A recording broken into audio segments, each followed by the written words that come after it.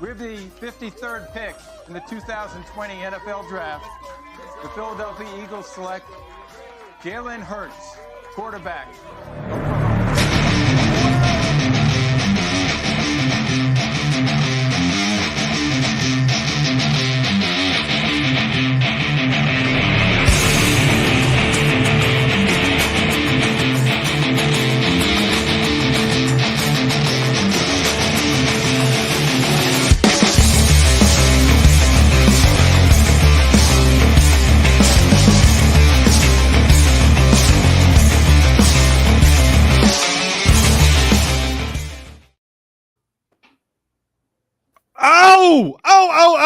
Good evening and welcome back to the Edge of Philly Sports, continuing coverage of the 2023 NFL Draft, rounds 2 and 3 version with your boy Matty B in studio. Man, this is a big thing for me. I never come in studio. It's beneath me. That's why I don't come here. But I am here tonight, and I'm joined by two individuals who made last night a hell of a night.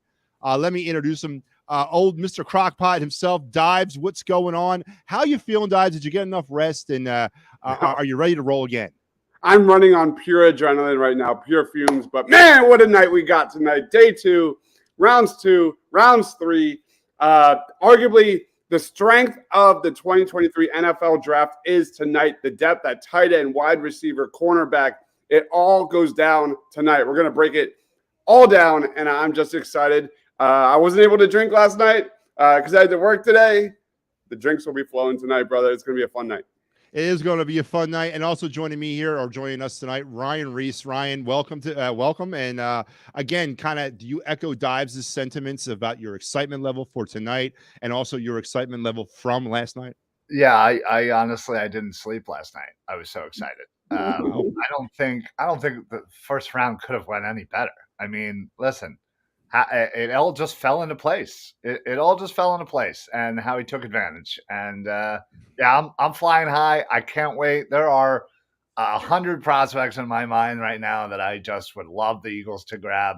I'm excited to see how it all falls again, and hopefully Howie has another great day. Another, let's be honest, fortuitous day. Things go his way, and the Eagles are looking great right now, and I'm pumped. I'm so pumped. When is September?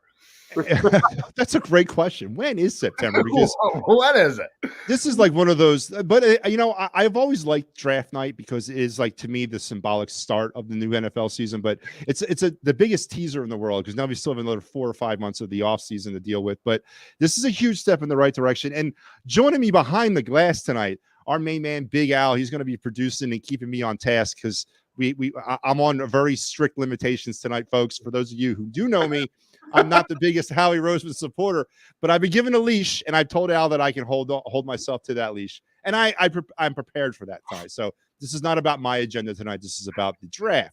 So I will keep all that in mind.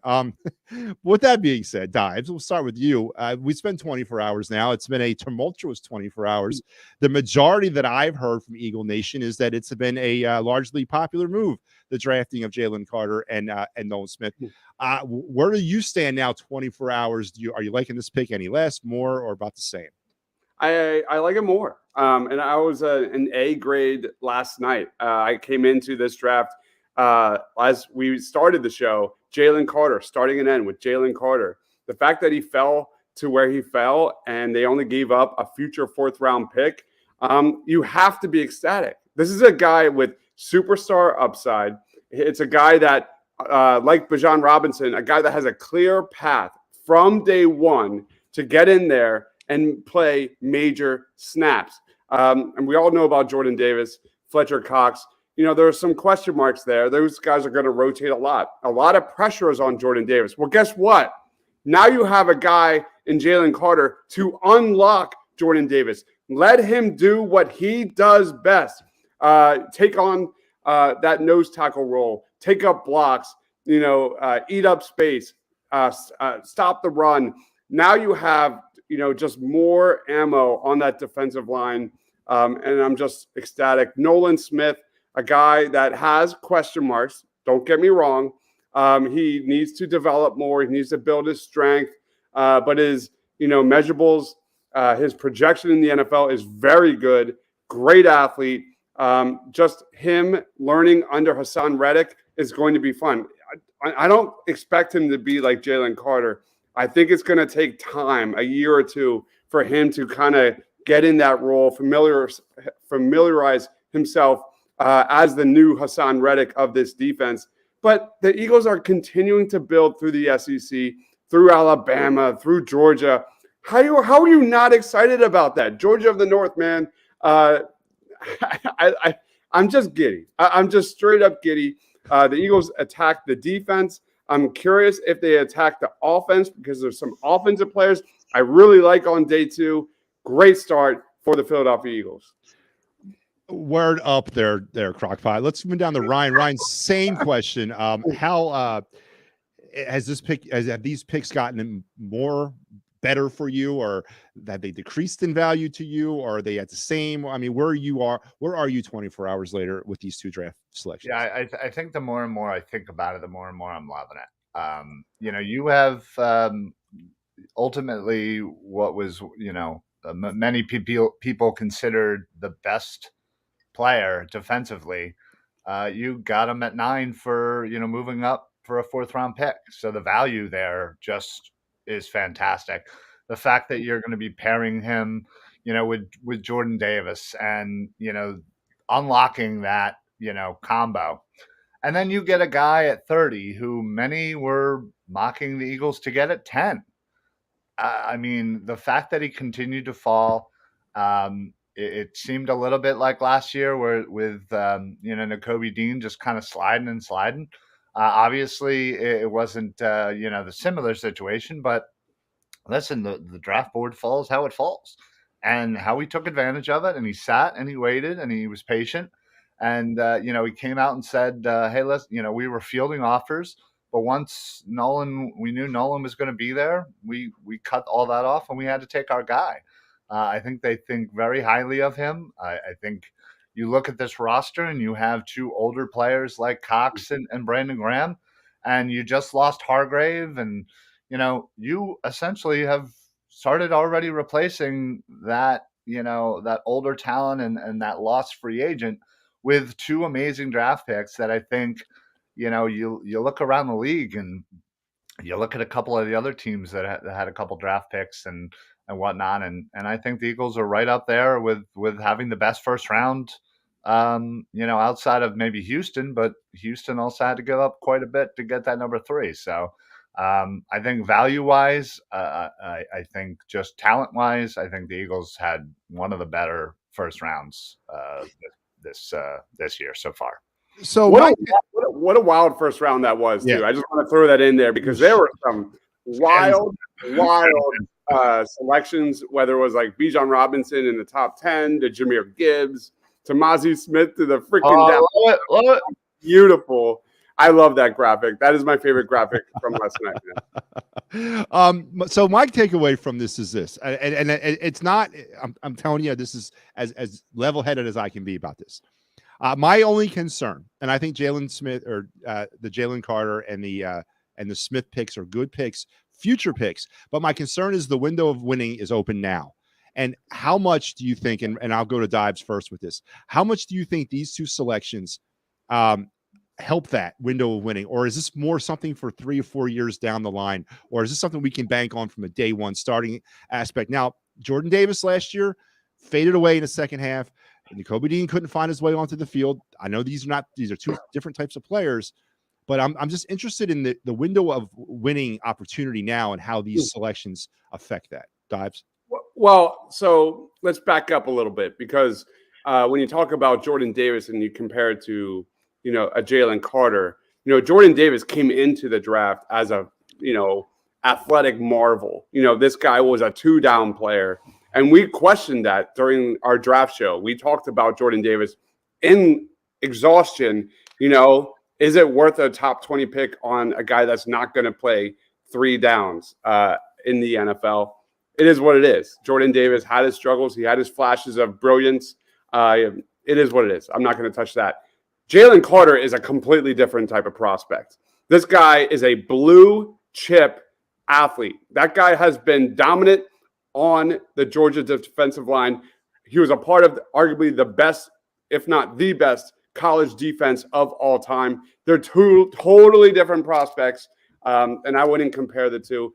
I agree about Nolan Smith. I think they're going to mold him into the next Hassan Reddick. What is really fascinating, and what I'm really excited to see what the Eagles do with him, is how do defenses slow down a front seven that has Hassan Reddick setting the edge on one end, and then you've got an athletic freak in Nolan Smith on the other. There are definitely ways the Eagles could exploit big time those mismatches for Nolan Smith on the other side of Hassan Reddick.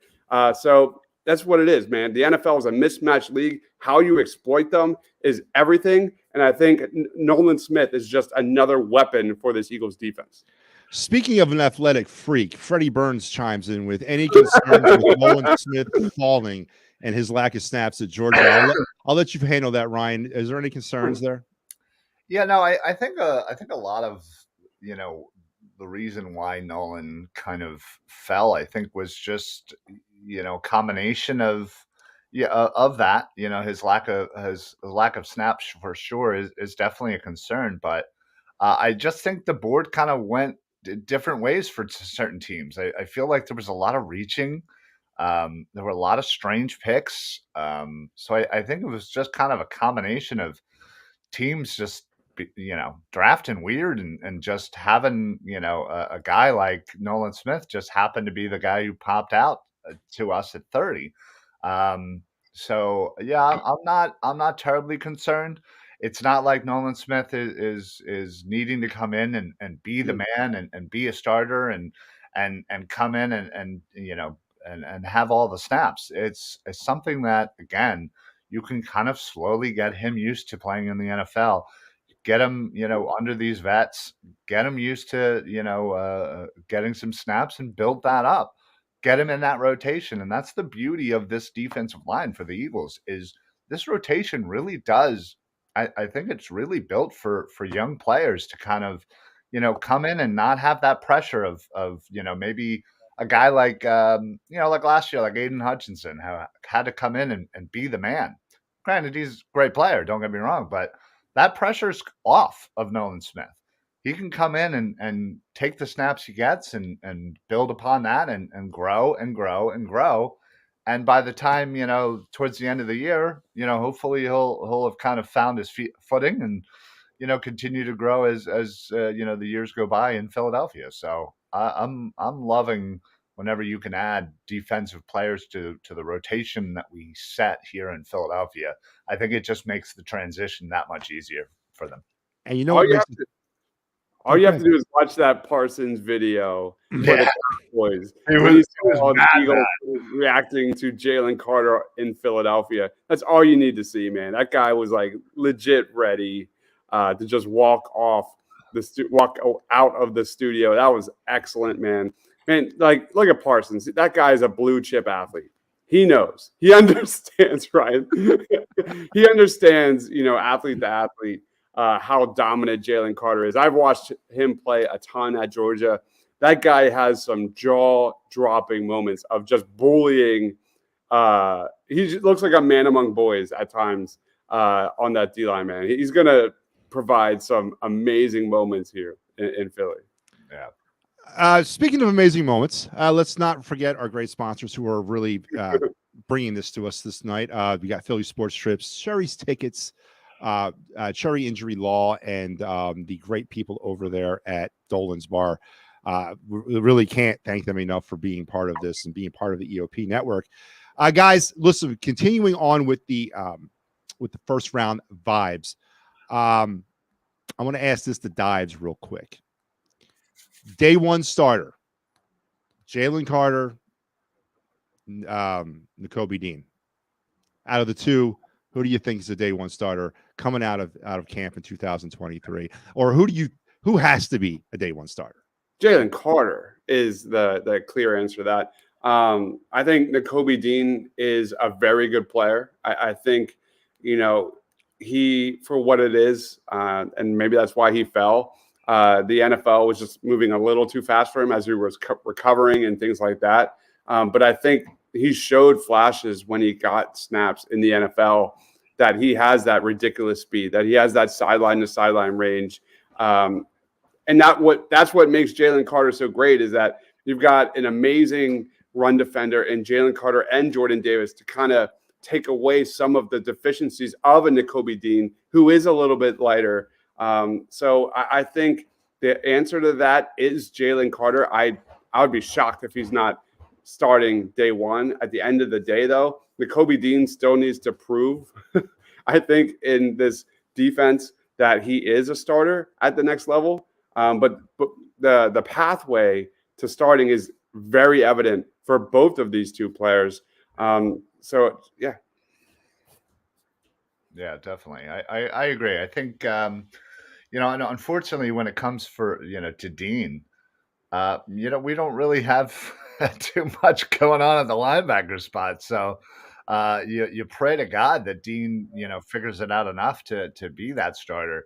And like you said, yeah, he, had flashes, when he came in for White, he had a fantastic second half of football there. And while it's very few and far between, you hope a full healthy off season, where you can kind of come in and settle into the role. But yeah, Jalen Carter, obviously has to be a day one starter. I mean, honestly, Dibes, you were, talking about Hassan Reddick, on the one side, Nolan Smith, and you add Josh Sweat to the outside. Well, if you don't want to go outside, come on inside and meet Jordan Davis and Jalen Carter, because those are some big boys. So no matter what you're doing, that line, my God, it's starting to look really scary. And the fact that you're going to have some rotational pieces. You have Fletcher Cox, Brandon Graham. Don't forget our favorite Derek Barnett. Who? Yeah, you say who?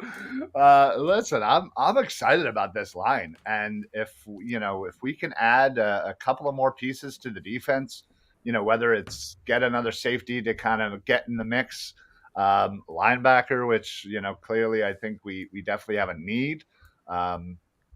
This defense is going to be right back where it was last year, even after losing many different starters. So. I'm just pumped, honestly. I'm really just excited to see what they can add here in day two and, build on this defense and continue. So, speaking of day two, let me welcome Shane to the party. Shane, what's going on, man? It's great to be with you here tonight. And I want to thank you for all the coverage last night. I was talking to these two goofballs about it. So I just want to throw you into that. Great job last night. Awesome coverage. Nobody is doing it anywhere close to what EOP is doing it. And it's really prime results of the three of you, to name a few. So welcome back for night two. Shane, how you feeling after night one? Tired. It was a late night, but I feel great. I mean, you can't walk away from what the Eagles did in round one and feel anything but ecstatic. I mean, I would have been okay with Nolan Smith being the pick at 10. And so to get him at 30, to get Jalen Carter, it's impossible to walk away and not feel really good about what the Eagles did. And then when you look at what some other teams did, it's just, man, there was some baffling things that happened in the draft, and I'm just glad the Eagles weren't among those making some baffling picks. Yeah, and let's kind of transition now to this day two that we're about 8 minutes away from the first pick of the second round. I'm going to start with Dibes real quick. As we see the little graphic up here, let's talk about some of the best players remaining on the board. Let's talk about some of the best players remaining on the board for the Eagles, and maybe some targets for other teams and some top needs for the Eagles here in night two. Don't forget, we have a third round pick. And then as I know, it's only after that, it's 2 7th round picks. So I'm interested to hear your takes on whether or not maybe we trade back to pick up some mid-round picks, whatever. Dibes, what do you think as best prospects left, and what direction are the Birds going tonight? On the direction, I'm very surprised that the Eagles did not make, a trade back with that number 30 pick. I think we see that today. I'm happy they took Nolan Smith. And I probably, if he wasn't available, they probably would have. But Joey Porter Jr., cornerback out of Penn State, has ridiculous upside. Maybe he's the best cornerback in this draft in a year or two. Brian Branch is a Swiss Army knife. He thrives more so in the slot as a slot defender, but a big time playmaker. I think always just seems to always have a nose for the football. O'Cyrus Torrence is the best guard in this draft if you're counting Peter Skoronski as a tackle. But O'Cyrus Torrence, I think, is a plug-and-play starter from day one. Pro Bowl upside for sure. DeJuan Jones is a bit of a project, but his measurables, his size, all that stuff, what he showed at the Senior Bowl is outstanding. Great project there for Jeff Stoutland if you're looking for a right tackle for the next 10 years. Zach Charbonnet is my RB2 in this draft. I cannot believe Jahmyr Gibbs was taken that high. Charbonnet is a short yardage back, but he's very good in pass protection, underrated receiver, kind of checks off a lot of boxes, could dominate with Jalen Hurts in that RPO offense on those 3rd and shorts, 4th downs. Just another weapon. I would be so happy to see Zach Charbonnet in Philly on day 2. Sidney Brown is kind of like Brian Branch light, checks off a lot of the same boxes, can play in the slot, can play good coverage, good tackler, sound in nearly every area, but not a lead in one. Jalen Hyatt is a big-time vertical threat, arguably the biggest downfield threat in this draft. Great speed, although he didn't test as well as I expected out of Tennessee. Struggles with route running, but could really thrive in that slot in between A.J. Brown and Devontae Smith. Kelee Ringo is just a defensive back. He is a physical freak, great size, great wingspan. Some project him maybe as a safety at the next level. I think that's a positive. He is just a talented weapon for that Eagles secondary if they go that route, and probably will, given how much Georgia influences on this defense. Darnell Washington, again, if you're looking for one of the most athletic tight ends you've ever seen, Darnell Washington is your guy. The biggest path to the Eagles for Darnell Washington is the fact that he is an amazing run blocker. This is the premier run blocker in the tight end class, I think. And that size, his ability to do major damage in the red zone is legit. Cody Mauch is a versatile interior offensive lineman that I really like a lot. Again, dominated the Senior Bowl. And Luke Musgrave is being slept on. Great talent, great size, 6'5", as a tight end that could just dominate in that middle area of the football field. So amazing options for the Eagles on day 2. Like I said at the start of the show, this is the strength of the 2023 NFL draft. This is just a taste. This was just because of Twitter only gives me so many characters to use. I could go on and on and on about how many solid fits for the Eagles there is in this draft at running back, tight end, defensive back. Really fun night tonight.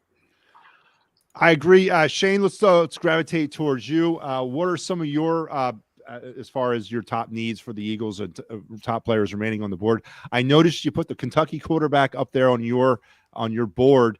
I'm interested to hear about him because a lot of people are very confused about why he is still available. Talk to me about your day 2 top players there, Shane. Yeah, so just to be real clear, that's my top overall players, not necessarily Eagles players. Right. Eagles, yeah, but so yeah, Will Levis. I'm not a big Will Levis guy. I had him 34th on my big board. I put a 2nd round grade on him. He's any talk about Will Levis has to start with discussion of the situation that he was in 2022, and in 2021, he had a better season. In 2022, he lost receiver Wan'Dale Robinson, got drafted by the Giants.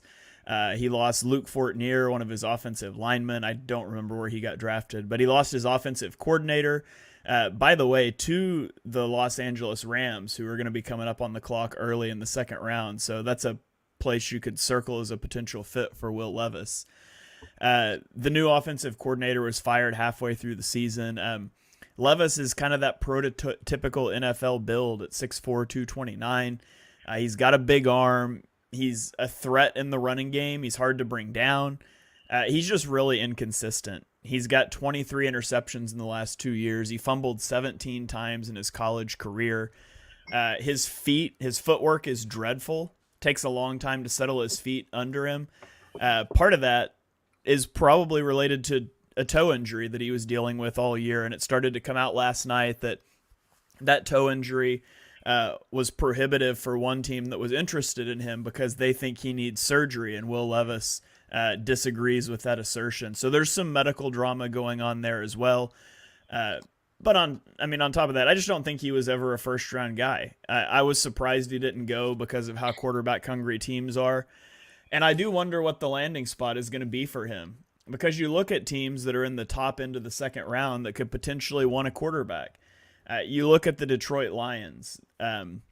You look at the Seattle Seahawks, the Las Vegas Raiders, the New Orleans Saints, the Tennessee Titans. They all pick in the first 10 picks of the second round, but a lot of times you'll see a team that wants a quarterback jump into the back end of the first round to get that fifth-year option. And maybe they tried. I don't think the Eagles would have traded back since Nolan Smith fell. Maybe the Chiefs felt the same way about Felix Anudike-Uzomah, and so maybe they tried to move up and nobody did. But it does make me wonder if his slide's going to continue just because nobody was willing to jump up into the back end of the first round. So I think the team you circled, though, is the Rams. They pick at 36, and like I said, they hired his offensive coordinator from 2021 away from Kentucky, so that could be a potential place for Levis to land tonight.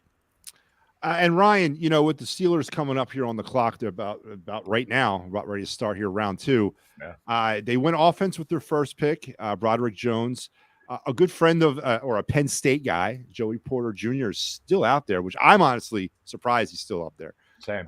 Is this a good fit? Kind of home, not hometown, but I mean, it's not traveling that far from Happy Valley. Would you be surprised to see Joey Porter Jr., a Pittsburgh Steeler, in the next 5 minutes? No.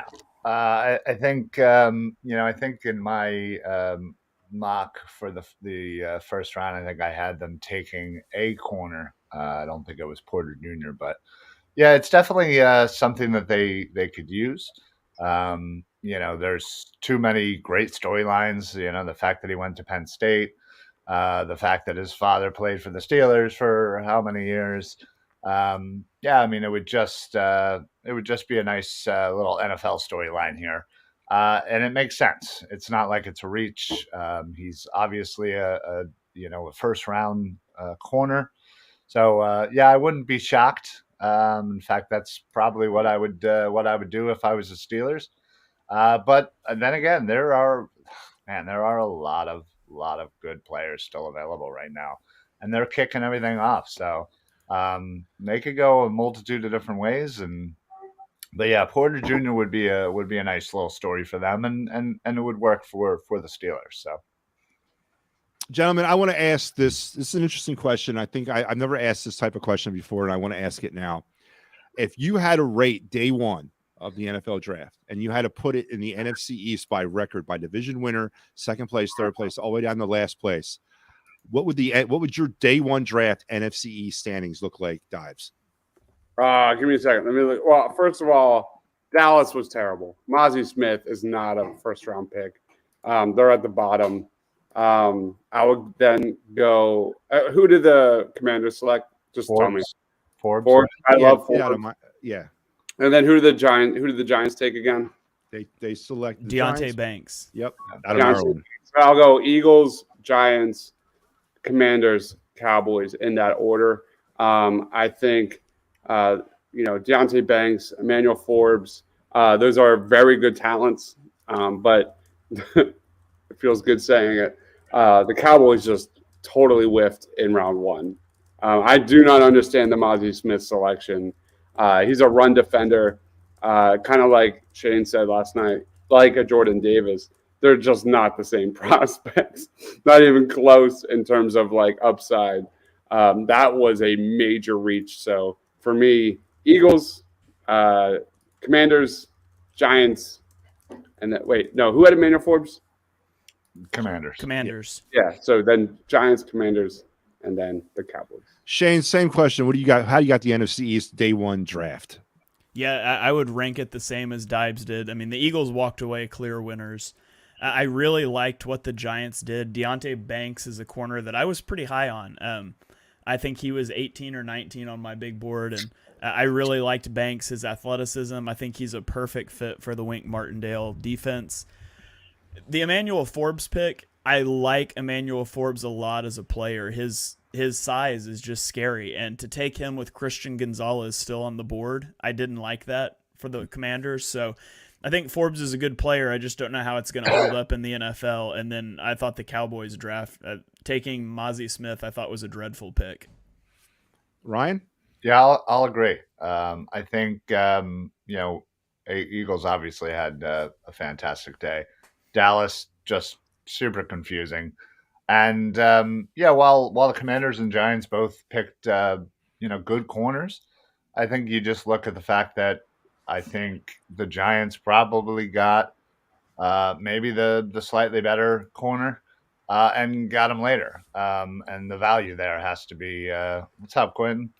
Has to be taken into effect. So I'll definitely go Eagles, Giants, Commanders, Cowboys. Yeah, and what I got to go with is Sherry's Ticket Town. If you're looking for those hard-to-find sports, concert, and theater tickets, look no further than Sherry's Ticket Town at www.sherrystickets.com. Family-owned and operated since 1946. Don't forget, folks, there is no hidden fees. None of that surcharge, read between the fine line type stuff. What you see is what you get, and you get an additional 10% off if you enter the promo code EOP10. So what are you waiting for? Why are you not at Sherry's Ticket Town right now? And then if you have some injuries or some issues, okay, if you have injuries too, but if you have issues, head over to see Dave Cherry, workman's compensation. Well, I'm having trouble with this one. Motor vehicle accidents, personal injury, and criminal law at 610-565-0300. My man, Dave Cherry, tell him Matty B and the boys at EOP sent you, and he'll take outstanding care of you. All right, boys, we are getting ready. We are moments away from the first pick. Steelers are on the. I think Steelers. Are they on the clock? I'm not saying it yet. They're not on the clock. Okay, well, they're going to be on the clock here any minute now, and we're going to get night 2 started. Right off the bat, we mentioned maybe Joey Porter being a Steeler here in the next few minutes. I want to get Shane's take on this. Shane, what position or what direction do you think Pittsburgh might go with their pick here in the second round? Yeah, I think they'll look for a defensive back. They addressed offensive tackle in the first round. The trade up to Snipe, the tackle they wanted just in front of the Jets, who were going to take a tackle. That was a masterclass. And the need now is cornerback, and the cornerback fell to him. It's a great draft board for them. They could use corner, they could use safety. Joey Porter Jr., Cam Smith, Brian Branch are all there. They can kind of have their pick.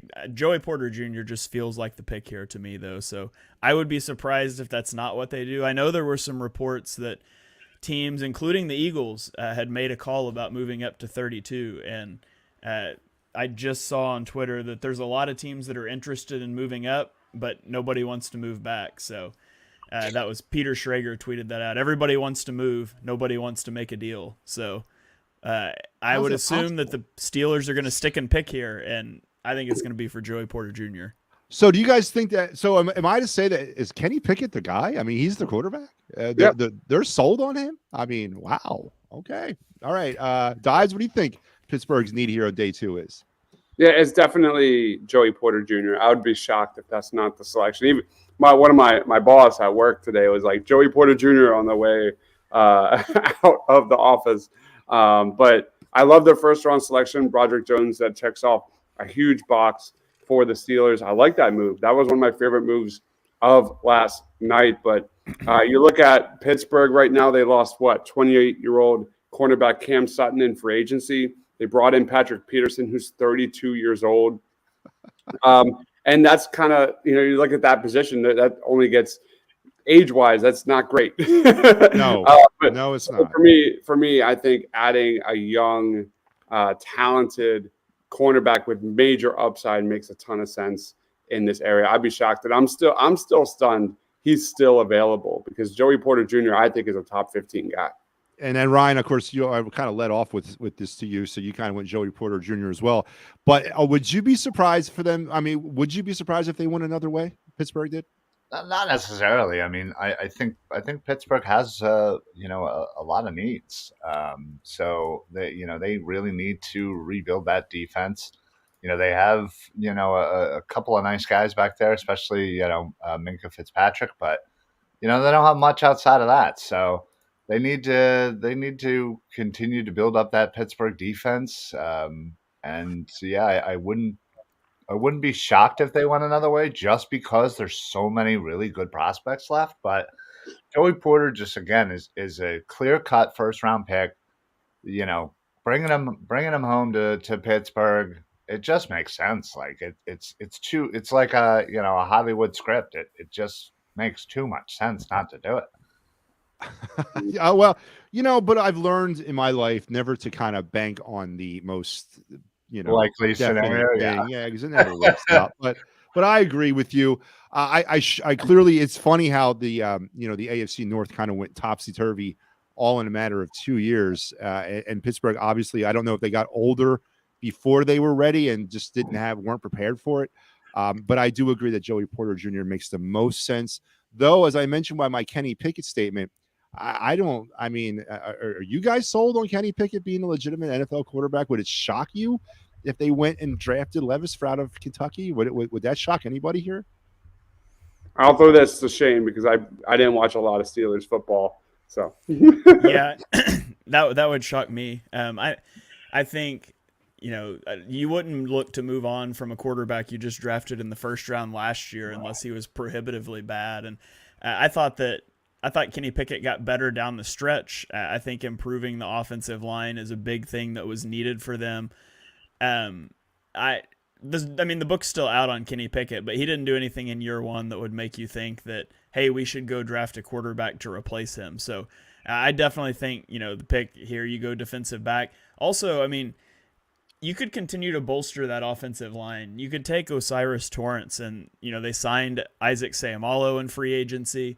They had James Daniels at right guard, who wasn't awful last year, but Osiris Torrance is better. You could even look for, you could look for a center. You've got John Michael Schmitz, which is Dibe's guy, sitting down there. Or wait, no, who's the other center that you really liked?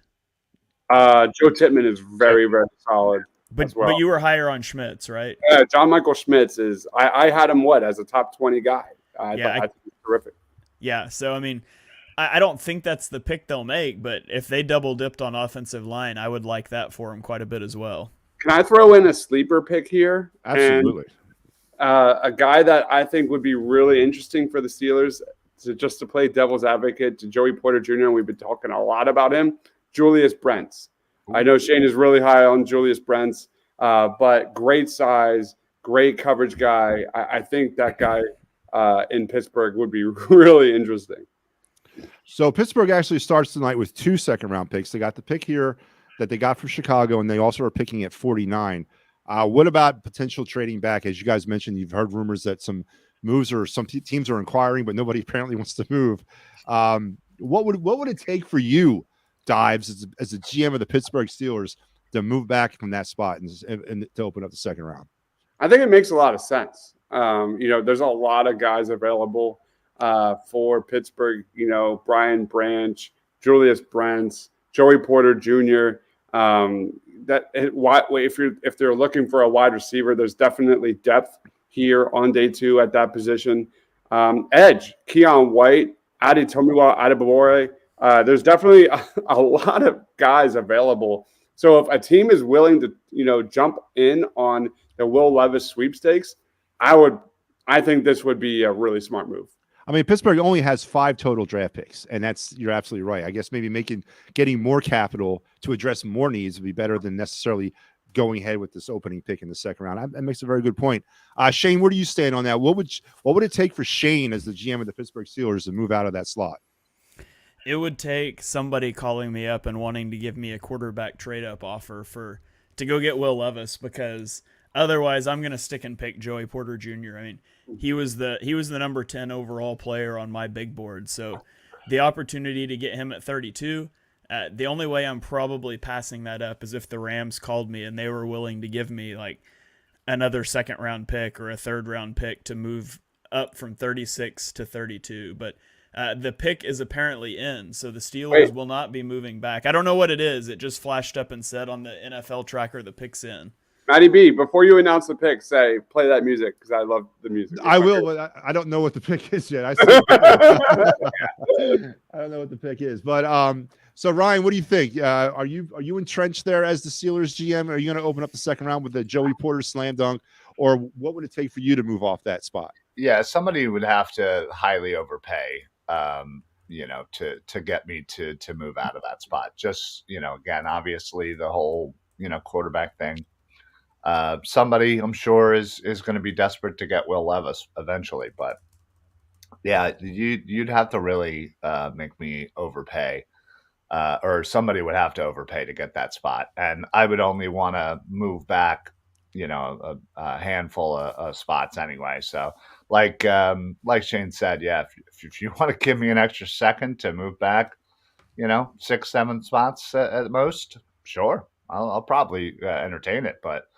Yeah, I just don't know how they're going to pass up somebody like Joey Porter Jr. The pick is in, and with the pick, Joey Porter Jr. is now a Pittsburgh Steeler. Reactions, dives, initial. Let's go. Give it to me. Has all the length and athleticism we're looking for in a guy with outside cornerback starting potential. Man, 6'2", 192 pounds. Has improved every single year at Penn State. One of the longest corners in the class, elite length. That gives him the ability to just effortlessly obstruct passing lanes. Physical press man corner. He had a passer rating against a 59.1 in 2022. He had a 4.46 40-yard dash at the combine. Just great athleticism, great football IQ, excellent route recognition skills. All of this gives him the ceiling of an all-pro corner in the NFL. I think he definitely projects as a number one corner. And I think, I'm just very, very happy for the Pittsburgh Steelers. I'm not anti-Pittsburgh Steelers unless we're talking about a certain hockey team in Pittsburgh. But for me, this is a slam dunk selection for the Steelers. Great draft, by the way. Broderick Jones and now Joey Porter Jr. A+. Shane, what's your reaction? Yeah, I mean, it's the pick I expected all day. I thought Joey Porter Jr. was about to be a Steeler, and I think it's a good pick. I'm not surprised that Joey Porter fell, because when you take him, you're committing to putting him up on the line of scrimmage and letting him press, and not every team that's not gonna be a fit for every team. But he's really good at it. He had over 1 pass breakup per game in 2022, which ranked top 25 in the NCAA. He contested 76% of the passes thrown his way. He's got 98th percentile arm length, and so he's able to contest nearly everything. And again, he's not super smooth in like his transitions. He's not going to thrive if you ask him to play off coverage or zone coverage. But if you put Porter Jr. up on the line of scrimmage and you let him press, good things are going to happen for you. I love that pick for the Steelers. They definitely needed some cornerback help. I mean, they went and got Patrick Peterson this offseason. You don't want to have to rely on Patrick Peterson and Levi Wallace long term. And so I really like the call here to get Joey Porter Jr. How you feeling about it, Ryan? Yeah, let's start calling Hollywood and start casting for this movie, because it's a great storyline. Again, I'm not necessarily anti-Pittsburgh, so I am happy for their fan base to, they all seem to be foaming at the mouth there at the draft. So this is a clear need. This is a great player that should have was probably in contention for their first pick. And, they went tackle, so they're helping their offense, they're helping their defense. So far they're having a great draft, and clear need, great value. What more could you want? And I think the Arizona Cardinals are really upset at this selection, by the way. I think Ian Rappaport, the Arizona Cardinals are now talking trade possibilities at here we go. 33. So Joey Porter Jr. do you think he's a JG kind of guy? Do you think he's the type of player that John Gannon would love to have on that team, on that defense, on his team? Well, I think Arizona just doesn't have much at cornerback position in general. It's one of the weakest groups in the league. Marco Wilson was ranked the lowest graded cornerback and run defense by Pro Football Focus. Christian Matthew was a 7th-round pick out of a Division II school. This is a team with those 2 projected starters that have big-time needs. So I got to break in here, Dobbs. I'm sorry. We have a trade alert. The Titans and traded with the Arizona Cardinals. I don't have the details yet, but there has been a trade. The Titans and the Cardinals. My man Al is working feverishly. There's smoke and everything going off over here as he's researching and typing, trying to get the details. It screams Osiris Torrance to the Tennessee Titans. Yeah. It's their run mauling, run blocking scheme.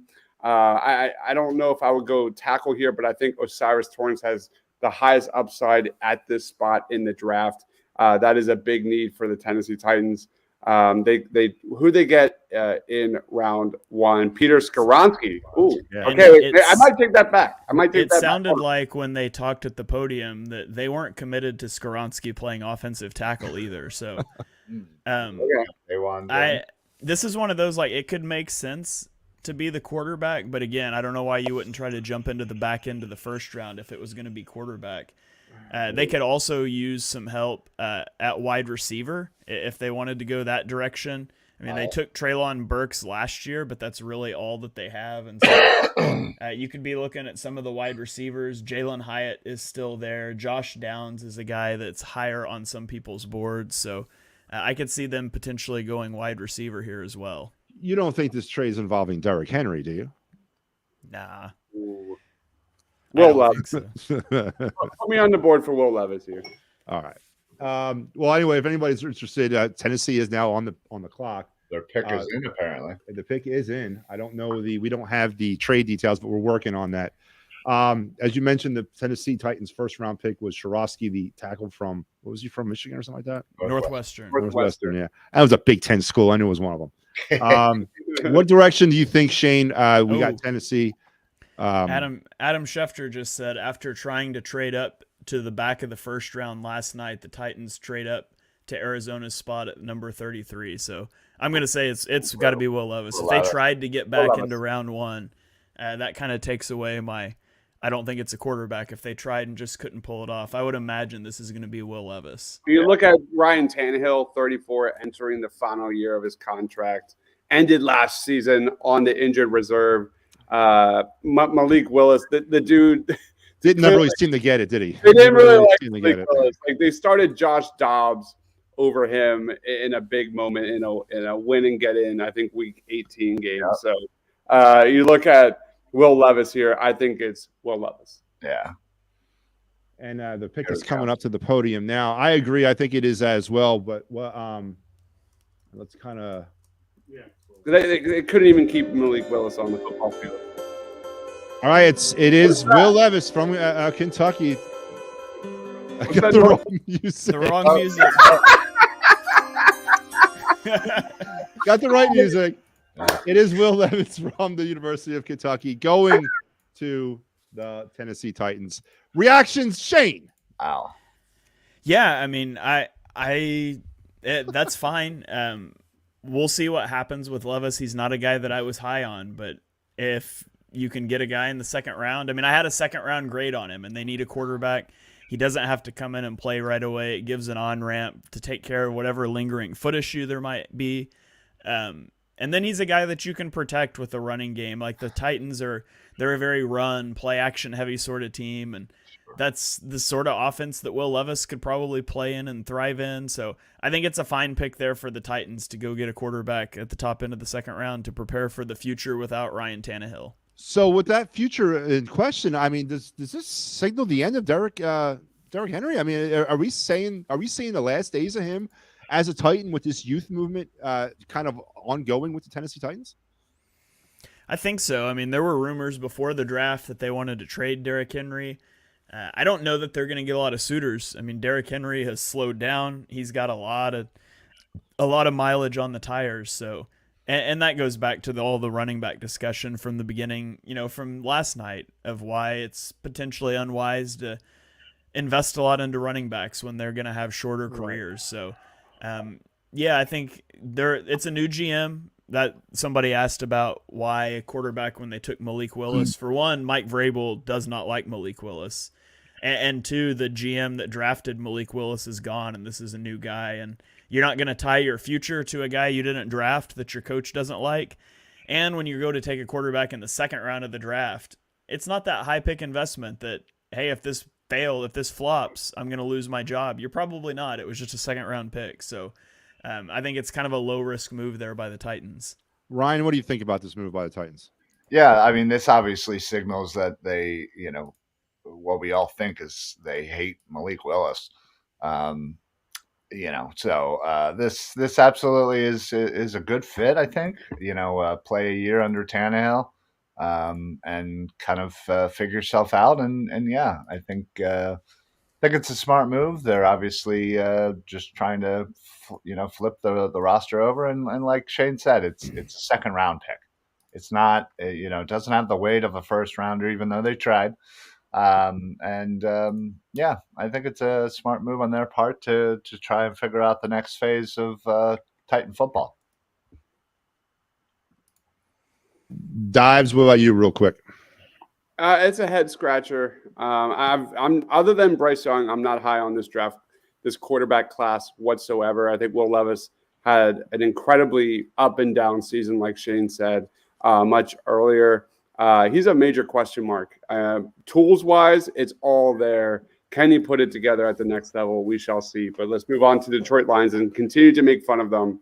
Yes. We got Jahmyr Gibbs, obviously the 12th pick overall last night, the running back from Alabama, and Jack Campbell, the linebacker from Iowa. And then when the pick is in, it is Sam Laporta, tight end, Iowa. Another. Wow. Let's start with the reactions from Shane. Shane, is that a reach at position, school, or player? Yes. Sam Laporta is the number 84 player on my big board. Michael Mayer is still on the board. Darnell Washington is still on the board. Tucker Kraft is still on the board. Luke Musgrave is still on the board. There's 4 tight ends I would have picked before Sam Laporta, but I don't know. Are there any other Iowa players in the draft that the Lions can take? Because apparently that's just a thing.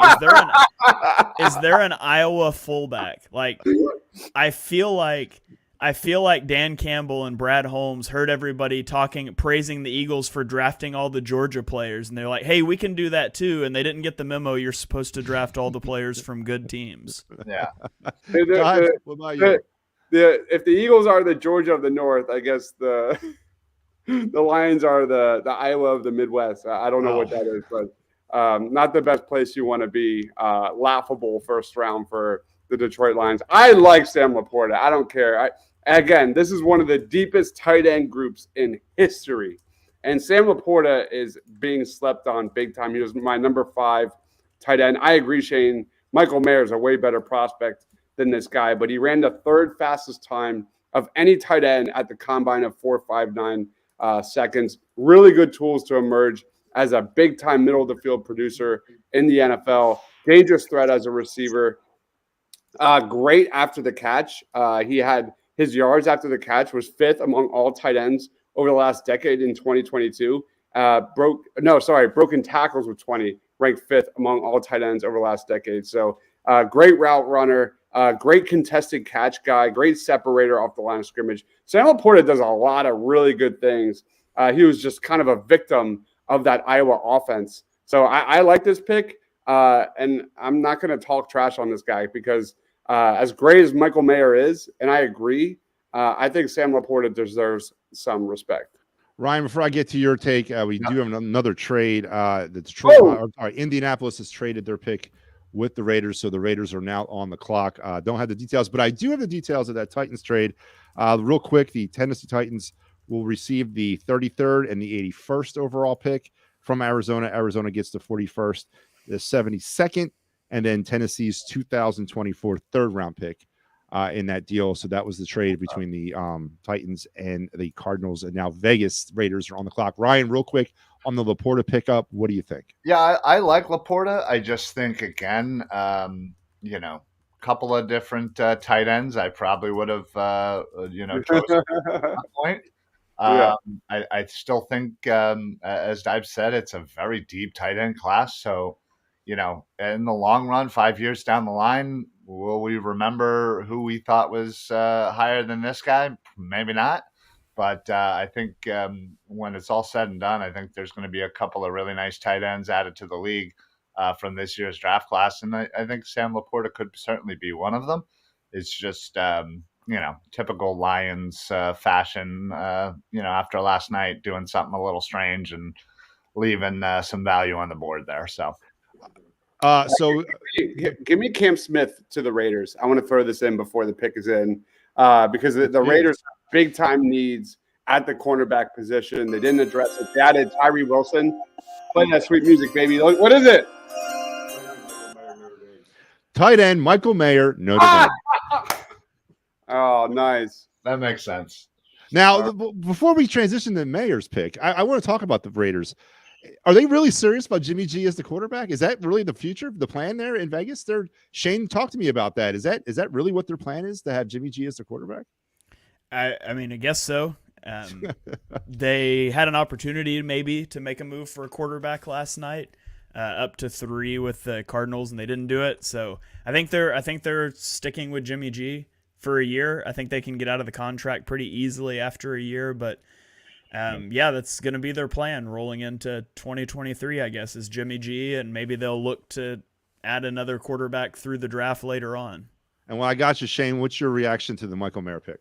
Yeah, I mean, it's the pick the Lions should have made. Michael Mayer is a really good tight end. He's a very high floor, smooth on-ramp to the NFL sort of guy. He's the number 27 player on my big board. He's a great pick. He's a good blocker. He's just solid in every aspect of the game. Good blocker, good receiver, not like outstanding physical tools, but he's just a solid player all around. And I thought he would be a first-round pick. I think he's a really good pick here. Yeah. I echo everything that Shane just said. Like, one of the safest picks in this draft. Elite catching instincts, great hand strength. This is one of the best contested catch guys in the entire draft, wide receiver or tight end. Michael Mayer, I think, has a real chance to be a star in the NFL. Has a great combination of size and route running savvy and ability to create separation. He's got a full route tree. So in the right system, I think this guy could really thrive. I'm shocked he fell this far in the draft. And had Dalton Kincaid and Sam Laporta go in front of him. He was my tight end 1. I'm a little surprised at that. And don't forget, he is known as Baby Gronk, and of course, we all know who his coach will be now. So it's pretty interesting. Little trade details. The Raiders and Colts, they just flipped third-round picks, but the Colts also picked up the Raiders' 5th round at 141 overall to complete that deal. Ryan, what about you? How do you feel about this move? Is this something that the Raiders should be looking at? I mean, is this the right place to take a tight end for the Raiders? Yeah, I mean, I personally think so. Again, who knows what they're going to be doing with Jimmy G, whether it's 1 year, 2 year, whatever, until they figure something better out. But you need to replace Waller.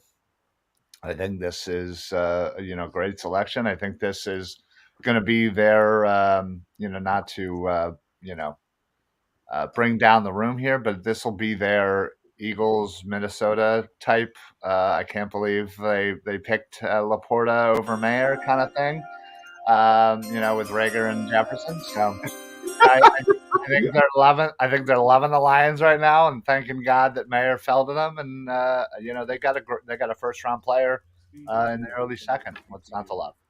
So the pick is in for the Rams. It's Steve Avila, the guard from TCU. So Steve Avila, the guard from TCU, is now a Ram. This is moving fast and furious, gentlemen. Shane, your reactions to the pickup by the Rams, the draft a offensive lineman? Yeah, I think that's a good move. They had a lot of offensive line issues last year. They're on the precipice of needing to rebuild, and you do that through the trenches. They also have, Matthew Stafford dealing with injury issues. And so Steve Avila, he was a little lower on my board, but he's got a lot of versatility. He's had starts at center, right tackle, left guard, so he can conceivably play all 5 positions on the offensive line.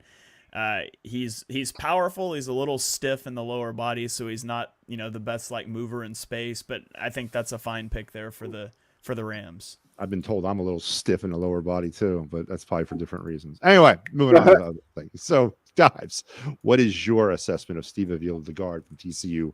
He is now potentially the first piece of the rebuilding Rams. Yep. Good prospect. He was a starting center in 2020 and 2021 before moving to left guard. Sorry, I didn't hear what you said, Shane. My bad. I hit a chord and No, you're good. he did not allow a single sack and 477 pass blocking snaps in 2022. Has experience playing center, guard, and tackle. Really wide base, good bend in his knees. Not a flashy guy, but you're going to be hearing that a lot because there's a lot of interior offensive linemen in this draft that are not flashy. And we're going to be talking about them because I think there's going to be guys drafted tonight. But Steve Avila is one of them. Not flashy, but he has considerable upside. What's he comp to you there, Dives? Who's he a comp to? That's a Mark Henry question. I'm not good at comps. You're not doing comps? All right. What about you, Ryan? What do you think about the pick? Yeah, I mean, he's definitely one of the top, guards available. Obviously he's very versatile, and yeah, I mean the Rams. The Rams. Obviously, we know what they did. They went all in to get their Super Bowl, and they're paying for it now. And they have no first round picks for the next 72 years. And they need to build the proper football team, and that again is always going to be, in my opinion, through the trenches. So yeah, I mean they had to grab somebody on the offensive line. Again maybe would have went a different direction, but still they got a good player, and they need to start somewhere. So. All right, gentlemen, the Seattle Seahawks are now on the clock.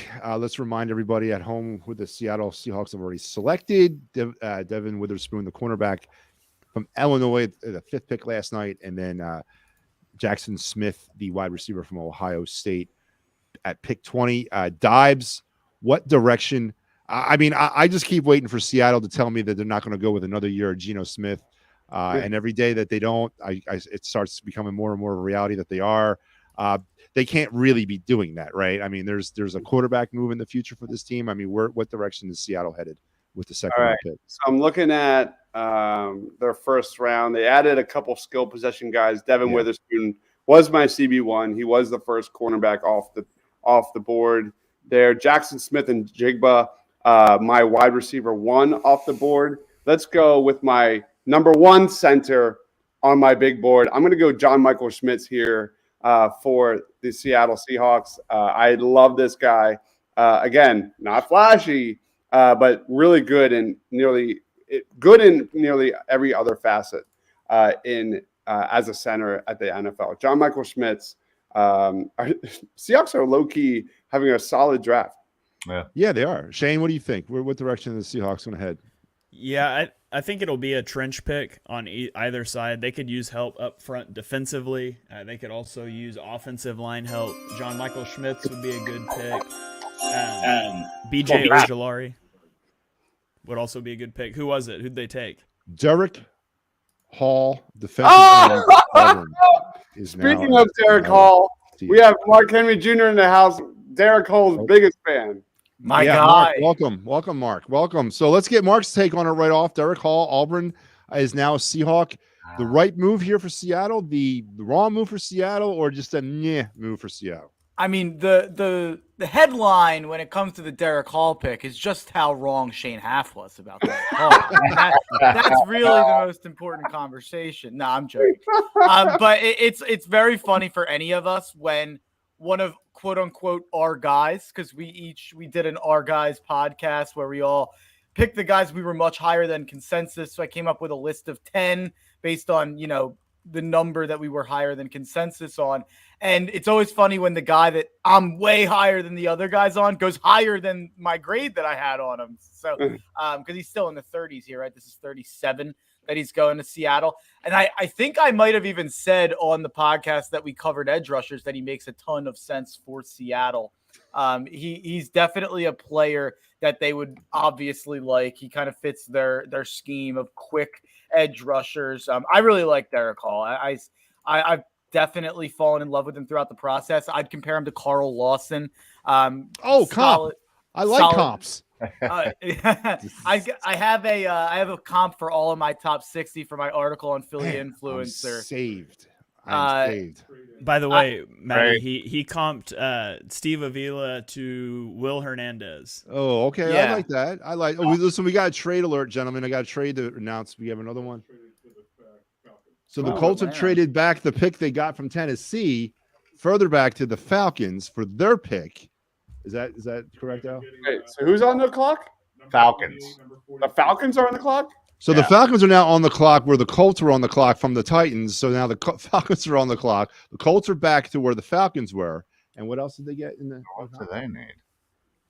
They're getting the 38th pick, 44th pick, and the 110. And the Colts got the 38th, the 44th, and the 110 for that move with the Falcons. That is a huge move by the Colts. Wait, 38 is what the Falcons got, right? I think the it's Colts got 44. 44 and Right. 110. Go back to 44. Yeah. Rappaport tweeted it in a confusing way. Yeah. Okay. All right. So let's continue on with talking about the Derek Hall pick real quick. Ryan, what's your take here? Does Derek Hall fit an immediate need for the rebuild? I don't know. Are they the rebuilding Seahawks, or are they just kind of the treading water Seahawks? What are they? I don't. You can't really call them a rebuild, right? I mean, they were in the playoffs. So, I think it's, again, it's just kind of, I don't even want to call it a retooling. I mean, again, they're just kind of adding some really nice pieces. They've had a great draft so far. There were, certainly maybe higher caliber ends, Keon White. The guy out of Northwestern, whose name I'm not going to pronounce tonight. Dedamiwa Idibaware. That's exactly how that was my guess. No, I didn't know. That was my guess. That is Picks exactly how I would have said it. But BJ Picks in. Ojolari, like there were a couple of guys for sure. But it's a definite need, and again, they're having a great draft. So hats off to them. Real quick, the Atlanta Falcons pick is in. I don't have the name yet, but they drafted a running back, I believe it was, in the first round, 8th overall guy from University of Texas, named BJN Robinson. So I don't know who that is. At pick 38, they took Matthew Bergeron, offensive Oh, tackle wow. Matthew Bergeron, the offensive lineman from where? Syracuse. Syracuse. Wow. Yeah, I'm not a fan. I feel like ACC in the house. Yeah, I feel like these guys are drafting players and there's still so many great players on the board that I'm shocked that these guys are going a little higher than some of these other guys. I mean, Osiris Torrance, they're still on. I thought he was already gone. And I can't believe you take Matthew freaking Bergeron over an Osiris Torrance. Yeah. This is stupid. Well, I mean, to Bergeron's be a big fair, guy. one's an offensive guard and one's an offensive No. tackle. Yeah, come on. not for Avila when Avila got selected, but So, but I hate the Falcons draft. This draft sucks. But it's the right position to draft, right? You get some protection for Bijan. You're going to direct. You got to draft yourself an offensive line, but we just Jones in not available? disagreement with the player, right? Is Dawan Jones not available? Yeah, I agree. DeJuan Jones is the right pick if you're taking a tackle, or Cody Mauch. Or Cody Mauch, exactly. So apparently, I expect DeJuan Jones to continue to fall. There was a lot of smoke going. He's the one that sent like a DM to a reporter, cursing him out because he had reported that he had a bad interview or something like that, and that went public, and then stuff started to come out about him interviewing really bad. And I know he's too heavy. We'll say that he's too heavy. And that was a critique at the combine, and then at the pro day for Ohio State, he wouldn't weigh in, and so I would not be surprised if DeJuan Jones is still sitting here in the third round. I wouldn't be surprised if he slides all the way out of the second round. I just don't think teams like him. And you know what? I wouldn't be surprised if who might walk through the front door on May 13th down there at Dolan's from 1 to 8. Don't forget, it's the Wiffle Ball Mania for the Eagles Autism Foundation fundraiser.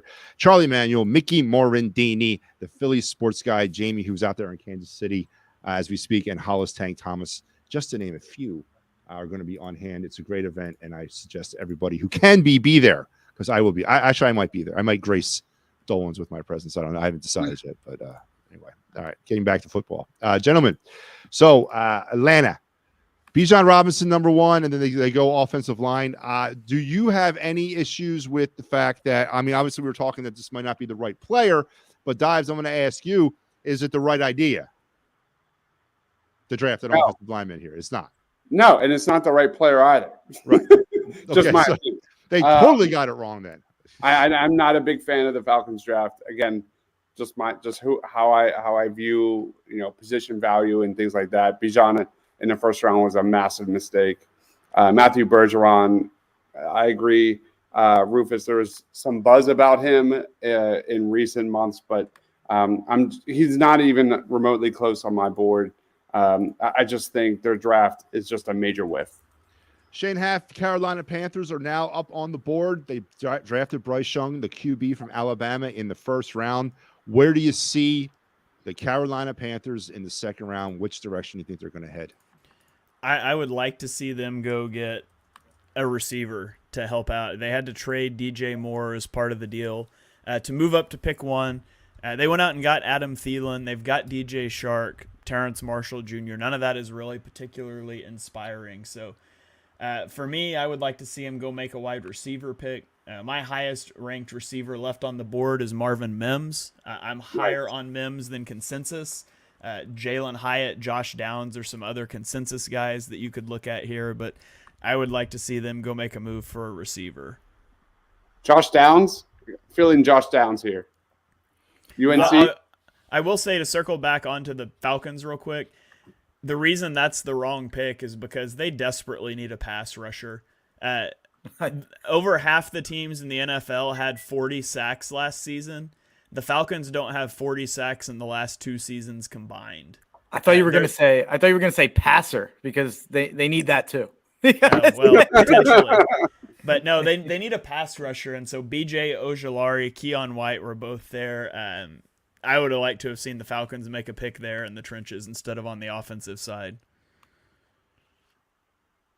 It's shocking to me that Washington and Atlanta watched what they got from quarterbacks who they took very late in the draft in Ritter and Howe, and they're just committing to it without even thinking about it. Like, let's not even address the position at all. We're fully rolling. We're wasting a year on Sam Howell and Desmond Ritter. This is Arthur Smith's 3rd year as a coach, and they're going into it with Desmond Ritter, who they have no idea if he's the guy. Like, they really, really hamstrung Arthur Smith. He's going to get fired after this year when they win 7 games, and it won't be his fault. And the pick is in, gentlemen, the Carolina Panthers. What was that again? Jonathan Mingo, wide receiver. Mingo! There was a lot of buzz that he was at the back end of the first round. New Orleans really liked him at the end of the first. Peter Schrager's been all over this one. Jonathan Stewart announcing the pick. I haven't thought about Jonathan Stewart in so long. Mark, what do you think about the combination of Bryce Young and Mingo now? Is that something that obviously is this a new present for the new quarterback for the Carolina Panthers? Yeah, I guess so. I'm not a Mingo guy. He didn't make my top 100. I'm not a huge fan of the talent there. I wish that they would have went with a guy who kind of specialized in a role, whether it be Josh Downs being an amazing slot receiver, whether it be Jalen Hyatt being an absolute burner, or even if you wanted to go take Cedric Tillman and get your big body. I think that there would have been guys who I would have liked at this spot better than Mingo. Personally, I would have loved to see them go Josh Downs and just go all in on short kings, Bryce Young and Josh Downs. That's like 5'11" guy thrown into a 5'8" guy. That'd have been fun. This guy wasn't even on my top 10 wide receivers. In fact, this guy made my video of day 3 sleepers. I'm not high on Jonathan Mingo. He has really good speed, good acceleration, solid size, pretty good route runner, potential deep threat guy, run after the catch guy as well. But I don't think he has the athleticism, the twitch to really succeed at the next level.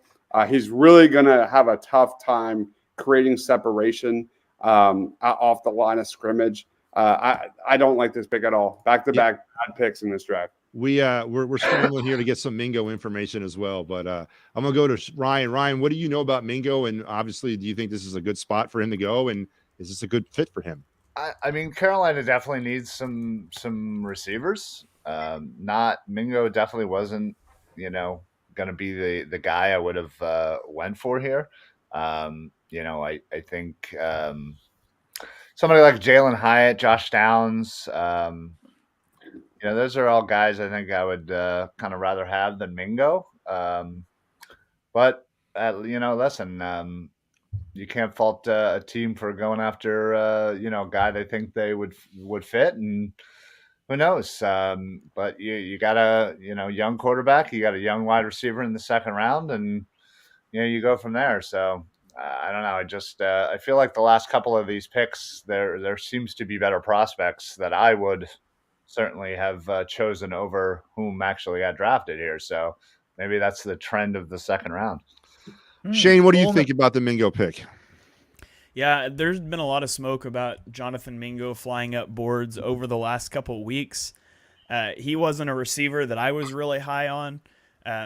He's one of the, I guess he's one of the bigger receivers in the draft. He's 6'2", and it's a draft with a lot of slot receivers. And I think he's still kind of a slot receiver. He's just a bigger slot, and he's not super fast. He's a good route runner, but he doesn't create a ton of separation just because he doesn't have the best quickness, I guess you would say, the best foot quickness. So there's receivers I liked a lot better here.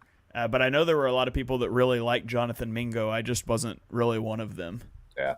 All right, gentlemen, the Saints are on the clock, and I believe they're about to announce the pick. But real quick, New Orleans drafted in the first round, pick 29, Brian Brees, the defensive tackle from Clemson.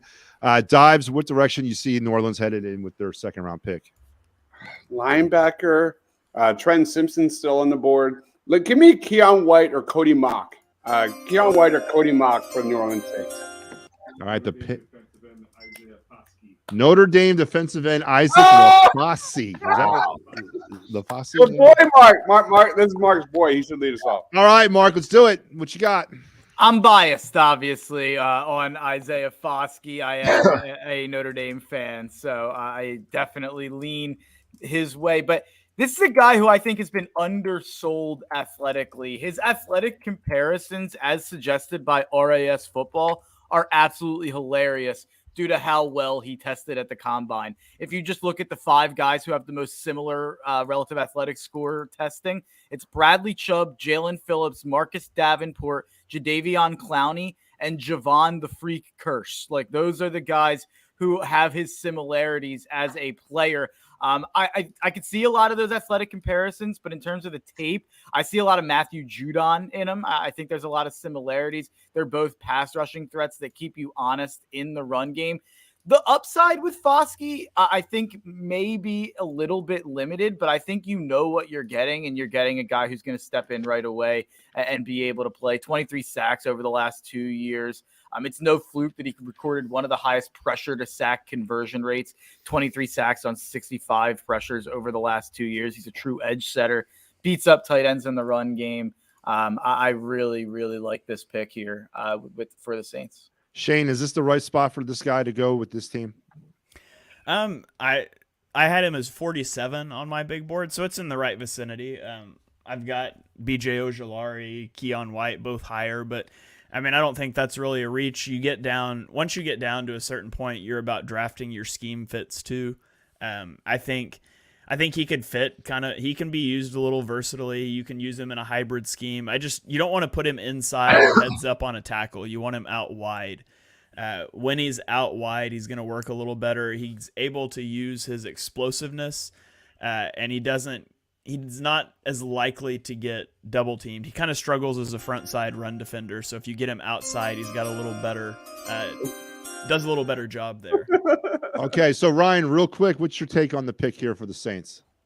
Again, I think there's a theme going on in the second round, and it's, it's a little surprising as far as kind of the value and what I guess I have perceived in my head as far as, better prospects. Foskey certainly, a very good player. It's a definite need. They have some aging defensive linemen. So, I think it's probably a good fit. And I just probably would have went a different direction as far as maybe a different player. But, I don't know. It's definite need for sure. So I had my bad. No. You go ahead. I had Foskey 28, Dibes had him 43, Shane had him 47. So I definitely checked in as the highest. No surprise with my bias there. So the Arizona Cardinal pick is in, but they've gone to commercial break, so we can talk some more about Foskey. My question to you, gentlemen, is this: for the assembled pool, Notre Dame doesn't seem to be the hotbed for pass rushers. What makes this guy? What sets this guy apart, and what makes him ready for the New Orleans Saints and the NFC South? The athletic ability. You don't see guys with a 9.61 relative athletic score coming from South Bend, Indiana, all that often. And I missed the Michael Mayer pick earlier, so I just wanted to touch on that. But Michael Mayer, I'm glad that my Notre Dame guys, I don't have to sit here worrying about how far they're going to fall down the board. Mayer should have went in the first round. It's a joke that he fell into the second. It's an even bigger joke that Laporta went above him. And there was buzz about Laporta sneaking into the back end of the first round. But the fact that he went over Mayer is a joke. And I will say, just to show that I'm not totally biased wearing St. Patrick's Day Irish glasses here, I wasn't the highest on Michael Mayer. Dibes was actually higher than me on Michael Mayer. I think Dibes had him 13. I had him 17. Shane had him in the late 20s, I believe. 27 or 26. Yeah. All right, so let's talk a little bit about the Cardinals while we wait for the pick. I got the pick if you want it. Yeah, let's hear it, Shane. It's BJ Ojulari, pass rusher out of LSU. Okay, you want to hear? So Shane, what's up? What's your take? Yeah, that was my favorite edge rusher that's left in the class. Brother of New York Giants edge rusher Azeez Ojulari, so there's a connection there. He had a 92nd percentile broad jump. He's pretty undersized, 15th percentile height, 10th percentile weight.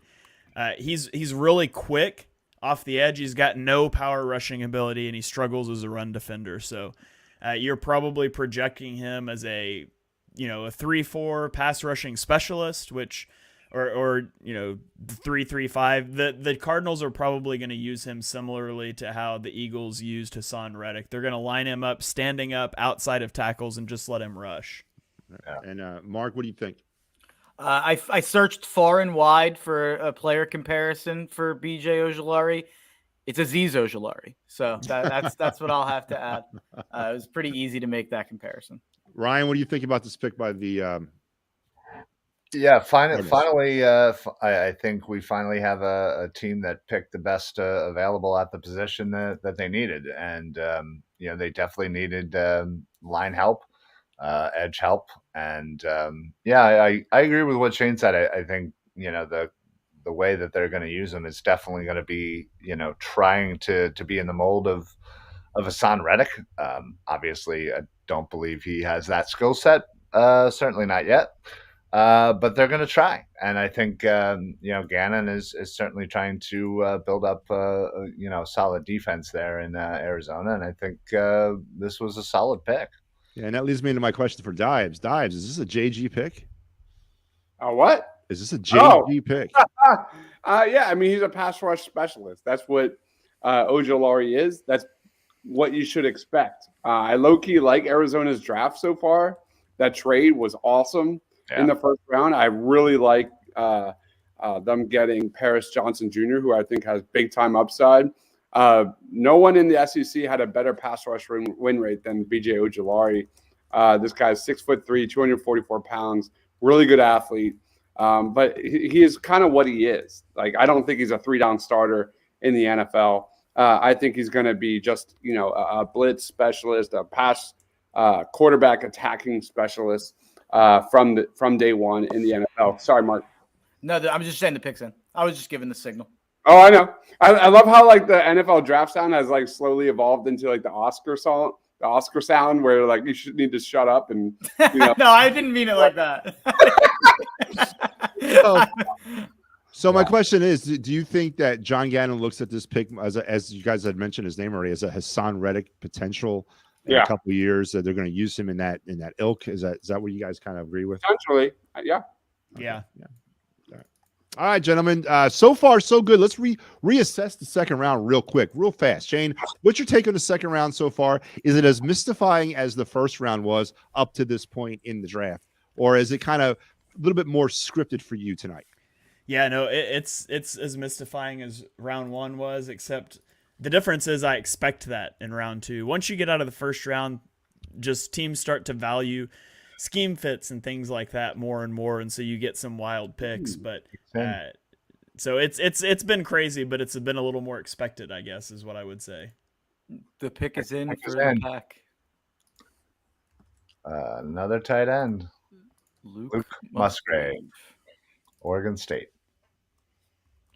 Oh, and I have another one. Friday Night SmackDown has drafted. No, I'm joking. The WWE draft is tonight, though, for my sickos out there. So I'm a little late with this, but the Packers have taken Luke Musgrave as their next pick. Wait, let's go with Shane on this one first. Shane Musgrave, you had him up high on your board a little bit. This is really good pick for a Jordan Love led Packer team. Now, this is definitely going to help him. How do you like to? I mean, he to me seems like a Green Bay Packer kind of guy. Musgrave, what do you think? Yeah, he was my tight end 4.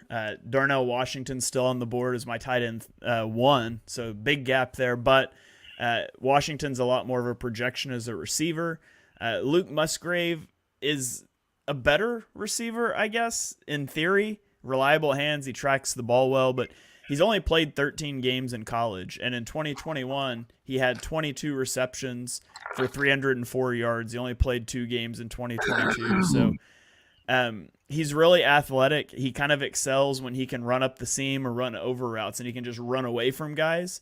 I wouldn't say he's the best route runner. He doesn't snap off his routes, and he's a bad blocker. So you're looking for like a vertical threat tight end out of Musgrave. That's what they're thinking here. Dives, with that being said, is this something that Jordan Love you think would be more comfortable with? Is this a type of receiver that Jordan Love should be good to throw to? I mean, I'm not one to talk about Jordan Love, but Musgrave is a guy that plays with like a physical brand of football. He's had numerous injury issues, health concerns, but he's an athletic freak. 4.51 40-yard dash. As I'm eating pretzels, 36.5-inch vertical. This guy should, project to be a very good receiving tight end in the NFL. But the problem is the production. He missed a lot with whether it was COVID or injury or, the lack of offense from Oregon State. His best season as a tight end was just 304 yards. And the only season he played more than 350 snaps. He's also not the best blocker. So I like Luke Musgrave. Look at that RAS score. It's very, very good.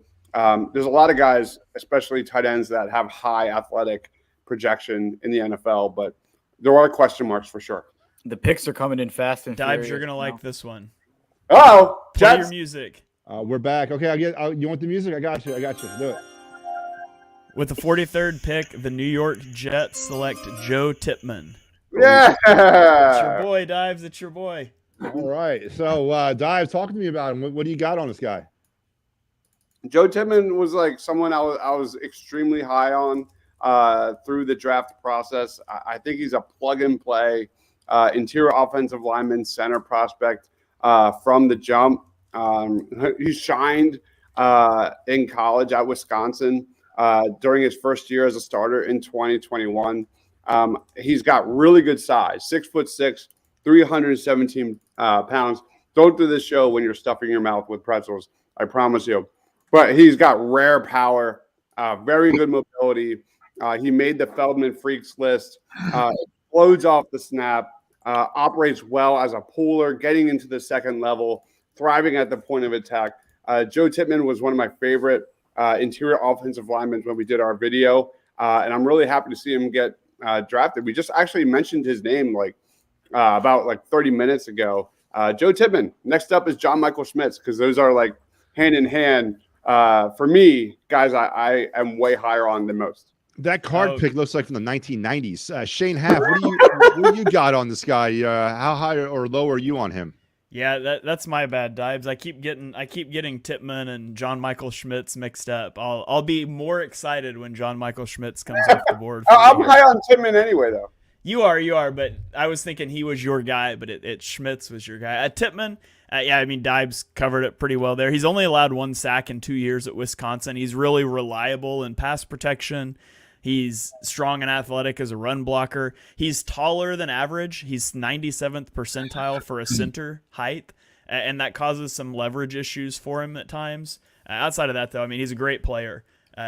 I'm surprised he doesn't play guard, given his stature, but he's never played guard. He's always been a center, and I would assume that's what the Jets are going to do with him.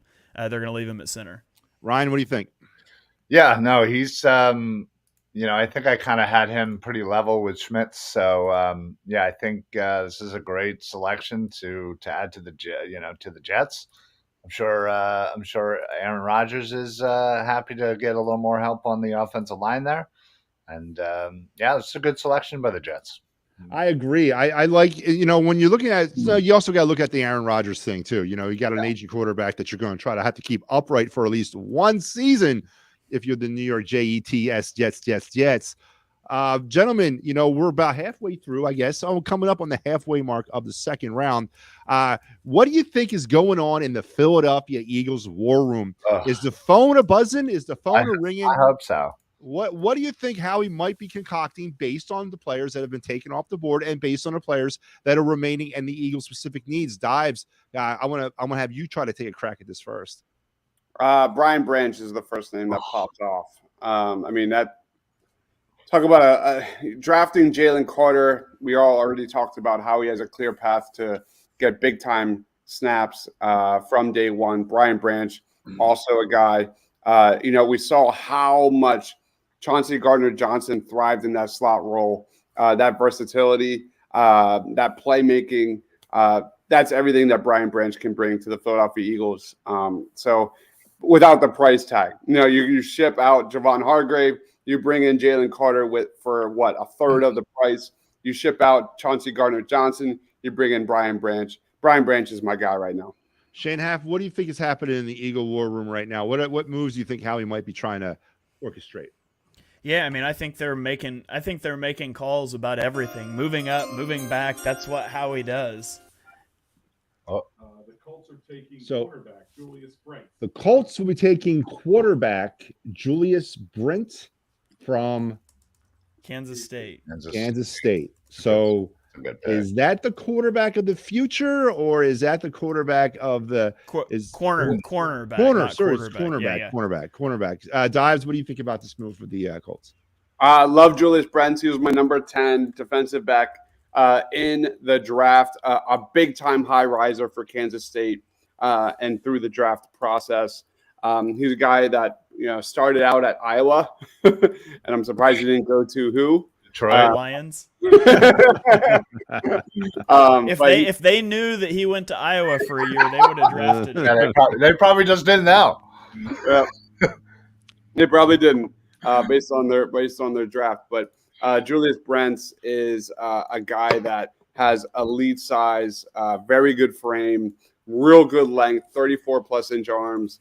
Really showed off at the combine with a 4.53. 40-yard dash, great closing speed, short area burst, and that all of that combined with his size and explosiveness gives him some really fun upside at the next level. Long story short, I think I had him as one of my biggest sleepers in the 2023 draft, and then he just kept rising and rising and rising because I remember covering him as a day 3 sleeper guy. And happy for him, man. The guy made a bag, and he's definitely worthy of a day 2 selection. Shane, is he worthy of a day 2 selection? Yeah, I love Julius Brents. He's a physical corner that really excels coming downhill against the run or to defend underneath passing concepts from off alignments. Really athletic, the 9.99 relative athletic score. So supreme athleticism. He uses his length well to disrupt releases. I think he's a little slow in his transitions. And I did note in my scouting report of him that I thought he has the potential to transition to safety and be a safety although he's only played 5 snaps at safety in his career. So, I mean, that's pure projection. You're drafting him to play outside cornerback in an off-zone scheme, in my opinion. But I think he's got some versatility as well. So I really like Julius Brents. And real quick, as we're getting revved up by the football machine here, don't forget, and when the Eagles schedule is released, which will be, I think, within the next couple of weeks, all these trips will become a little bit more of a reality. Don't forget, Philly Sports Trips will be going to every road game of the Philadelphia Eagles season. It's just a matter of finding out when. So please be on the lookout for that. But please be checking out their website, www.phillysportstrips.com, if you want to travel like the pros. Gentlemen, I agree. I like that pick as well. And we have another pick. It's flying off the board now, boys. So Packers traded with the Lions here, by the way. Oh, Can I guess? Somebody from Iowa? It's got to be defensive back Riley Moss. He's the only player from Iowa that I know of that's left. Who did? Lions moved up trade in So Packers. the Lions traded with the Packers, moved up, and drafted Brian Branch. So the Lions did get Branch is the cornerback, right? Yep, cornerback. Not from Iowa? D-back. All right, D-back. Yeah, he's a safety, right. But he's not from Iowa, is he, Half? No, he's from Alabama. Is Alabama the Iowa campus, or is just the University of Alabama? Yeah, maybe. I don't know. So they went and they signed Chauncey Gardner-Johnson, and then they drafted a less athletic Chauncey Gardner-Johnson. How do you think it's going to translate to Chauncey Gardner-Johnson down there this year? I mean, is that a good move for them in general? I mean, Brian Branch was a high player on my board. He was number 20 on my board, 12 on Dibes. He was 15th on our consensus big board. So he's a good player. Unfortunately, I mean, it says he's a safety. He's a slot. He played 70% of his snaps in the slot, 20-something% in the box. He's not really a deep safety, and he's just average athleticism and undersized. So that's why he fell. He's a super smart player. But in hindsight, he's one of those guys in hindsight that's like, yeah, I can definitely see why he fell. I'll say, I mean, I think that's a good pick for the Lions. So first time I've said that this draft, but good job, Lions. By far the best pick the Lions have made in 2023. Brian Branch, versatility is his number one calling card. Excellent reading reactability. He can blitz a quarterback, make plays on the ball. I think this guy is a plug-and-play starter in the NFL. Like Shane said, he's a slot defender. That is his best. That is his bread and butter in the NFL. Matches up well against size. Has transition quickness, smooth hips. So for me, I think this is a guy that can play in zone. He's a guy that can play in man. Really good route recognition skills. Again, dominates in the slot. There's a lot to like about Brian Branch. And, we raved about C.J. Stroud in that college football playoff game. But Brian Branch, I love this selection for the Detroit Lions. And we have a pick. They heard me say that we're tired and we don't want to stay up till 2 tonight. Patriots are selecting who? Keon White. Pass rusher Keon White. Good spot. Patriots, I didn't even know we're on the clock, but all right, let's go with Half on this. Half, is this a good spot for them? I mean, I'm wondering what Belichick is doing. I know there's some reports that Mac Jones has fallen out of favor up there. I don't know what's going on with the Patriots. What do you see this move as? Is it a good move for them? Is it a good move for the player? Where do you look at this at? Yeah, I mean, Mac Jones fell out of favor with the Patriots because he realized Matt Patricia was inept as an offensive play caller and sought help outside the organization, which is unforgivable. But that's a soapbox for another time. Keon White's a good pick. He was 36th overall in my big board. He's a freak athlete, man. He's 79th percentile height, 91st percentile weight. He ran a 4.7 940 at his pro day. He was clocked at 21 miles per hour on GPS tracking, so he just explodes out of his stance. He's got a high motor. He took reps inside and outside. He showed the ability to drop anchor against double teams in the run. The problem for him is that he's a bit of a tweener prospect. Where are you going to play him? Are you going to play him inside or outside? You're going to have to figure that out. and he's really raw in his technique. And for a 24-year-old prospect, that's not ideal. Like you're okay with that rawness in a 20, 21, 22-year-old, but at 24 you really want him to have more refinement to the game. So you're drafting the athletic profile here, and you're hoping that you can coach up the technique along the way. What do you got, Dives? What do you like? Do you like this pick? You don't like this pick? What do you got? Shane nailed it. And I agree with Rufus here. There's a guy that has really risen through the draft process. I remember being one of those degenerates that took off work to watch the Senior Bowl like 3 days during that week. And Keion White was a guy that really was a huge standout, especially with that athleticism. I never heard of him coming out of Georgia Tech. I didn't really watch a lot of Georgia Tech football. And I remember talking to like Shane and Ryan and Mark, and they're like, watch out for Keion White, because this guy made a lot of noise. And there was some talk, some buzz about maybe being a round one guy. I remember messaging these guys about this. And then he gets invited to the draft. And we were like, wow. So good for Keion White. I get it, Rufus. There are major question marks about this guy, like Shane said. 24 years old, I think, already. So he still needs a lot of seasoning and development.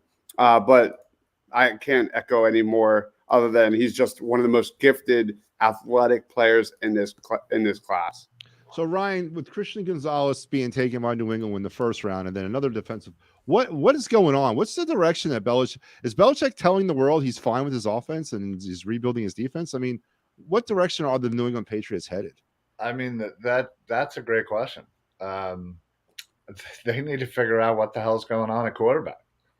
You know, it seems like every other week you can't ever tell what quarterback Belichick wants. And, you know, is it Mac Jones? Is it the other kid? You know, who knows? So I'm a little surprised that they aren't focusing more on the offensive side. But to Belichick and the Patriots' credit, they got two really good players. So it seems like they want to add some pieces defensively while they, I guess, figure out what they're doing offensively. So, Uh-oh. what? Who's this? The Commanders are involved in this. What we got? Are taking Illinois safety. Commanders taking Illinois safety Octavius Martin. Martin. Oh my God. So, Wait, what? Wow. Yeah. So let's unpack this. Dives. Let's whenever it's NFC East, we got to spend a little extra attention to it. What's going on, Dives? What do you got on this move here by the Commanders? The pick, the player, and the position. Very interesting selection. Jartavius Martin is arguably, I mean, you look at the combine, I didn't know who this was. He was in Sidney Brown and Chase Brown's shadow at Illinois, but extremely athletic. At the combine, he dominated every step of the way. I didn't really know much about him until I did my show with Mark Schofield, who called him the most underrated safety prospect in the draft. So go look, and I made that a short, so I could even pull that up here. Actually, should I do that? Let's do it. Let's do it. I'm shocked he got taken over Sidney Brown now. All right, here's a little bit about him throughout this entire draft process.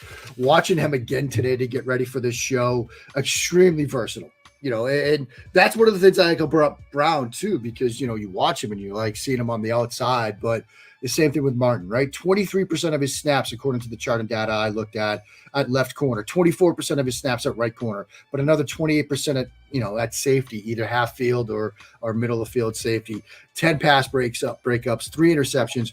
Extremely athletic with active hands. His change of direction skills, because he can play and move like a corner, but you can play him at safety. He had a pass breakup against Purdue where he had the movement skills of a corner as he's changing directions to match the route.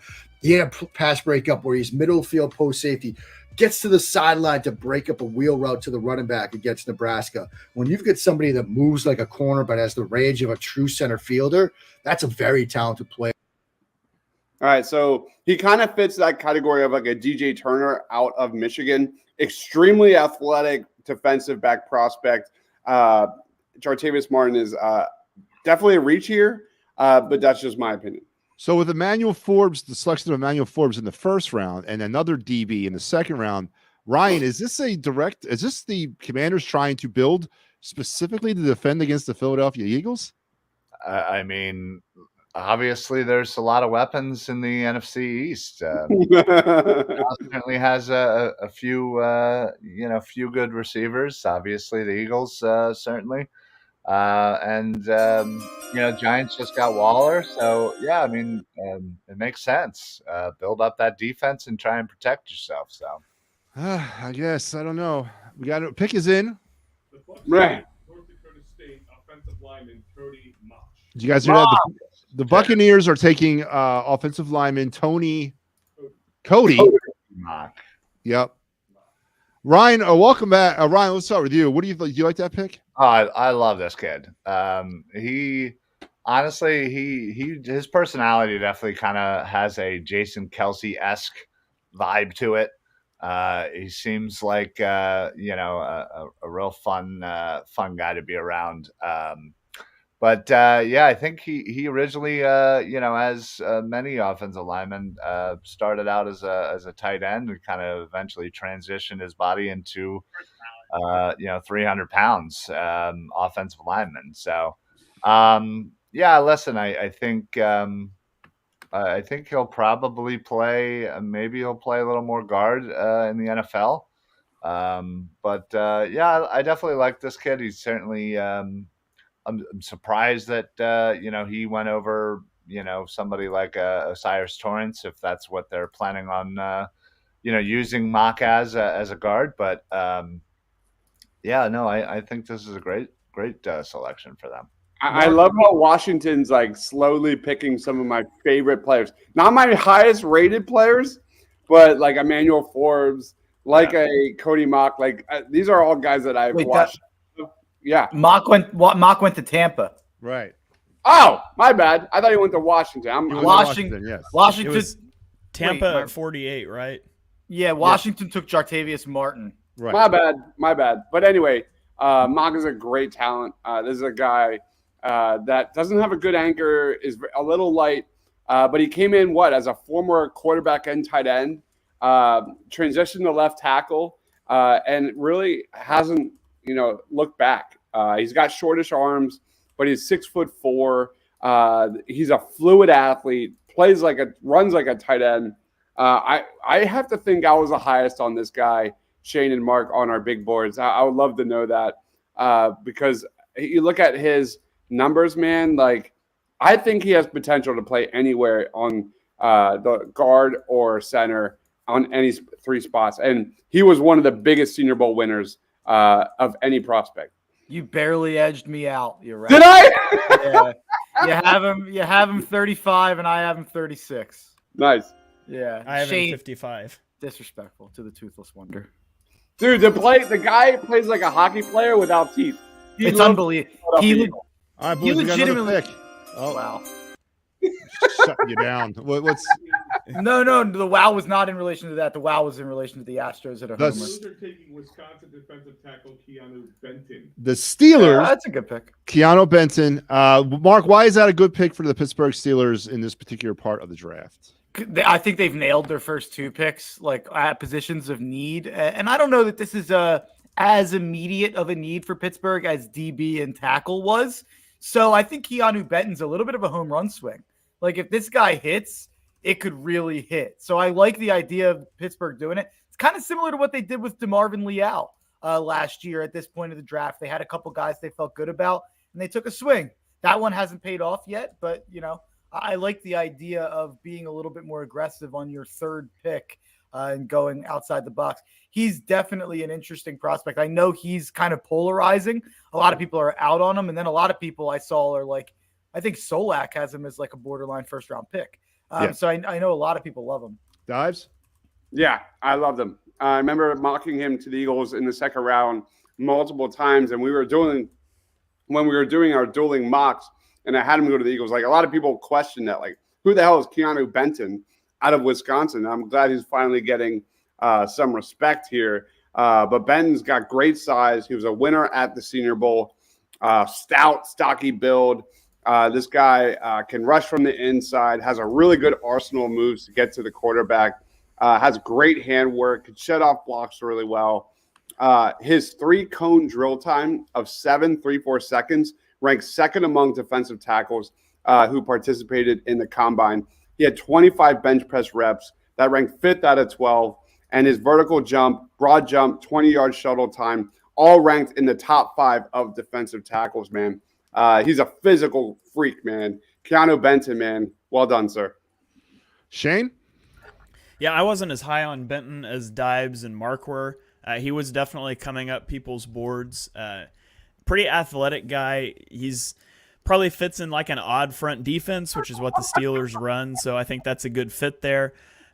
He doesn't have a lot of pass rushing ability. It is one of the biggest knocks that I had on him. So if he can develop a little bit as a pass rusher, what's so funny?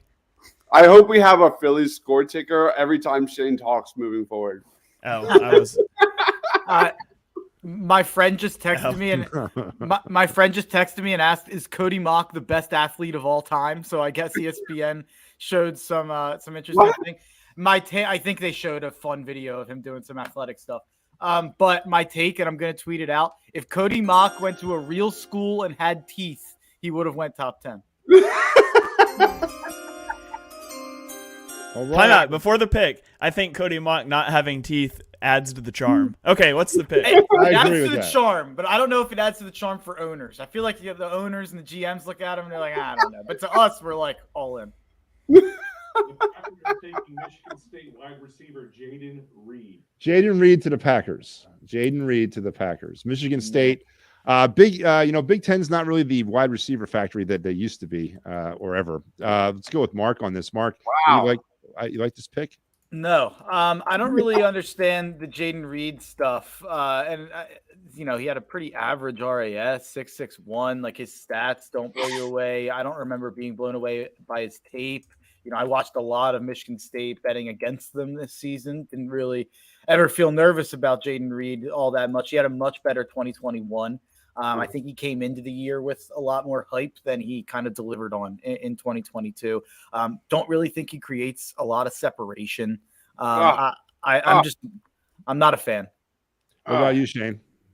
Yeah, I wasn't a big Jaden Reed guy either. I mean, he's got speed. He's quite a bit down the board for me. He was number 102 on my board. Oh, Dives? I had him in my top 10 as a wide receiver. Again, this is coming from a guy who's biased and loves the Senior Bowl and gushes over it. He crushed the Senior Bowl. I don't know about how he creates separation at the NFL level, but nobody could slow down Jaden Reed at the Senior Bowl. Clocked in at 20.03 mile per hour at Senior Bowl practices. Really good prospect. Can thrive as a wide receiver 2, wide receiver 3 in the NFL, and dominate in special teams. That was a erroneous. I apologize for that. All right, so you got Miami, I believe, is getting ready to be back. We're at pick 51. Oh, Eagles are on the ticker. I see Philadelphia on the ticker, so we're getting there. Yeah, are we at pick 51? You scared me. I thought we traded. I was like, what? I looked up. Like, No, I'm So, just asking. Can I just point no, out? Dibes saying we were on the ticker. I was like, wait. I was like, did we trade? Can I just point out that the Packers in the first draft after trading Aaron Rodgers spent 2 of their first 3 picks on pass catchers and how hilarious that is? Yes, I agree with that. That's pretty funny. And I believe, as I said, we are getting to the back end of the second round. And I'm going to ask Mark this question because I don't think he was in the room when I asked him the first time. With the back end of the second round coming up and the Eagles' position in that draft slowly but surely getting to our turn, what do you think what is the mood in the Eagle war room right now? What do you think Howie Roseman is doing, if anything, Mark? I made my prediction on radio on the Daily Ticket with Sean Brace and John Jansen today, and I've talked about this with Dibes and Shane. I think Blake Freeland feels like an Eagles guy. I feel like that's right up Howie's alley to take a swing. You obviously have the runway of him learning behind Lane Johnson and learning behind Jordan Mailata. So why not take the guy with the most freakish athleticism and tools? It could be DeJuan Jones, too. I wasn't expecting him to be around. Maybe they don't care as much about the character concerns, but I think they're taking an O lineman if I were to have to guess. But what would I want them to do? And I would Osiris Torrance would be interesting to me for sure. My dream scenario is the two players I'm dreaming on this offense are Jalen Hyatt and Zach Charbonnet. Jalen Hyatt's one of my guys in this class for a ton of reasons that we've went over a lot, but Zach Charbonnet is a perfect fit for what the Eagles want to do on offense for the running back that they would be adding to their running back room. So I think Hyatt's a perfect fit at wide receiver 3 too. You just send Hyatt deep every play and you say, hey, safeties, make a choice between defending Jalen Hyatt one-on-one on a deep route or having to, defend A.J. Brown, Devontae Smith, or Dallas Goedert one-on-one with guys who aren't qualified to do so. And that kind of brings me to my question that I asked earlier in the room, Ryan. Right now, when you look at some of the picks of the NFC East teams, and we'll go with the Commanders specifically, who've taken 2 DBs with their first 2 picks. How much is the factor of trying to keep pace with the Eagles offense driving a lot of these drafts in the NFC East specifically? I think it has to. I think it absolutely has to. There's no doubt in my mind that the Eagles have to take one of 2 players. And it's got to be Darnell Washington or Keely Ringo. Keep the Georgia pipeline going. I want Charbonnet or Darnell Washington at this point. Those are 2 names that will get me really excited. To give Rufus a shout out, if you check out my player comparisons article, my Osiris Torrance comparison was less athletic Brandon Brooks. There it is. Less athletic Brandon Brooks. That's okay. That actually paints a pretty legit picture. I actually get that. I mean, okay. Brandon Brooks is a freak athlete in a way that Osiris Torrance just isn't. But in terms of the way they play the position, there are a ton of similarities. I have Darnell Washington higher than Dibes does, but I'm not as gung-ho about like Darnell Washington as a fit for the Eagles. I don't think they ask enough of their tight end to justify taking him here. But I would understand the pick, and the upside's massive. So does anybody think the Eagles are going to address the running back position in the second round? I hope so. Zach Charbonnet, baby. Charbonnet. So that's okay. It just feels like he's the only guy worth taking at this point. I think we all have running backs we're a little higher on than each other. I don't know if whoever's controlling the sheets wants to filter for running backs and show where we each have the guys. I like Devon Achane. I have him in the 50s or 60s. The second round would feel rich for Achane, and I don't necessarily know if he's the best fit for the Eagles. No, I don't think so. Yeah, so Charbonnet really feels like Charbonnet or bust when it comes to the running back position. At least for this Anthony, round. I would not touch the linebackers. Trent Simpson. I'd take Drew Sanders. I wouldn't have Drew Sanders. No, I'm out. No, I would take. You mean Charbonnet all day? I don't want Sanders. I would take Simpson. I would think about Simpson. Yeah, he's not. If I just look at my big board right now for the Eagles, Torrance would be 1, Hyatt would be 2, Dewan Jones would be 3, Antonio Johnson 4, Zach Charbonnet 5, Keely Ringo 6, Josh Downs 7, and then Trenton Simpson would be 8th. And that's kind of the cutoff. Like after that, it's Jordan Battle, Blake Freeland, Cam Smith, Clark Phillips, those guys that I'm not quite as in love with making the pick here if we had to. The Cowboys are definitely taking Charbonnet before us, aren't they? Yeah, I would say they would. Just to do it, right? I mean, just I know the Eagles want to select them. We do have a pick. We always tend to take away their. I'm done. Cam Smith. Charbonnet to the Miami Dolphins.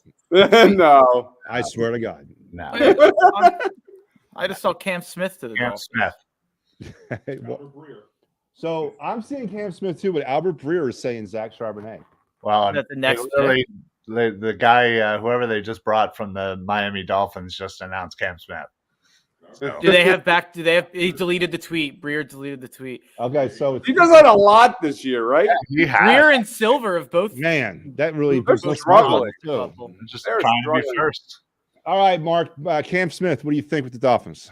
I'm lower on Cam Smith than consensus, which I feel a little bit justified because I was feeling crazy with Shane having him 18th, Dives having him 25th. I had him 34th.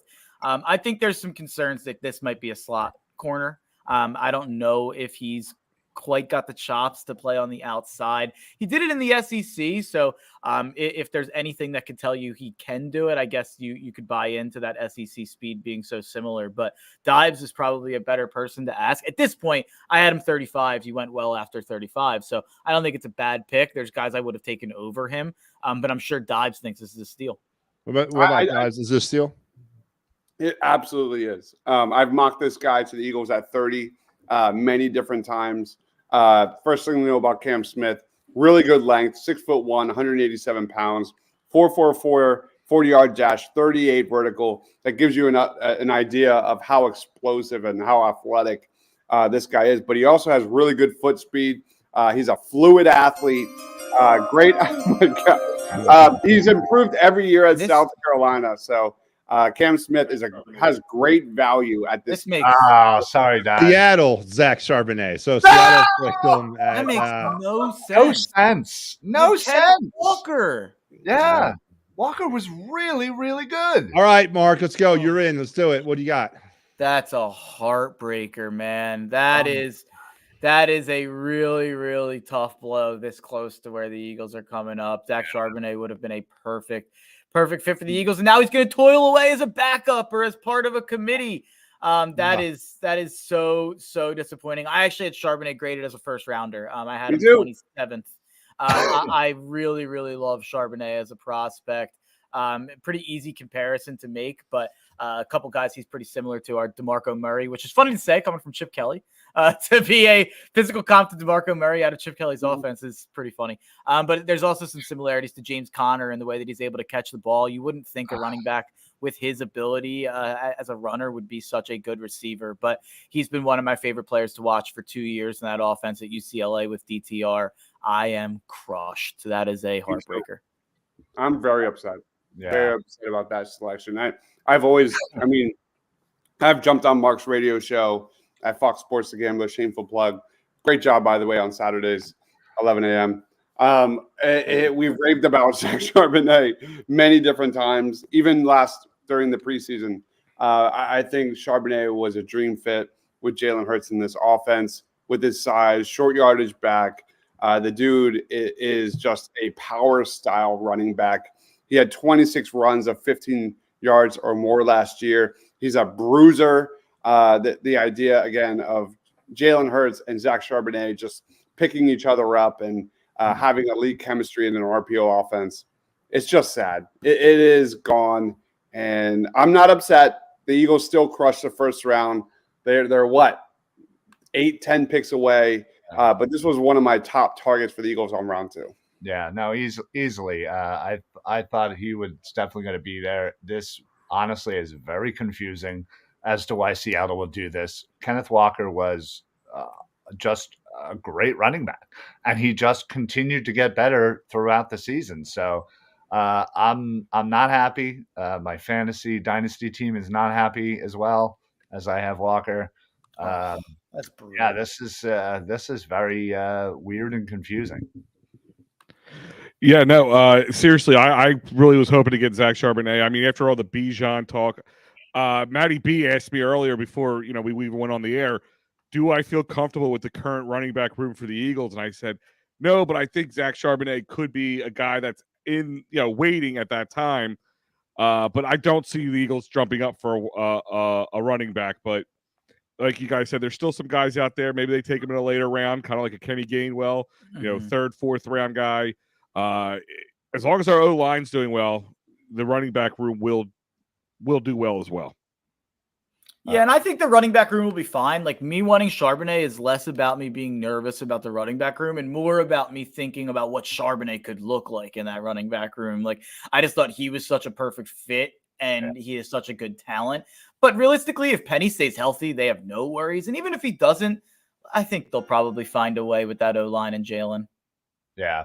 No, I agree. It's not ideal for the running back room in Philly right now, but so sorry to cut you off there, Ryan, but the Bears pick is in, according to Albert Breer. They're taking Florida defensive tackle Gervon Dexter. Ooh, I like him. That's solid. Yeah. I think that's a really good pick. He's a guy I feel like has kind of been under the radar. And I'm surprised he didn't go a little bit earlier, but I think this is pretty good value, good place to go. And yeah, I think the Bears nailed this pick, honestly. I mean, they have to make up for a little bit for what they did in the beginning of the draft. It's still a bit of a head scratcher how they moved around and left so many blue chip players on the board. I mean, thank you, because if it isn't for guys like that, we probably at that point move back. Yeah. Be careful. Don't let Bears fans hear you say any of this. According to them, Darnell Wright is Orlando Pace, and he's the greatest tackle of all time. And Jalen Carter's terrible, and why would they ever need a defensive player? The only pick to make was obviously Darnell Wright. I mean, I don't know what we're even talking about here. I mean, I'm a crazy person, apparently. Well, thank God we don't have to wait for Chicago to get the internet, so we'll be all right. They'll get this in about 6 months. Yeah, the people were not happy with me on Twitter today. I was in the mud today for sure. Well, there's a few videos out there, Bears fans reacting to the trade to the Eagles and giving up Jalen Carter essentially, that are definitely worth it and really funny. And listen, in this business, I think it's better to be hated than loved. You tend to make more money. You're not wrong. So did I hear Gervon Dexter is gone off the board? Chicago. Yeah. All right. Gervon Dexter, great size, athlete, high end length. This guy is more of a project at the next level. But Ryan, we have mocked Gervon Dexter to the Eagles many times. Many times. In this area. So I'm not gonna lie, I kind of like it for the Bears here. Yeah, that's what I'm getting a thing from Tom Pelissero that there was a trade. The Chiefs are on the clock. Oh, because then Breer messed up again. Then, if that's the case, he needs to put the phone down. Time to block Breer. Yeah, Breer might be done. Because Breer's saying the Chargers are taking USC defensive end. Tuli but James Boy. Tom Pelissero is saying trade Chiefs on the clock. Now, it came about the same exact time, so I don't know if they took him. But I still have the Chargers on the clock. That's what I'm saying. Like that's what NFL Network, the NFL.com has not updated that as well. Oh, okay, it might be a different pick because it says KC gets from Detroit. So yeah, Detroit would be the next pick. So, so the Chargers are probably taking defensive end Tol Tuipulotu. I think I said that right. Give me give me credit for that one. Tuli. So Kansas City would move 63 to 55. That's not terrible. The best thing about round 2 is that the Eagles they pick and then we only wait a handful of picks and we pick later. I love that. And then we're done. About that. Right. Yeah, they're not making those 2 picks. But are you calling that now, Mark? Yeah, no shot. They sit and just make the 2 picks. They'll do something. And I'm sure they're moving back to get another pick. Yeah, in the middle round. It makes sense. But I want to pose a question to you guys. So the only quarterback, at least in my opinion, right now that could be selected is Hendon Hooker. Do you think he goes, late second here, early third, or do you think he continues to fall? Who? Hendon Hooker? Yeah, he should continue to fall. He's not a good quarterback. Right. Just fall off permanently. True, but there was a lot of buzz about him potentially sneaking into the first. So that was crazy, man. Guys, we've obviously seen today and yesterday that people are just throwing darts at dartboards. So I have a question real quick. Sorry to cut you off, but Kylie Ringo, could he come and yes. the Eagles? Oh my God. Him or Washington continue the Georgia of the North. I had somebody on Twitter tell me that Detroit was just throwing darts at a dartboard, and I said that's fine.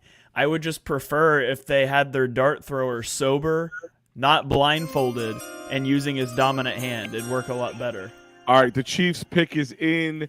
They are taking SMU wide receiver Rashee Rice. Nice. Wait, so was 54 officially Tuli Tuipulotu? Yeah. Okay. They made it's on the NFL Network. It's on the NFL.com. So they traded with the Lions, and the Chiefs are taking wide receiver Rashee Rice. Lions are wheeling and dealing. Should have been Jalen Hyatt. Should have been. How about Marvin Mims falling? Yeah. Listen, we have what? If the Kansas City pick is in at 55, there's 1, 2, 3, 4. Not gonna lie. Six picks until the Eagles. If the Eagles found themselves Marvin Mims, I would be totally okay with it. That's my boy.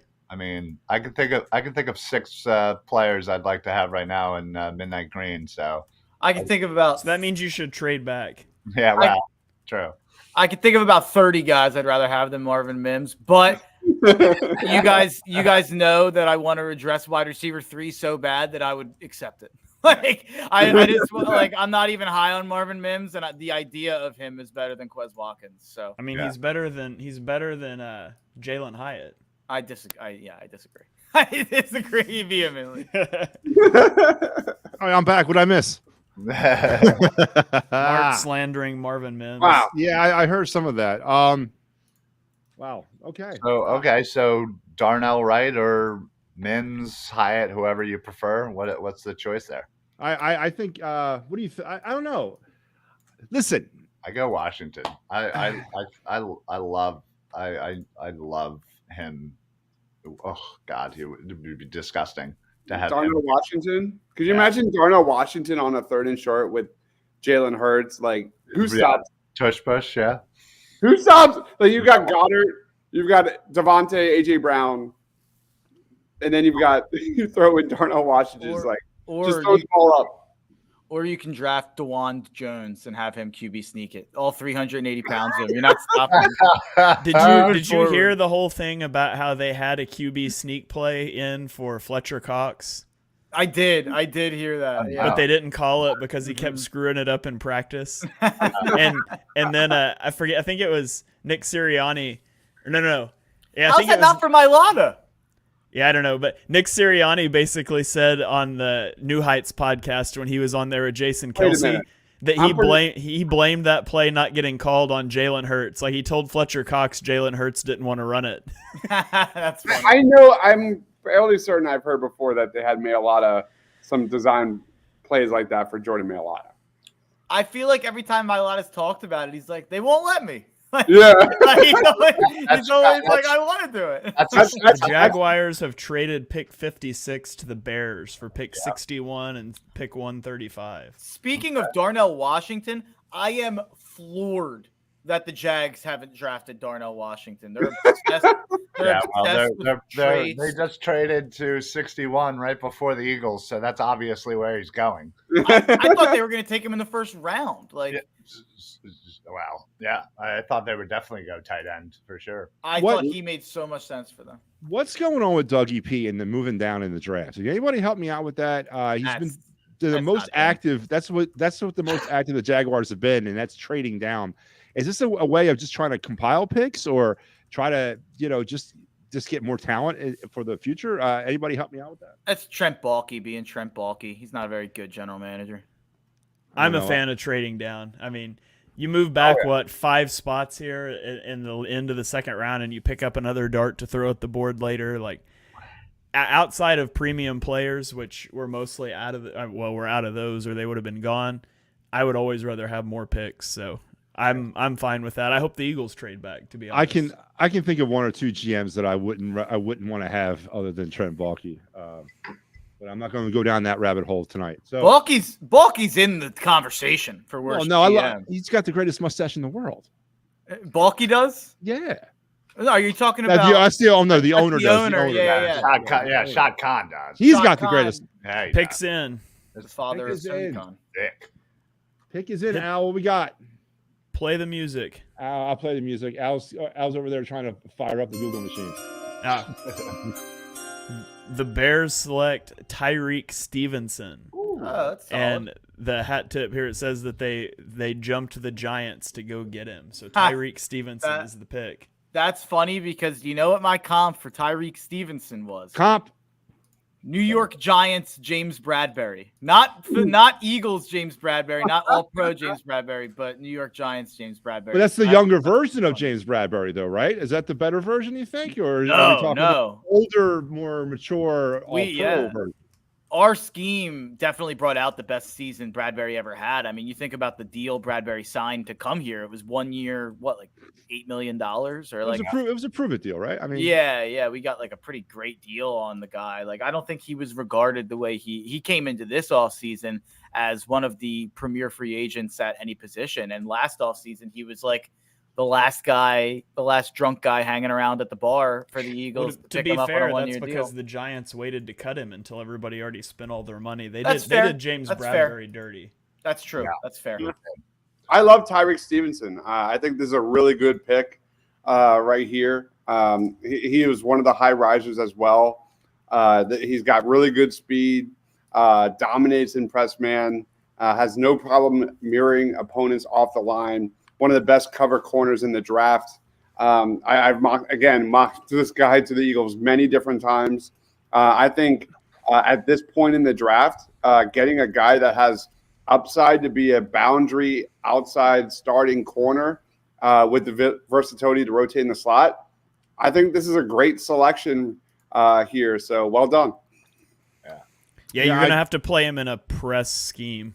He struggles off of zone coverage. I do think it's I mean, would the Giants have double dipped at corner? Because they already took Deonte Banks. I'm not sure that you had to leap the Giants, but he would be a Wink Martindale guy too. Wink would like him because you can press him on the outside and just try to cause chaos. But good athlete, not the best lateral mover, but he's got really good speed. So I like that pick. Yep. I like that pick as well.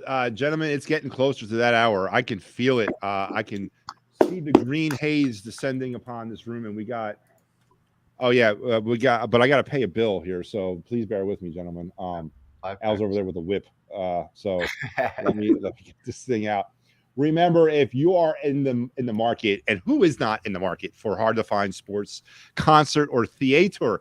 Is it theater or is it theater? Anybody help me with that? I'll go with theater. Tickets. Where you're looking for some great prices and no hidden fees, look no further than Sherry's Ticket Town. Family owned and operated since 1946, 2 years before I was born. That is www.sherrystickets.com. And when you get over there and you go and buy those tickets, you're going to find out a couple things. One, there are no hidden fees, nowhere.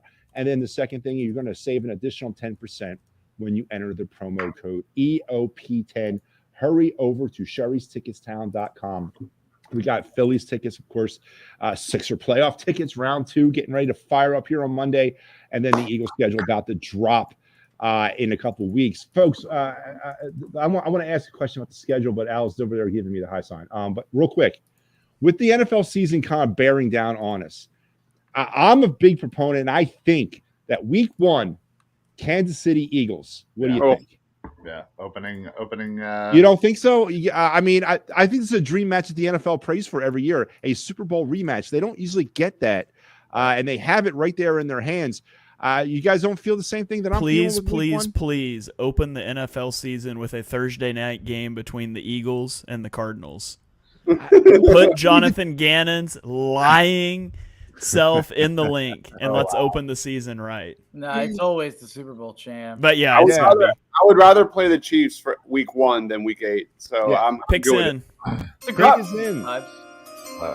With the 57th pick in the draft, the New York Giants select offensive lineman John Michael Schmitz out of Minnesota. It's Dives' guy going to a division rival.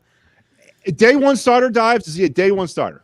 Absolutely. John Michael Schmitz, man. Really, really good talent.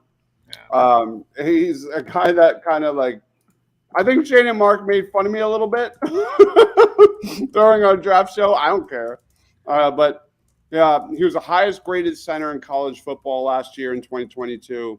6'4", 320 pounds. Not a great athlete. He's a little old for the position. He just turned 24 years old.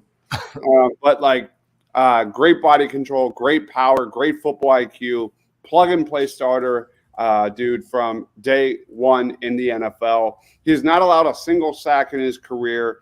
He's only allowed a total of 14 hurries in his 5+ seasons at Minnesota. I think this is a very good prospect. He's not elite in any category, but really good all around, every facet, balanced center prospect. Versatility is a little bit of a question mark. I'm not sure he's going to be a guard. I think he's just going to be a center. He's never played a snap outside of center, but I think he does have the athleticism to fill in any interior position with a little more seasoning. The Dallas Cowboys select Luke Schoonmaker. What is Jerry doing? Shut up. You're joking, right? Is that the university? Like, what was that from Wisconsin? Is he That's that where he plays? Michigan. Where does Luke Michigan. Schumacher play? Michigan. Why did I know it was a Big Ten school? All right, where's my boy Steven at? Where's my boy Steven? I got Chime in on my man Luke Schoonmaker, man, because I know you know about Luke Schoonmaker. This guy is a great athlete. He didn't play a lot at Michigan. He was just outside of my top 10 tight end rankings.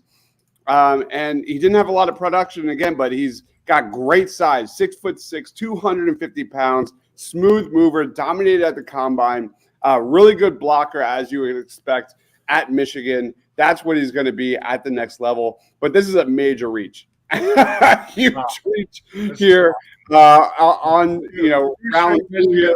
I love. By the way, the Dallas Cowboys are at I think they studied day 3 prospects and are filling their selections rightfully so, because Mozzie Smith, Luke Schoonmaker, what amazing reaches. And as an Eagles fan, I'm loving it. Luke Schoonmaker was the number 94 player on my board. He was number 154 on Dibe's board. Yeah. Woo! This is great. And sad sack Drew Pearson announcing the pick. This is awesome. So Michigan in the South. this is definitely the Schoomer pick.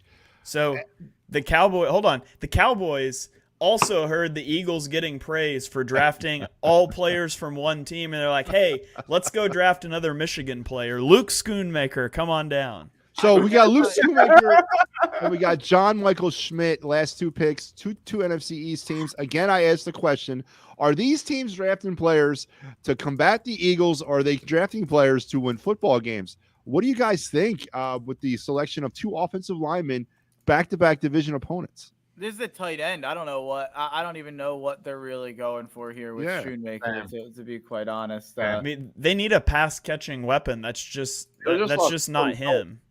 Like he's not a pass. Yeah, go ahead. Sorry, Shane. No, you're good. I was gonna say he's a blocker. He had 418 yards receiving last year. That's the only season of his career over 200 yards receiving. He doesn't separate against man coverage, and he doesn't get yards after the catch. Like, he's a really good blocker. And that's it. He's old. He's 24 and a half years old. Like, if you want to take a really good blocker, go take Darnell Washington. No, exactly. Speaking of Darnell Washington, Albert Breer just tweeted, Georgia's monster, Darnell Washington is still on the board. As we said earlier, some teams have concerns over his medical. Interesting. I didn't know anything about medical. Neither did I. Eagles are now 4 picks away. Mark, can you repeat that? What's that? What's up? It's just Albert Breer said, as we said earlier, some teams have concerns over Darnell Washington's medical. Really? Did any of us have Luke Schoonmaker top 100, Shane? I did. No. I had him at 98. Okay. Just barely. Buffalo's picking. Well, and plus you got to take what Albert Breer says with a grain of salt now. Oh, this guy's drunk. Albert Breer's drunk off his ass right now. Luke Schoonmaker, Mozzie Smith, man. Oh, the Cowboys are going for run stoppers, but they're not going for best prospect. I don't know what they're doing, man. So I played the funny music because Buffalo's pick is in. I just don't know who it is, so I'm waiting to hear that. It is Osiris Torrance, guard out of Florida. That's a great pick. All right, that's a good pick.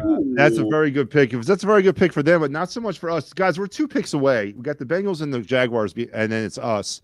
There's 2 Georgia prospects still sitting guaranteed around. to get a Georgia oh no, not quite. We're almost guaranteed. Buffalo. Let's go. I love what Buffalo's done here. Kincaid in the first round, and then you go and grab Torrance. Torrance, man, Two really good picks. 6'5". Osiris Torrance should have never fallen this far. I don't understand why he fell. I don't. I mean, he's again a plug and play guy. I get it. He doesn't have a lot of versatility, but Torrance, man, he's a run mauler. Like he's got really good athleticism, amazing strength, strikes with authority at contact.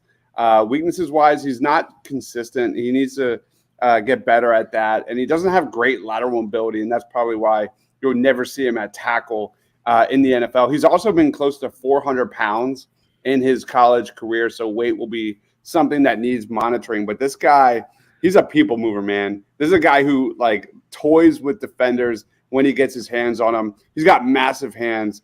I think O'Cyrus Torrence at this area of the draft probably has the most upside to be a Pro Bowler in the NFL.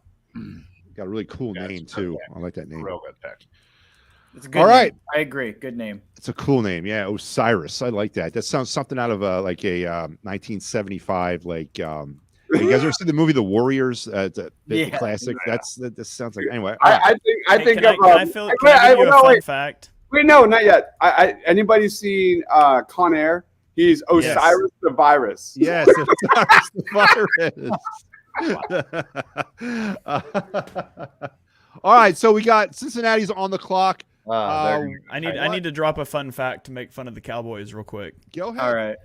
The tight end that they just drafted that has one season over 200 yards receiving, he is 6 weeks younger than Jalen Hurts. Just saying. He was a 6-year senior. I didn't know you could get redshirted twice. Yeah, COVID year did weird stuff with eligibility. That's why you're seeing 24-year-old prospects is because of COVID. Okay, all right. Well, Cincinnati on the clock. Miles Murphy was their first-round pick at the edge rusher out of Clemson. Dives, where does Cincinnati go? Are they going to get Joe Burrows more weapons? Or are they going to try to continue to load up on defense to compete against Pat Mahomes and the Kansas City Chiefs? Where did they go round one? They want edge rusher Miles Murphy from Clemson. Jalen Hyatt here to the Cincinnati Bengals. Let's go. They already have 3 receivers. Do they? Yeah, Well, yeah. They got T. Higgins, Tyler Boyd, Jamar Chase. I mean, they're running out of time with that group, so you could put a guy in the pipeline. Okay, I take it back. Who's another interior offensive lineman? Tight end, offensive tackle. That's what they should be looking at. Okay, I don't really know. Dawan Jones.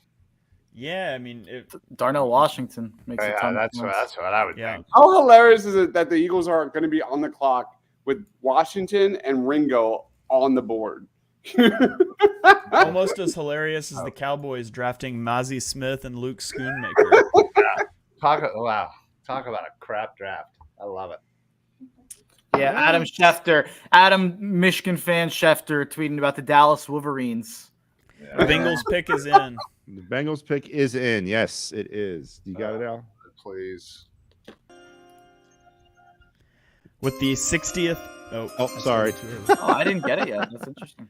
With the 60th pick, the Bengals select DJ Turner. Nice. Interesting guy. That suits Dallas. All right, Dives, give me your DJ Turner instant reaction. I didn't know much about him, honestly. This is one of Freddie's guys. This is Freddie's dude from Party on Broad. He was with us last night. And we talked a lot about him on my Schofield show when we were talking about cornerbacks. He's got cornerback safety versatility, one of the elite athletes at the combine. He can thrive in coverage. He can provide excellent special teams.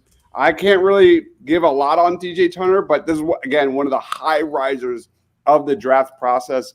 He really wasn't on my board when I started this whole thing. I've looked at hundreds of guys, and for some reason, sometimes guys fly under my radar, and DJ Turner was one of them. So I honestly didn't know about him up until maybe a couple of months ago. But again, a high riser, big time athlete. I like this selection a lot. He ran a 4.26 40 at the combine, which was 99th percentile, 9.59 relative athletic score. He's small, sub 180 pounds, but he's just an explosive athlete, and he's really sticky in man coverage because nobody can run away from him. He will struggle against bigger receivers that win with strength instead of athleticism. So he's kind of an undersized guy, extreme athlete. I mean, I think he's a good pick there for the Bengals. What do you got? What do you say, Ryan? How do you like this pick? Yeah, no, I think given their needs, they obviously lost two very important safeties, and if DJ Turner can certainly be that kind of hybrid and play a little safety, this would definitely be very beneficial for them. They obviously need help in the defensive backfield, so I'm a little shocked that they didn't try to go tight end. It seems like they're pretty set on just adding as many offensive weapons as they can, but yeah, clearly their focus is defense, right now, and they've added two very good players to their defensive squad, so it makes sense. Mark, do you think this is a good pick for the Cincinnati Bengals, or this is a bad pick because it would have been a really good pick for the Philadelphia Eagles? Nah, I'm not. I don't really want a corner. I think they have a really, really good corner room, 4 really good options. The only real DB I'm looking at that's arguably a corner is Keely Ringo, and I know Shane thinks he's a safety, and I think he's got the versatility to potentially play safety. So I don't really want a corner. I'm not as high on DJ Turner as everybody else, but I understand the vision. I mean, he's a freak athlete, so not hard to understand why people like DJ Turner. I just didn't love the tape. All right, so the Jacksonville Jaguars are on the clock. And you know who's picking after that, right? Pick is in, by the way. Whoever trades up with the Eagles. Here we go. Yeah. Pick is in.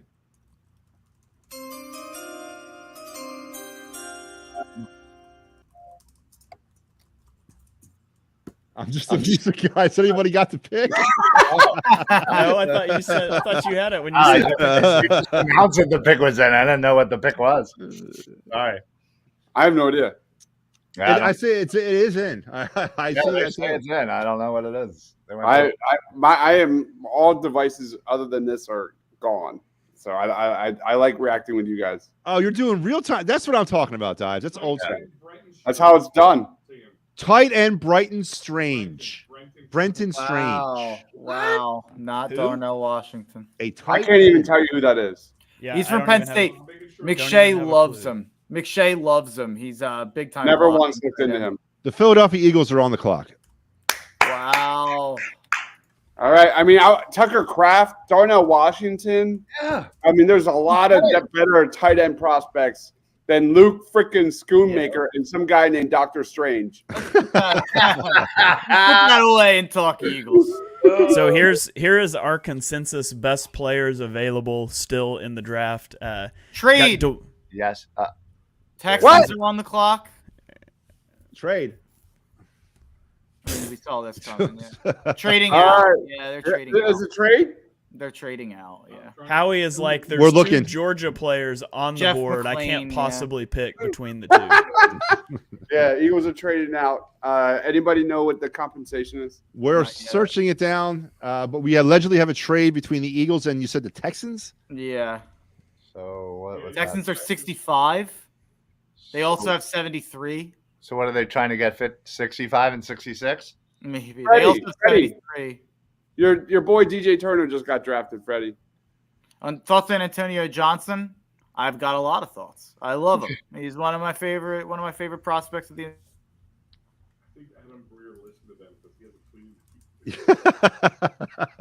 We are still looking for the information on this trade. There's nothing that seems to be populating. All right, so let's kind of play devil's advocate. So there is a trade here. What is this more for potential moving back further into this draft for Howie Roseman? Do you expect to say this is maybe a 4th round pick for the Eagles going back into the 4th round? What do you guys see with this potential move here?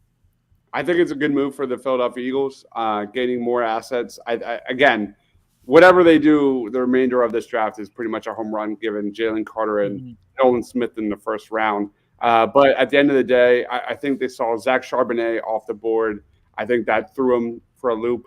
I think there's been a couple of players here recently that they're like, we'll trade back and see what we can do. I agree with Shane. I think they see also Darnell Washington and Keely Ringo, and that's a safe trade back, given how much of a crapshoot this draft is with like guys like Dr. Strange and Luke Schoonmaker going, round 2? That's crazy.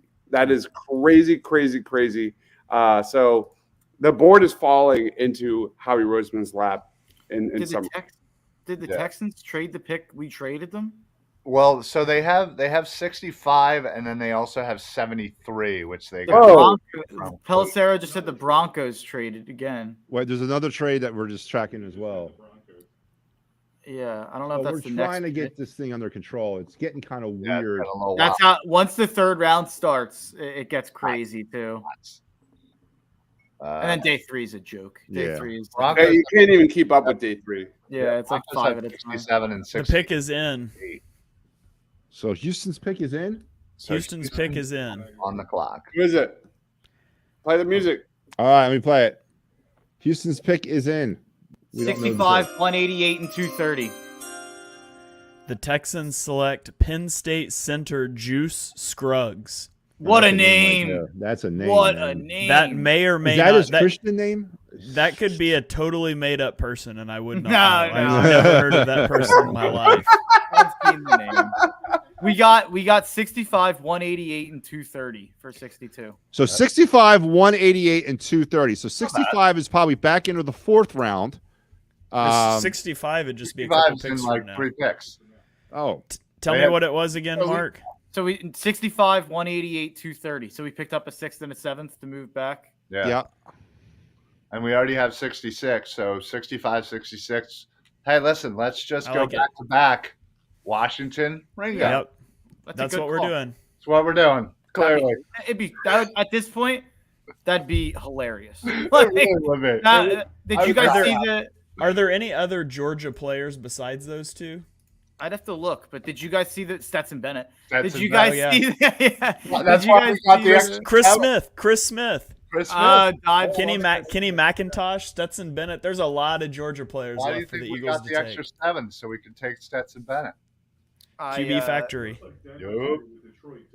Yeah, so Denver's traded with Detroit. So Detroit's traded out of that last spot in the second round. So Denver is now, Kansas City, not Denver. I think Kansas City traded with Detroit. If Kansas City gets Jalen Hyatt at pick 63, I'm Oh, going to be God, I know, furious. I'm seeing Kansas City, Detroit trade. Detroit has made like 17 trades so far tonight, or total. They're trying to recover from the Yeah, that horrific got awful. first round they had. Yeah, So right now, Juice Scruggs selected by the Texans, the center from Penn State, and now it should be Kansas or Detroit is still on the clock, but you're saying a trade, right? now Detroit traded with Kansas City. Okay. On the NFL mock draft database, Juice Scruggs is the consensus 172nd overall player. Jeez, Oof. maybe they just liked his name. Yeah, it was a running back, wasn't he? Was it Leroy Scruggs? No, Objectively- Terrell Scruggs. Objectively, Howie should absolutely take Stetson Bennett for the jokes. Yeah, He's got to be like 2 years older than Jalen Hurts. I can check that for you. Yeah, he's definitely older. I don't know how much older. he's up there. So You know, if Detroit is on the clock, there is Riley Moss, the corner from Iowa. So yeah, Hey, so I already made that joke, but it was an hour ago. You might not have been here. What was that? What was the Eagles trade one more time? they got 65, a 6th, and a 188. 7th. 65, 188, 230. yeah, So we got 3 7s right now. right. As, 3 Now- 7s. We got the 6, and we moved back 3 spots. So we have so right now, the Eagles have 2 third-round picks, a 6th-round pick, and 3 7th-round picks. Correct? Dude, I'm telling you that screams DTR to me. Stetson Bennett is 14 months older than Jalen Hurts. So, all right, so Kansas City, so Detroit traded with Kansas City, then Detroit then traded with Denver. So Denver is on the clock. Denver is picking with the last pick in the second round. their pick is allegedly in. Marvin Mims. No. Marvin Mims. Wow. Is it really? Yeah, it's Denver. Okay. He's got to go Marvin play Mims- with Russell Wilson. So we just have the Bears in between us and 2 picks. He actually fits pretty well with what they have. Yes, Marvin Mims Jr. to the Detroit Broncos. The Denver Broncos got Marvin Mims, wide receiver, Oklahoma. I will go with Mark's reaction. Big 12 wideouts, not a big fan. What do you got, Mark? Yeah, this has got to be Shane's reaction. This is Shane's guy. My question to Shane, I don't know if he knows this. Do you know if he's related to Denzel Mims from a couple years ago from Baylor? Michigan State, right? No, he was Baylor. Denzel Yeah. Mims. I'd Are you sure? Yeah, no, Denzel Mims was Baylor. I don't think Ah, they're man. related, but I didn't think about it until right now, or else I would have looked it up. yeah. All right. So listen, before we continue on Mims, I got to update you guys. We are now entering in the third round. The Chicago Bears are on the clock. The Eagles currently hold the 65th and 66th picks in the third round. So after the Bears, we are on the clock for 2 straight picks. Let's go. Georgia, Mark. Georgia. Mark, I was just, wrong. Just do it. Rip the they're Band-Aid. Good. They're no, brothers. Jimmy Ringo, Wow, back to back. Back to back. Don't even bring up another person to select it. Do a dual selection at the same time. Denzel Mims might be one of my worst draft calls of all time. I was in love with Denzel Mims. Me so too. I was maybe, high on him too. maybe that's why I self-consciously or subconsciously put that negativity on Marvin Mims. That could be possible.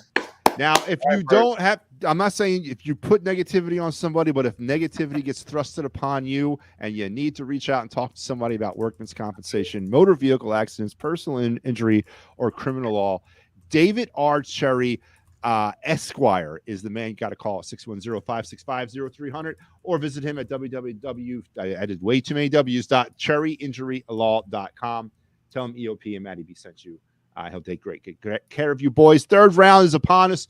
Right now, give me your assessment of the draft in general, not necessarily from an Eagles point of view. Dives, what's your thoughts so far as we enter the third round of this draft? It's been crazy, man. It starts with the pre-draft process. Then it goes into like post, college football playoff and to now. There has been the widest, most variable takes on a lot of these prospects you could ever imagine. You go to Draft Network, you go to PFF, you go to me, you go to Shane, you go to Mark. We're all over the place. Well, actually, us three are pretty close. But you go to different like major scouting sites, all that stuff, and they're just all over the place on these prospects. We're seeing it tonight. We're seeing it yesterday. We're seeing it last night. I'm just blown away by some of the evaluations on these players. And I'm not saying I'm a great scout by any means. I'm not. I do this. This is my passion. But these are wild. Like Luke Schoonmaker, Mozzie Smith. Like some of these draft selections are really mind-boggling. And I don't know. It is a weak draft. No question about it. But some of these selections really make you think. Oh. So the pick is in. Chicago's pick is in. I mean, the Eagles are on the clock Give us with pick number 65, waiting on the pick for the Bears. Oh wow, Brian Cushing's still on the juice. I didn't see this. You guys see he announced the pick for the Texans, looking more steroided up than ever. Didn't they just draft Juice Scruggs? Wow, Oh my God, that can't be made up. that's unbelievable. Love it. Wait, Steven says Trey Wingo. Coyle also wants Ringo and Darnell Washington. Steven says if we get Washington, I will handle a forthcoming. All right. All right.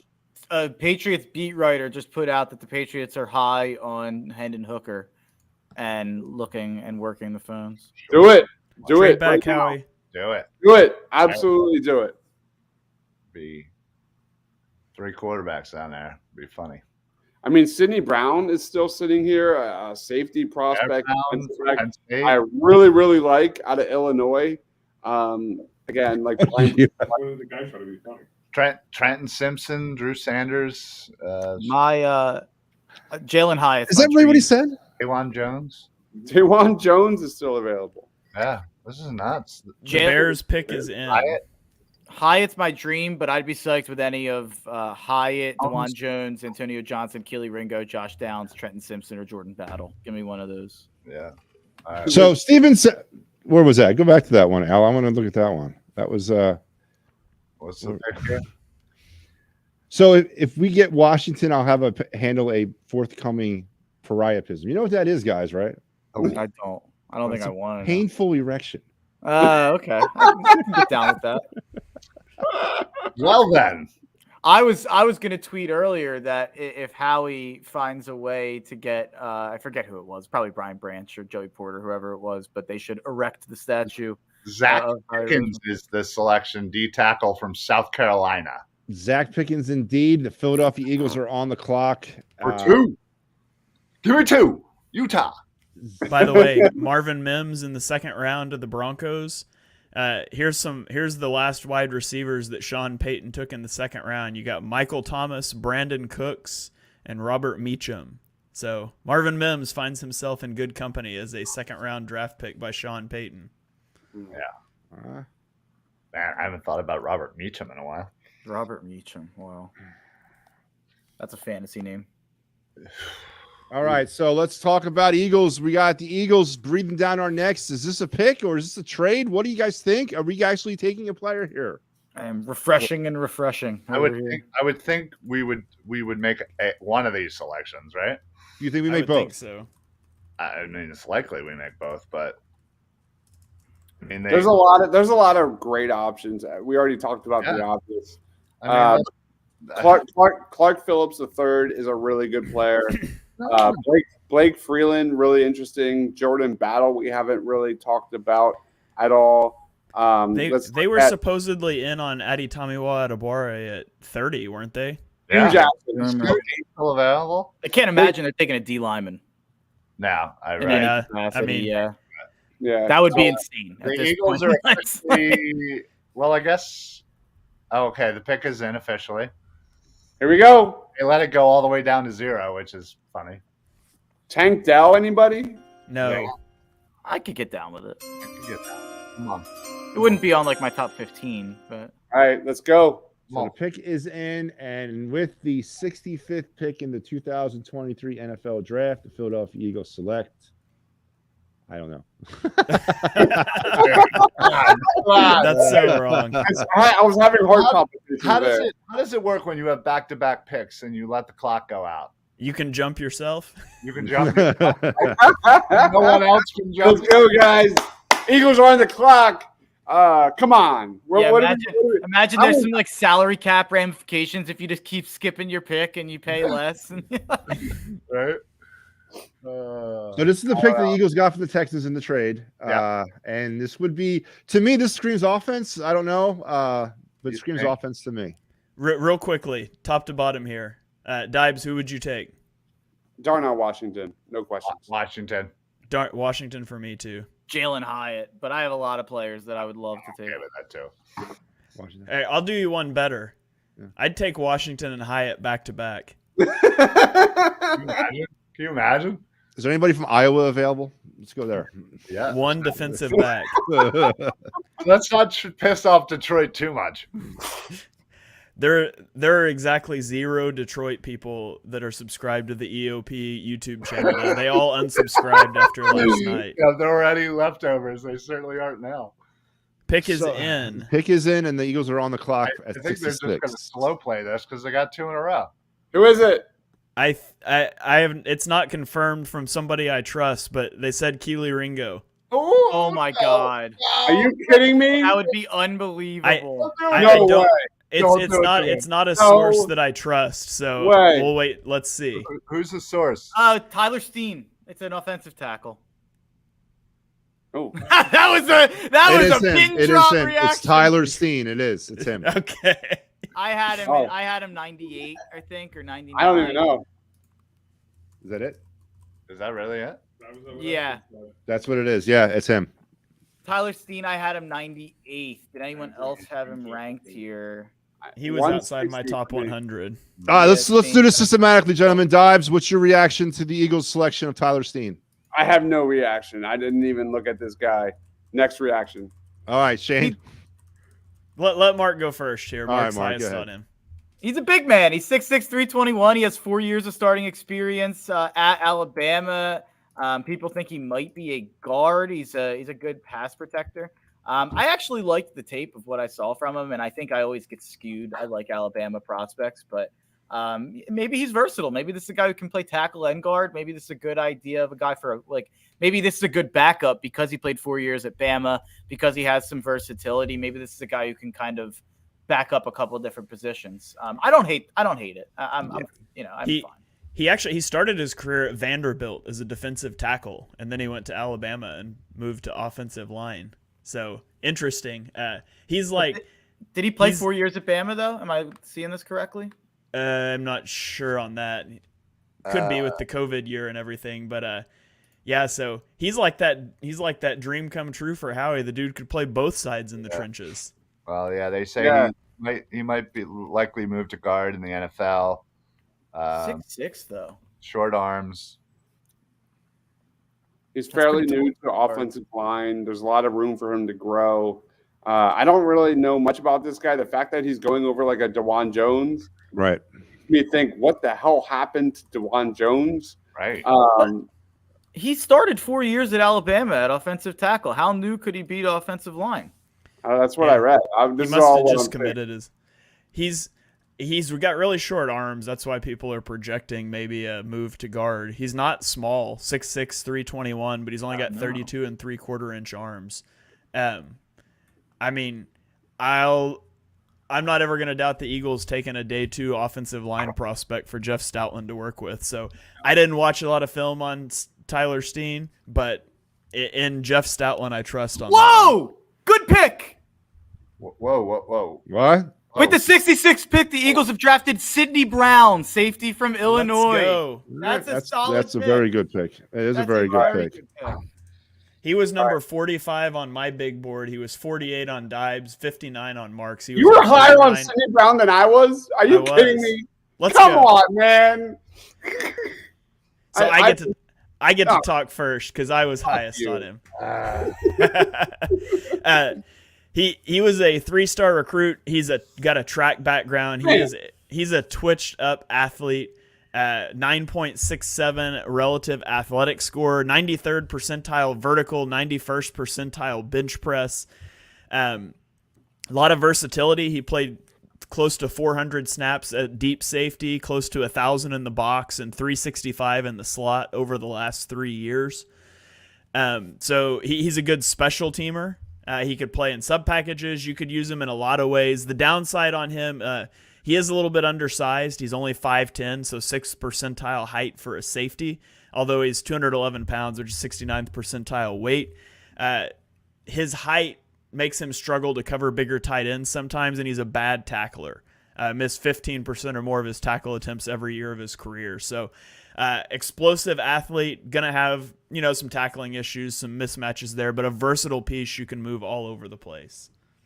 I mean, and my turn.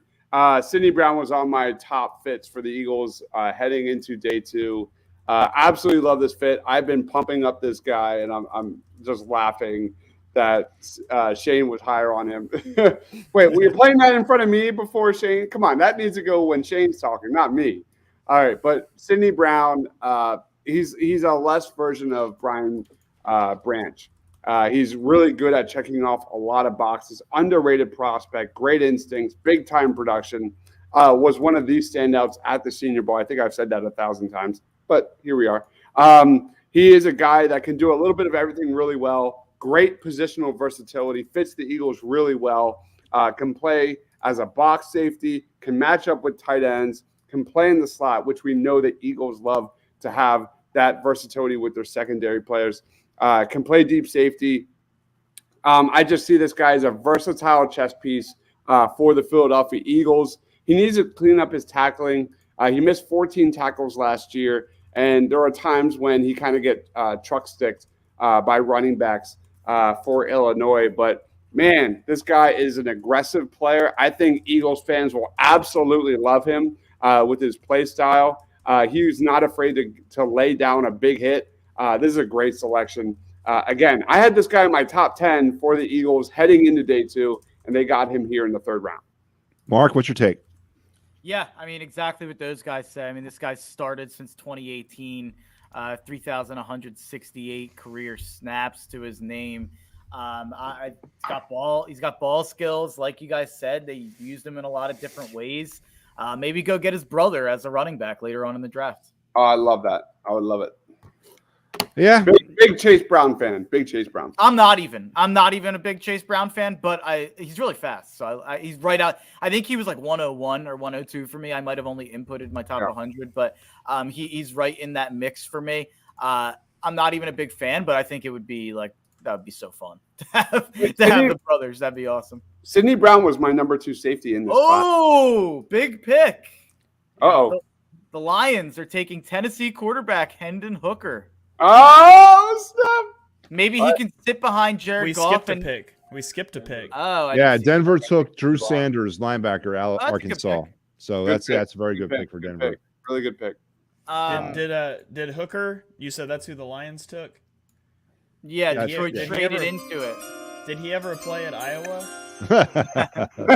They played at Virginia Tech before Tennessee, which I don't have a joke there. But the Lions traded up to take Hendon Hooker. Maybe they can let him sit behind Jared Goff, let him develop, and then they can throw him out there when he's at the ripe old age of 40. Or 2 or 3 years from now, he'll be a senior citizen.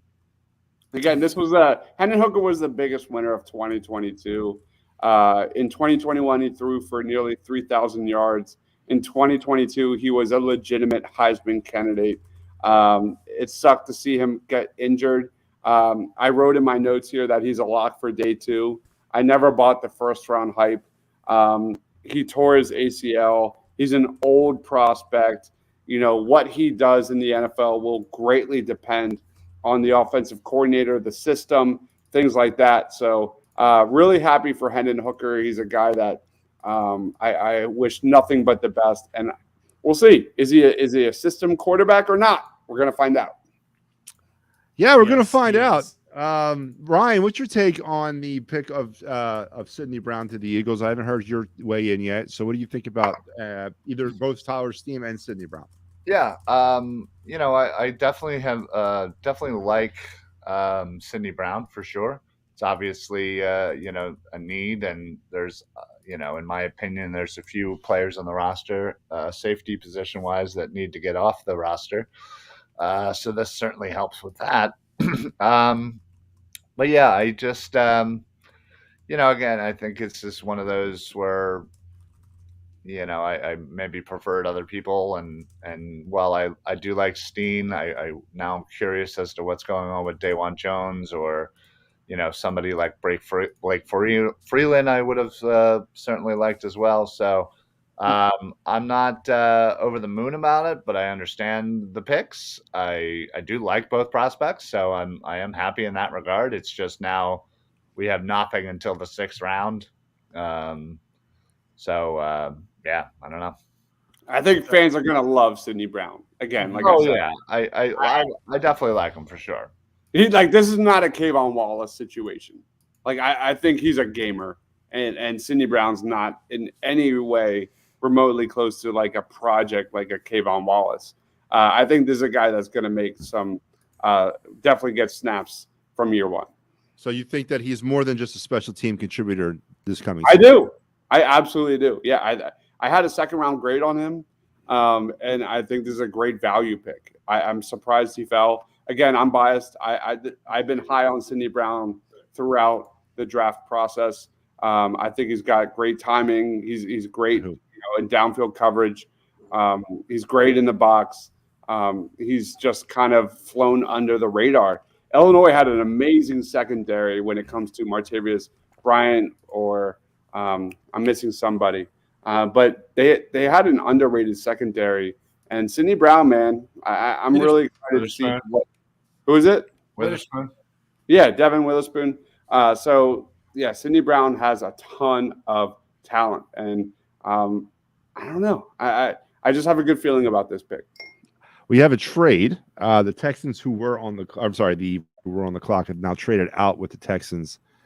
So Houston should be on the clock right now as we await.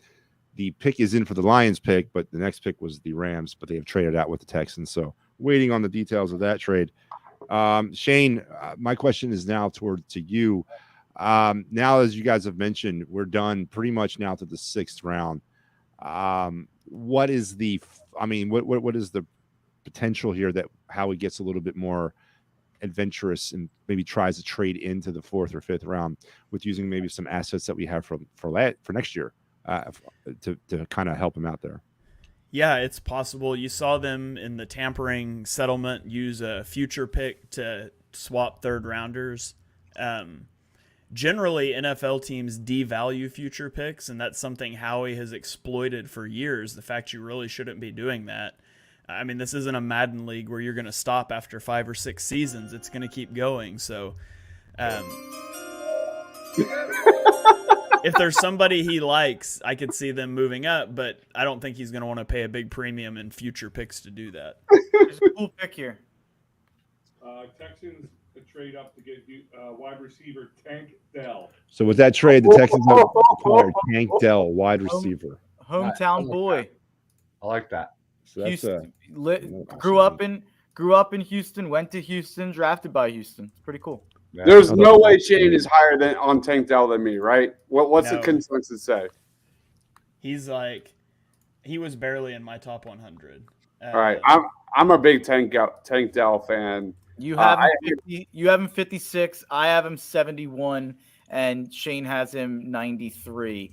I compared him to Jalen Darden. If Jalen Darden didn't exist a couple of years ago and literally make no impact over the last couple of years, I'd probably be in love with Tank Dell. But I've learned my lesson. Tank Dell was really fun to watch. Led the nation in touchdowns last year.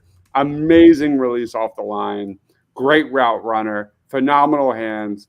Dude looked like a man among boys at the Senior Bowl. 4.49 40-yard dash.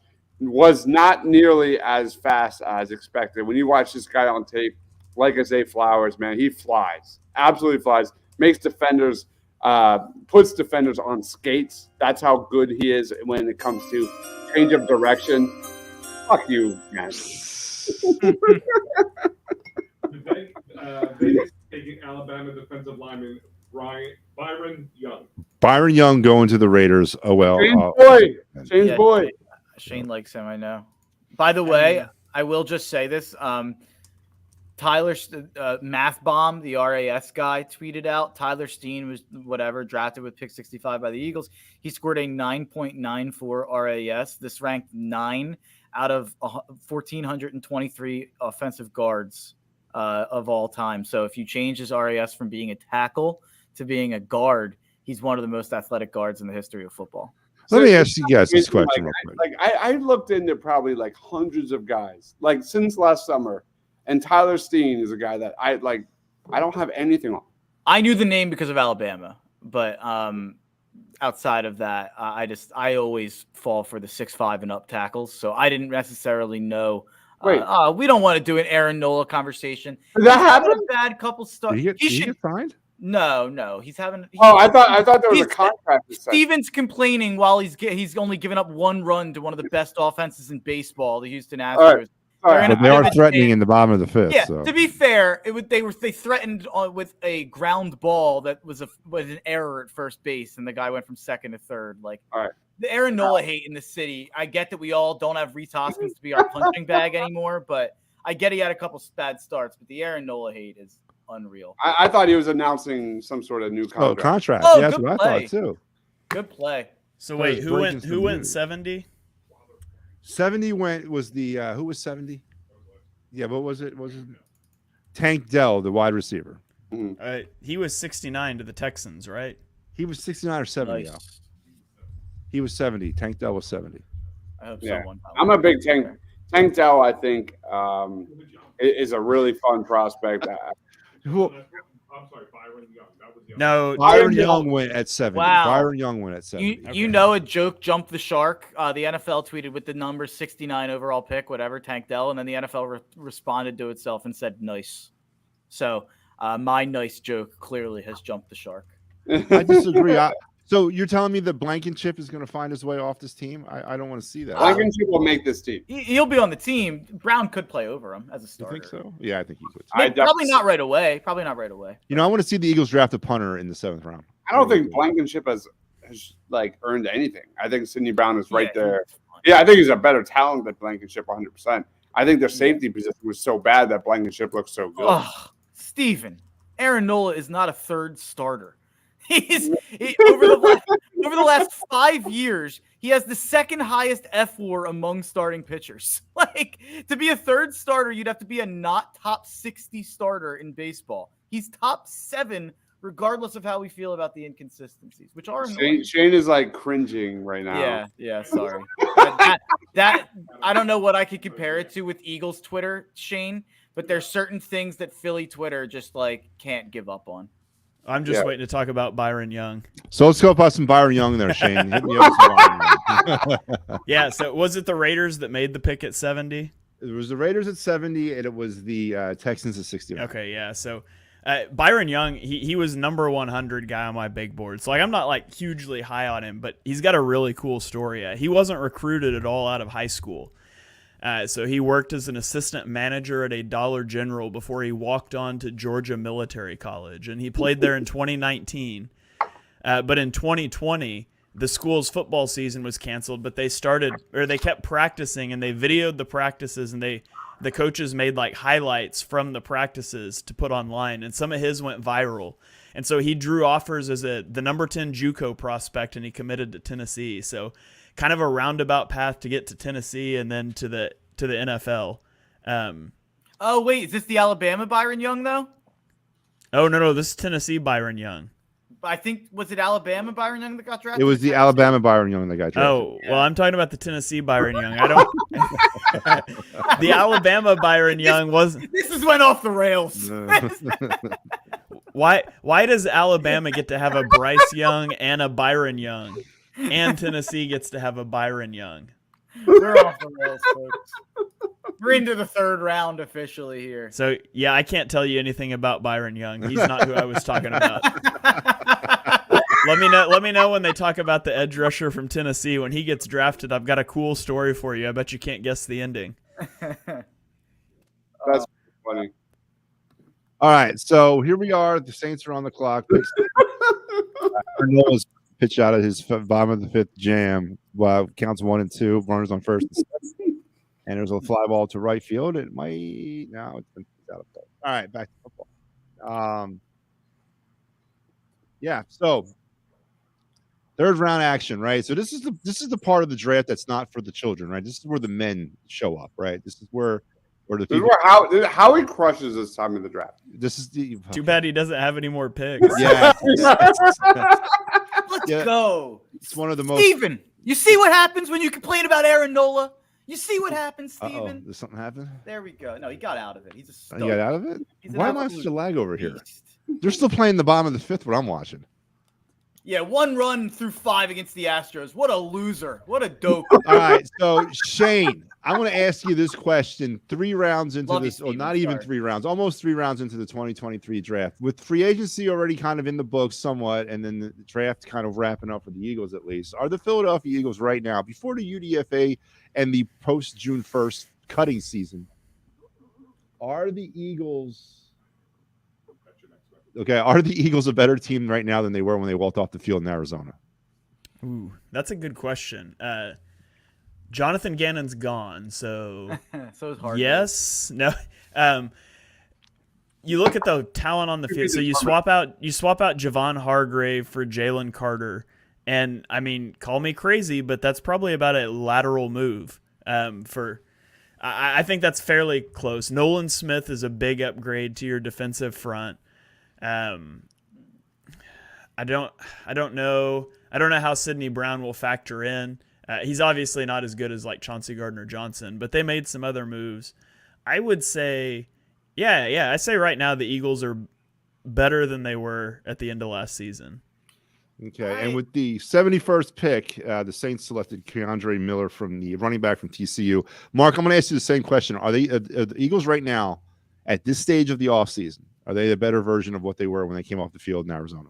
I lean no, and I don't think that that's a problem, but I lean no. I see what Shane's saying with Carter and Hargrave being lateral. I think that's asking a lot of Carter right away for them to be lateral. Hargrave was so good last year.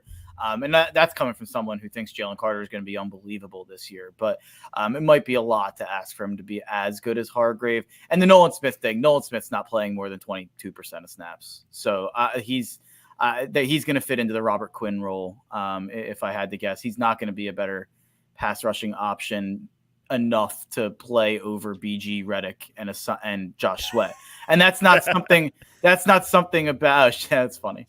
That's not me being negative on Nolan Smith, because I actually do think he's got the chops to eventually be an elite pass rusher. But in year one, we have 3 elite pass rushers like in Brandon Graham, Josh Sweat, and Hassan Reddick. So it's just going to be hard for him to get a ton of snaps.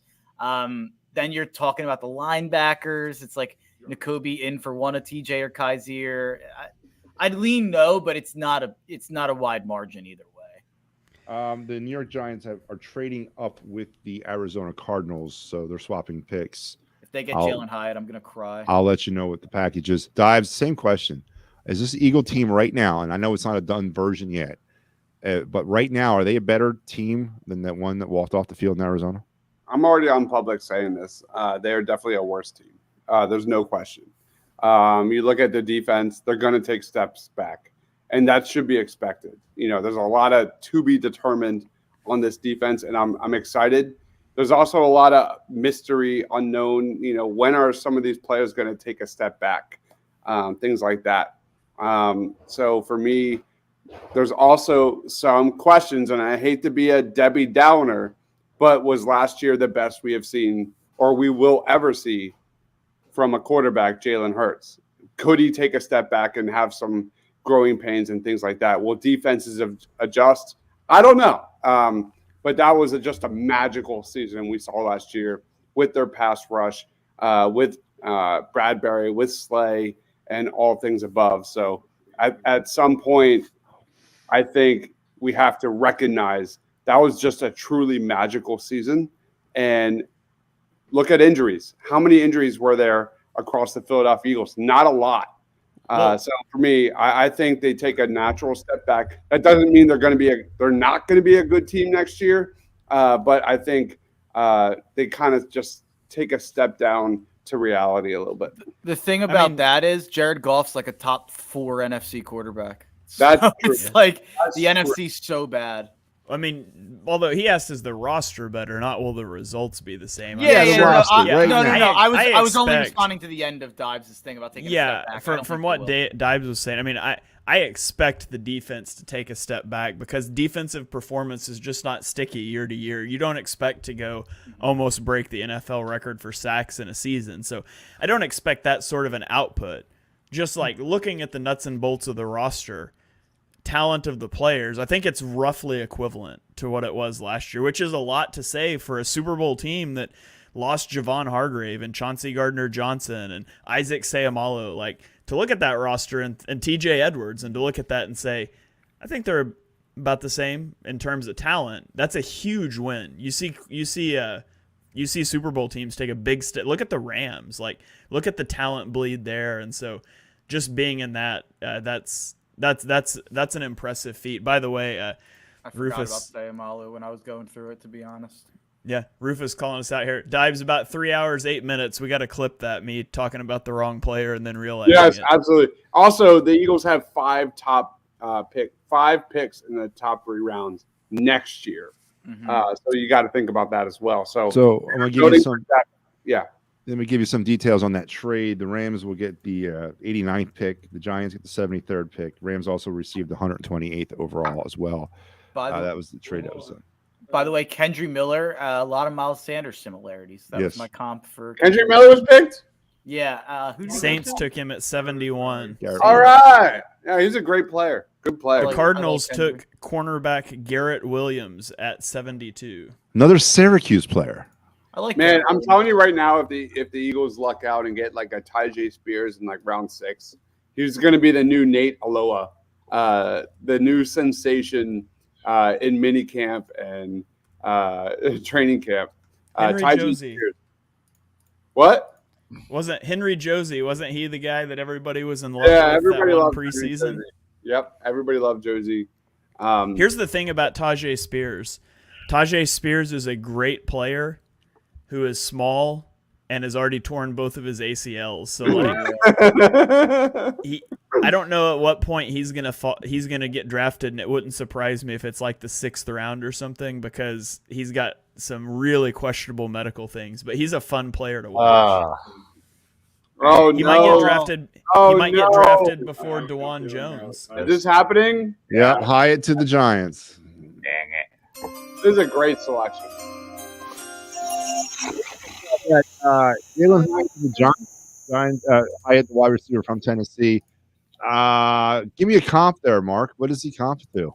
Deshaun Jackson. Ooh, now that's an interesting pick because it's an NFC East team. I want to know what your reaction to the.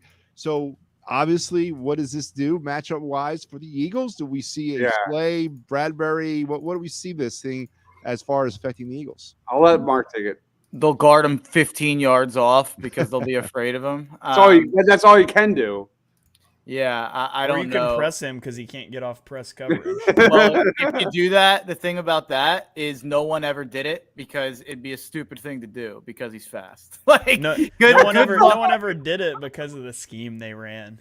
Oh, he ran about like how many thousand plays did Jalen Hyatt play in? I think they figure out a way to get up on the line if he wasn't the fastest player on the field every single time. It's just not going to be feasible to press Jalen Hyatt because you have to get help over top if you're doing that. And if that's the case, you've already won. If you're pressing Jalen Hyatt, you have to have help over the top. How did the 49ers stop the Dolphins? They pressed Tyreek Hill and Jalen Waddle. You're telling me that you can't press? That was a one game scenario in a situation where Tua was like already banged up. But yeah, I mean, San Fran had the best defense in football with by far the best middle linebacker in football, who allowed a lot of things to be possible, especially in the intermediate routes. That's not something that's repeatable game to game whatsoever. I mean, I don't think your middle linebacker has a lot to do with pressing a wide well, receiver. that takes away a lot of options on the middle of the field and short intermediate routes, so you can press away from that. Shane, what's your thoughts on Jalen Hyatt? Do you like this pick for the Giants, and how does it affect the Eagles? I mean, I was lower on Hyatt than other people. He's really explosive. He had 8 touchdowns of 20-plus yards, which was second in the NCAA. He's a really good deep threat, but he was a deep threat in an extreme spread scheme. And so that doesn't tend to translate well. He's not a well-rounded route runner. It's all deep stuff. And I mean, for the Giants, they need pass catchers, and so that's great. And it's not a good draft to need a non-slot receiver, but all the Giants have are slot receivers, and they added another slot receiver in Jalen Hyatt. So we'll see how the fit works out. I mean, I think it's a good pick for the Giants. It's sad. It's a travesty that Dave Gettleman doesn't run the Giants anymore, and they make good picks. Well, if University of Tennessee wide receiver wasn't good enough, we got a back-to-back selection from the University of Tennessee. Yep. Cedric Tillman now to the Browns. What's the comp on this on Cedric Tillman there, Mark? Do you have one for me? I don't know if I did Tillman. Let me take a look. Okay, I did. 2020 Corey Davis is what you had down. Yeah, I like Tillman. He's probably the guy who plays biggest among any of the receivers in this class. So if you're looking for a true X who's kind of going to play as big as he is, Cedric Tillman's that guy. Back to Jalen Hyatt, though. Cedric Tillman should have been the pick for the Giants. Shane is such a hater. It's unbelievable. Just for reference, guys, Shane wasn't watching college football this year when Jalen Hyatt took over the country in October. So I think that there's a little bias by me as a college football watcher and a little bias by Shane as a guy who comes in and looks at the numbers pretty astutely. And Shane knows, but that's not anything about Shane. This is a specific scenario because I think everyone who watched those Tennessee games against Alabama and watched those October games, it's hard to forget the fact that he put 6 catches, 207 yards, and 5 touchdowns and took over the biggest game of, that season maybe on the biggest stage against a secondary that has Brian Branch, Eli Ricks, and Jordan Battle. So I'm probably overcompensating and overreacting to how much I loved watching Jalen Hyatt throughout the season last year. But I do think it's absolutely ridiculous that he slipped to the 3rd round. I will just say Brian Branch, slow. Jordan Battle, slow. Who was the other guy you said? Eli Ricks. Slow.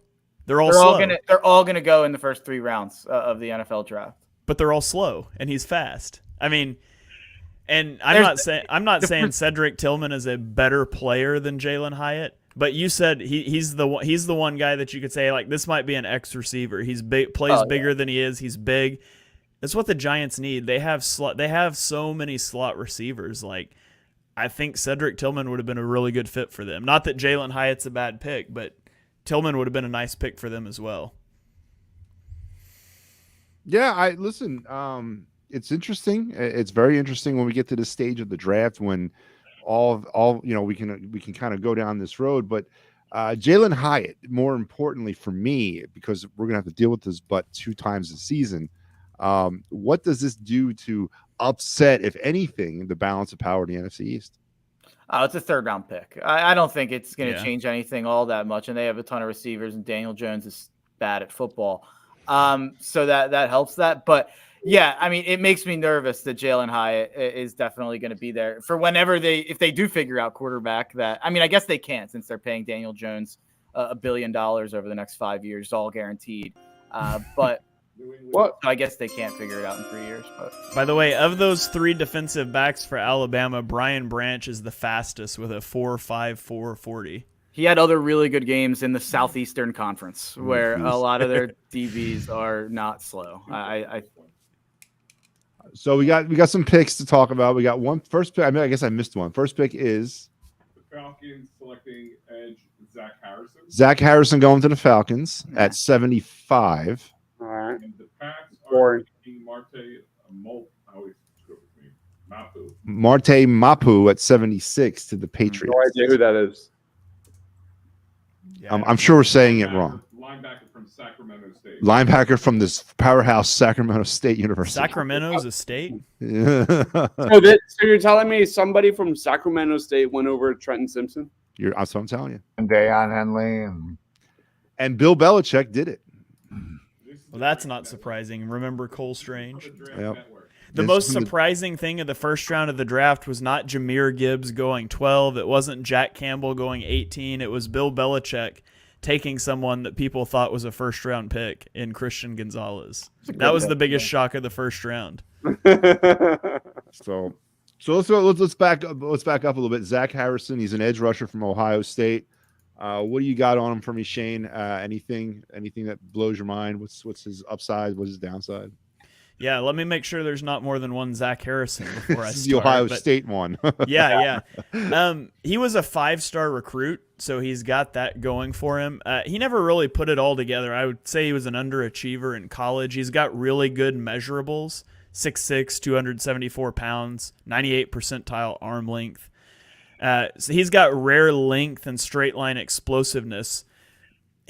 He creates advantages early in reps, but he's not really able to capitalize on those. The best trait, I think, is he does a really good job of getting his hands up into passing lanes. He had 4 pass deflections this season, but he only had 3.5 sacks. He's not very bendy, a little slow to fire off the ball. So he was a 5-star prospect for a reason, just never really put it all together. So the Falcons are betting that they can get it all. They can somehow, the team that can't get sacks to save their life, can somehow teach him how to rush the passer and put it all together. Does this make sense for the Falcons at 75 to take a project in Zach Harrison? No, I'm not a big believer in Zach Harrison. I mean, like Shane said, he's a great prospect, but I'm trying to think of who the Ohio State defensive end who made a much bigger impact than he was. I'm trying to remember his name. JT Tuamaloa, is that it? Anybody? He had like 4 turnovers against Penn State. I think it was Penn State where he had like a fumble recovery for a touchdown, a pick 6 for a touchdown, things like that. But Zach Harrison was a guy that I came into 2022 really high on, and he just was. I mean, he could have won the draft last year, and I remember covering him. And this year, it didn't really move the needle at all. So Zach Harrison's a boring prospect. What do you got for me, Mark? Anything you want to talk about, Zach Harrison? No, but Daniel Jeremiah just said Marty Mapu is my favorite player in this entire draft. The Patriots are getting an absolute playmaker. That's fun. So here's the bio on Marte Matu. I don't even know who that is. He's the guy that from Sacramento State that just went to the Patriots. Yeah, I'd heard the name before. He's a non-combine invitee, 6'3", 217-pound linebacker. What do you do with a 6'3", 217-pound linebacker? The Patriots, apparently, I don't even know what this means, but Ian Rappaport says an athletic hybrid type took like 50 visits. What does that mean? You visited 50 teams? There's only 30. Shane! Maybe he went to the XFL too. Yeah. Shane, Byron Young, the real one this time. Let's go. To the Rams. You guys are never going to believe this, but Byron Young wasn't recruited out of high school. And he worked as an assistant manager at a Dollar General before he walked on to Georgia Military College, and he played in 2019. But in 2020, unfortunately, their season got canceled because of COVID, but they kept practicing because it's what you do. And their coaches put highlight packages up. One of his went viral. He ended up getting offered by Tennessee, and he took a roundabout path to the NFL. But now he's here for real this time, Byron Young. He was the number 100 player on my big board. So what is that story? What again? Is this another piece in the rebuild of the Rams? Is this a foundational future draft pick? I mean, this is something they're hoping that kind of yields for the future, not necessarily today, but maybe 2-3 years down the line. Well, he's already 25 years old, so I don't know that it's your best. Jeez. I was higher. AARP member, man. Good God. I was higher than Shane. I had him. This is a funny little fun fact. I had him 77, and he went 77th. Oh, nice. Good call. There you go. Very good call. All right. So the Packers are on the board now at 78. Their pick is in. We're waiting to hear what it is. If anybody gets it, please pipe up. I'm guessing it's somebody with the first name Luke or Lucas, as they've already gotten 2 out of 3 draft picks. There you go. And Luke or Lucas. They have a type. Keep with that flavor. So let's get back to Marpe Mapu. I'm intrigued by a 6'3", 217 linebacker who visited 50 Packers teams. pick is in. Oh, the Packers. Tucker Kraft. That's a great pick. Tight end, South Dakota State. Dives. Give me something on Tucker Kraft. Tucker Kraft, man, if there was anybody you would compare to a Dallas Goedert, let's talk about Tucker Kraft. This guy is right up there in the. I think he's underrated because he's kind of a mist of one of the best tight end groups in history. 6'5", 255 pounds, great frame, big time receiving threat because of that frame. This guy has great athleticism before and after the catch. He's got a really good motor. He kind of struggles against, good coverage against bigger defensive backs. He needs to be more aggressive against more physical coverage. But talk about a well-rounded tight end with big-time upside in the passing game. That's why I compared him to Dallas Goedert. I gave him a day 2 grade, and I'm really happy for him. South Dakota, baby. 6'5", Tucker Kraft. Let's go. What do you got, Shane?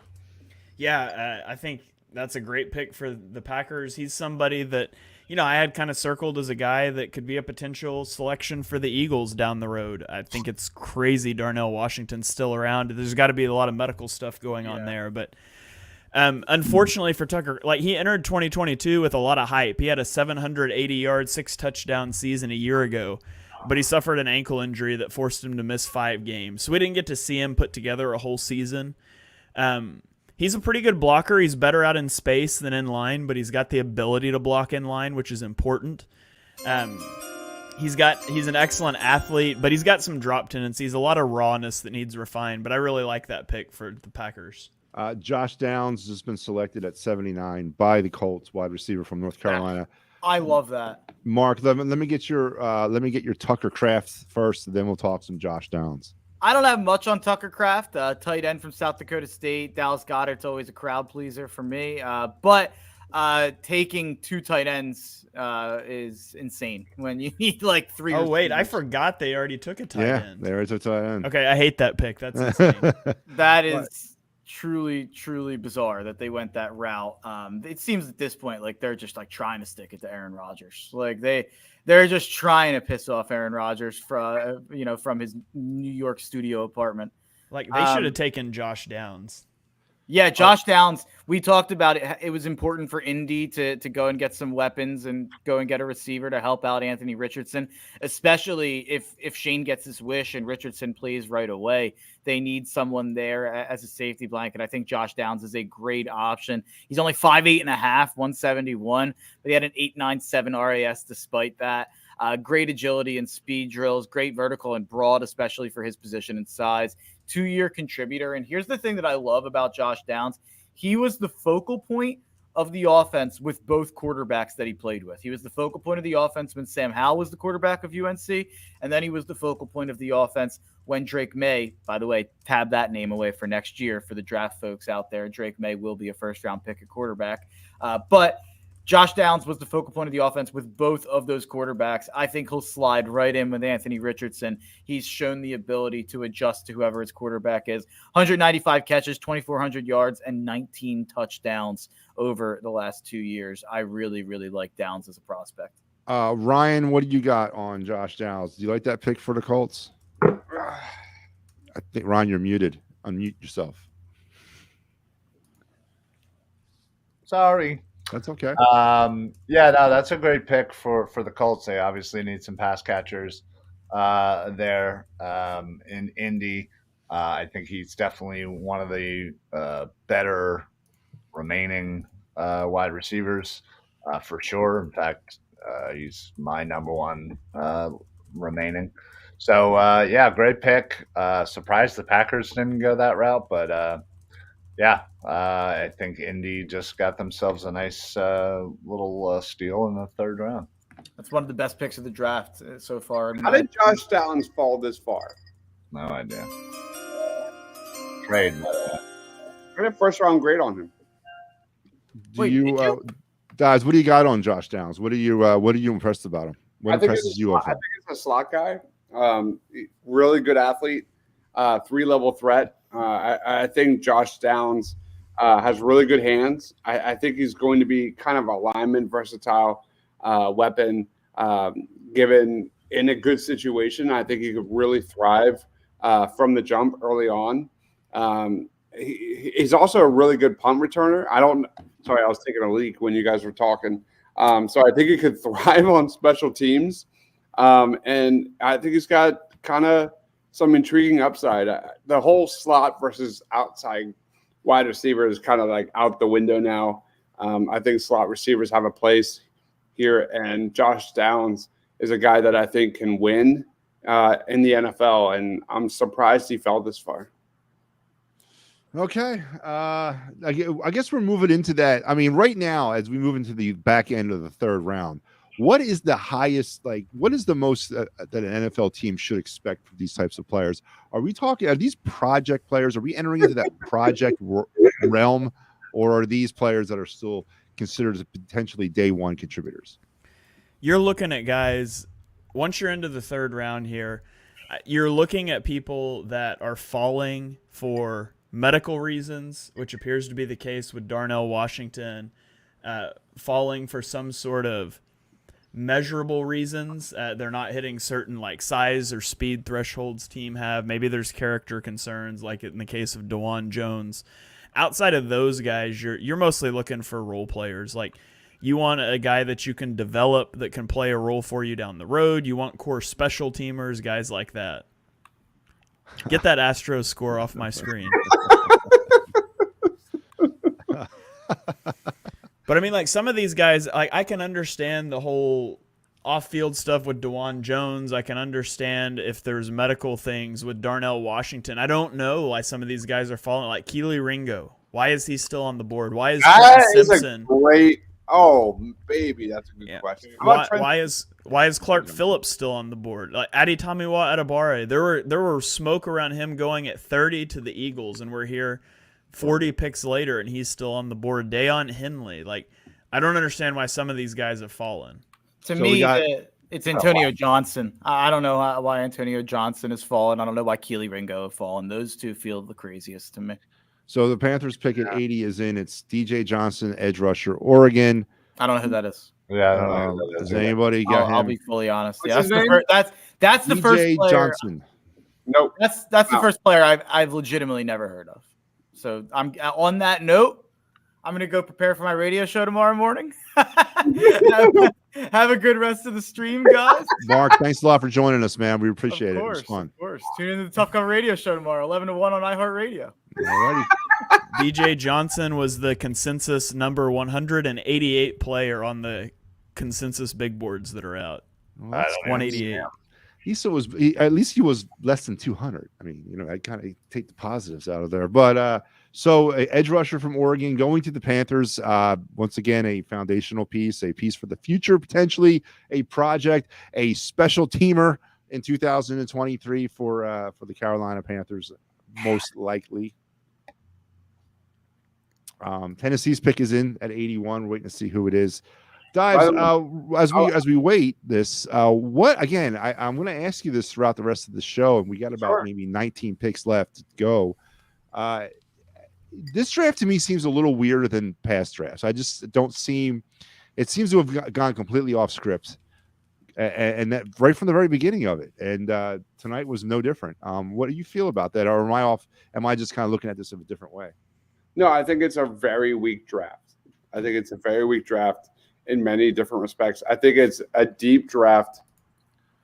I don't even know how to explain it because even day two has been such a crapshoot. By the way, quick Rufus, Michael Wilson is also one of my favorite wide receivers. I would love the Eagles to get him. He's definitely underrated. But I think we kind of already touched on it. Like scouts and stuff, experts have been all over the place with these prospects. There's always been, at least on my perspective, a clear like blue chip ranking when it comes to Will Anderson, Jalen Carter, guys like that. Like I had Jalen Carter number one on my big board, and I watched a lot of Georgia last year. And then I had Nolan Smith at number 10 for the Eagles. So you ended up the first round with my number one, a guy that I think the Eagles should take at number 10, and at number 30. And then you get a guy like Sidney Brown, who I had, a top 50 grade on in the third round. I think Sidney Brown has really intriguing upside, a guy that really fits the Eagles system very, very well, especially in the slot and in the box. So I think the Eagles are doing really well. But going back to your question, sorry, there's a lot of Tito's in my blood right now.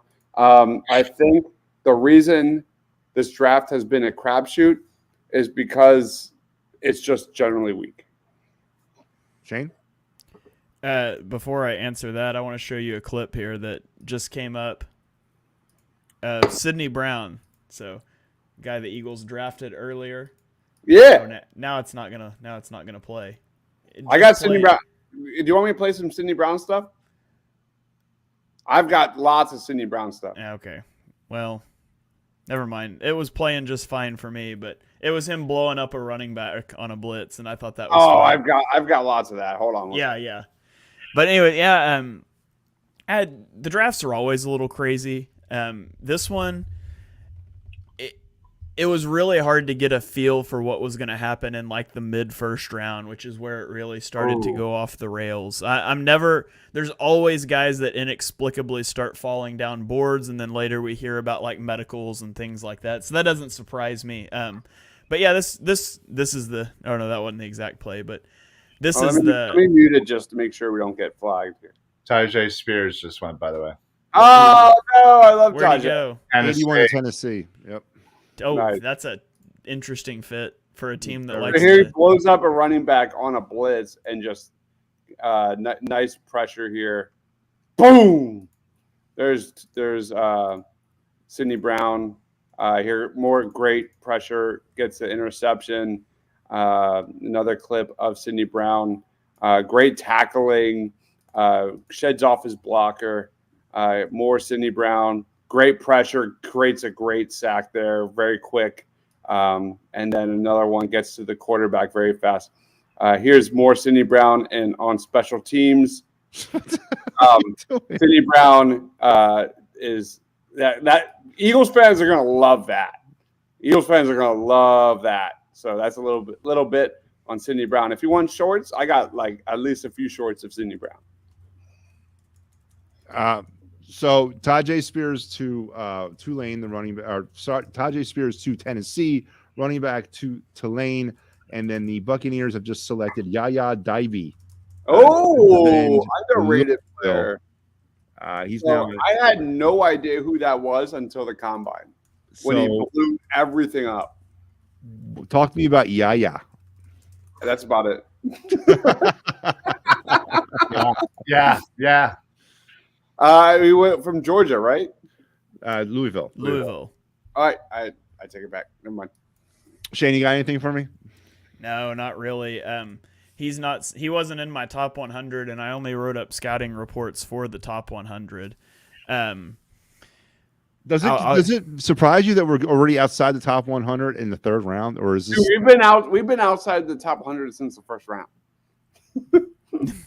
Yeah, not really, because I feel like, so when I do grades, I try to at least get it close to I had 28 first round grades, and there's normally 32. There's 31 picks this year. I try to get it at least close. I'm not going to force it, but I try to get it close.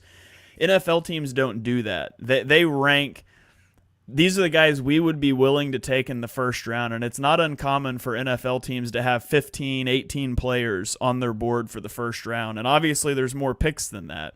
Right. Then you get into second and third rounds, it's the same thing, and kind of honestly, the goal for NFL teams is to take guys they had second round grades on in the third round and third round grades on day 3, and that's just sort of how it works. And so it doesn't surprise me that teams have zeroed in on guys that they were just off a consensus. They fit a particular role for a team. A scout really liked this guy at his game in September that he went to, whatever, and they've done a lot of work on these guys. And so it always kind of plays out like this. There's always guys the draft community loves that fall, and there's always head-scratching picks that, there just weren't guys that were on our radar. We got a trade. The Broncos are trading with Seattle. They're going into the 83 spot. They are on the clock, and their pick is in currently. Yeah, I agree with you, Shane. I do, but I don't remember it being this obvious, this fast in recent years, especially when it comes to the Eagles. Well, first of all, for the Eagles, I really do like the fact that I don't want to say he's listening to the fans, but he's making the picks that make sense, from programs that make sense. So, but you're right, it's gone completely off the rails. You look at let's talk about just positions of need for the Eagles. Jalen Carter, boom, he's going to get snaps from the jump. Nolan Smith probably won't get a lot of snaps from the jump, but I think fills a big need in year 2, year 3. You look at Steen down the road. You look at that position, maybe right tackle or interior offensive lineman, and then you look at Sidney Brown, safety. Those are all arguably the biggest needs for the Eagles. The only thing that's really missing, I think, is wide receiver, especially slot wide receiver. So I think that's probably where maybe Howie could potentially trade up and get someone in the slot, because the draft is pretty deep in that area. So let's talk about what remains, and then not necessarily in the 6th or 7th rounds, but one thing that I've been very impressed with Howie, and I've gone on record by saying this, is that he seems to really do well in the UDFA market, and he really seems to be able to find a lot of good UDFAs. And I'm almost to a point where we may be addressing some key positionings with the UDFAs this year, maybe possibly running back in that 4th or 5th wide receiver, as you mentioned. Is there any players that you see at this time? And I know it's really hard to check out in the 3rd round, but I just last year. I was a big Carson Strong guy. I really was. I really wanted him to work out, but and he was a UDFA. I'll give you two.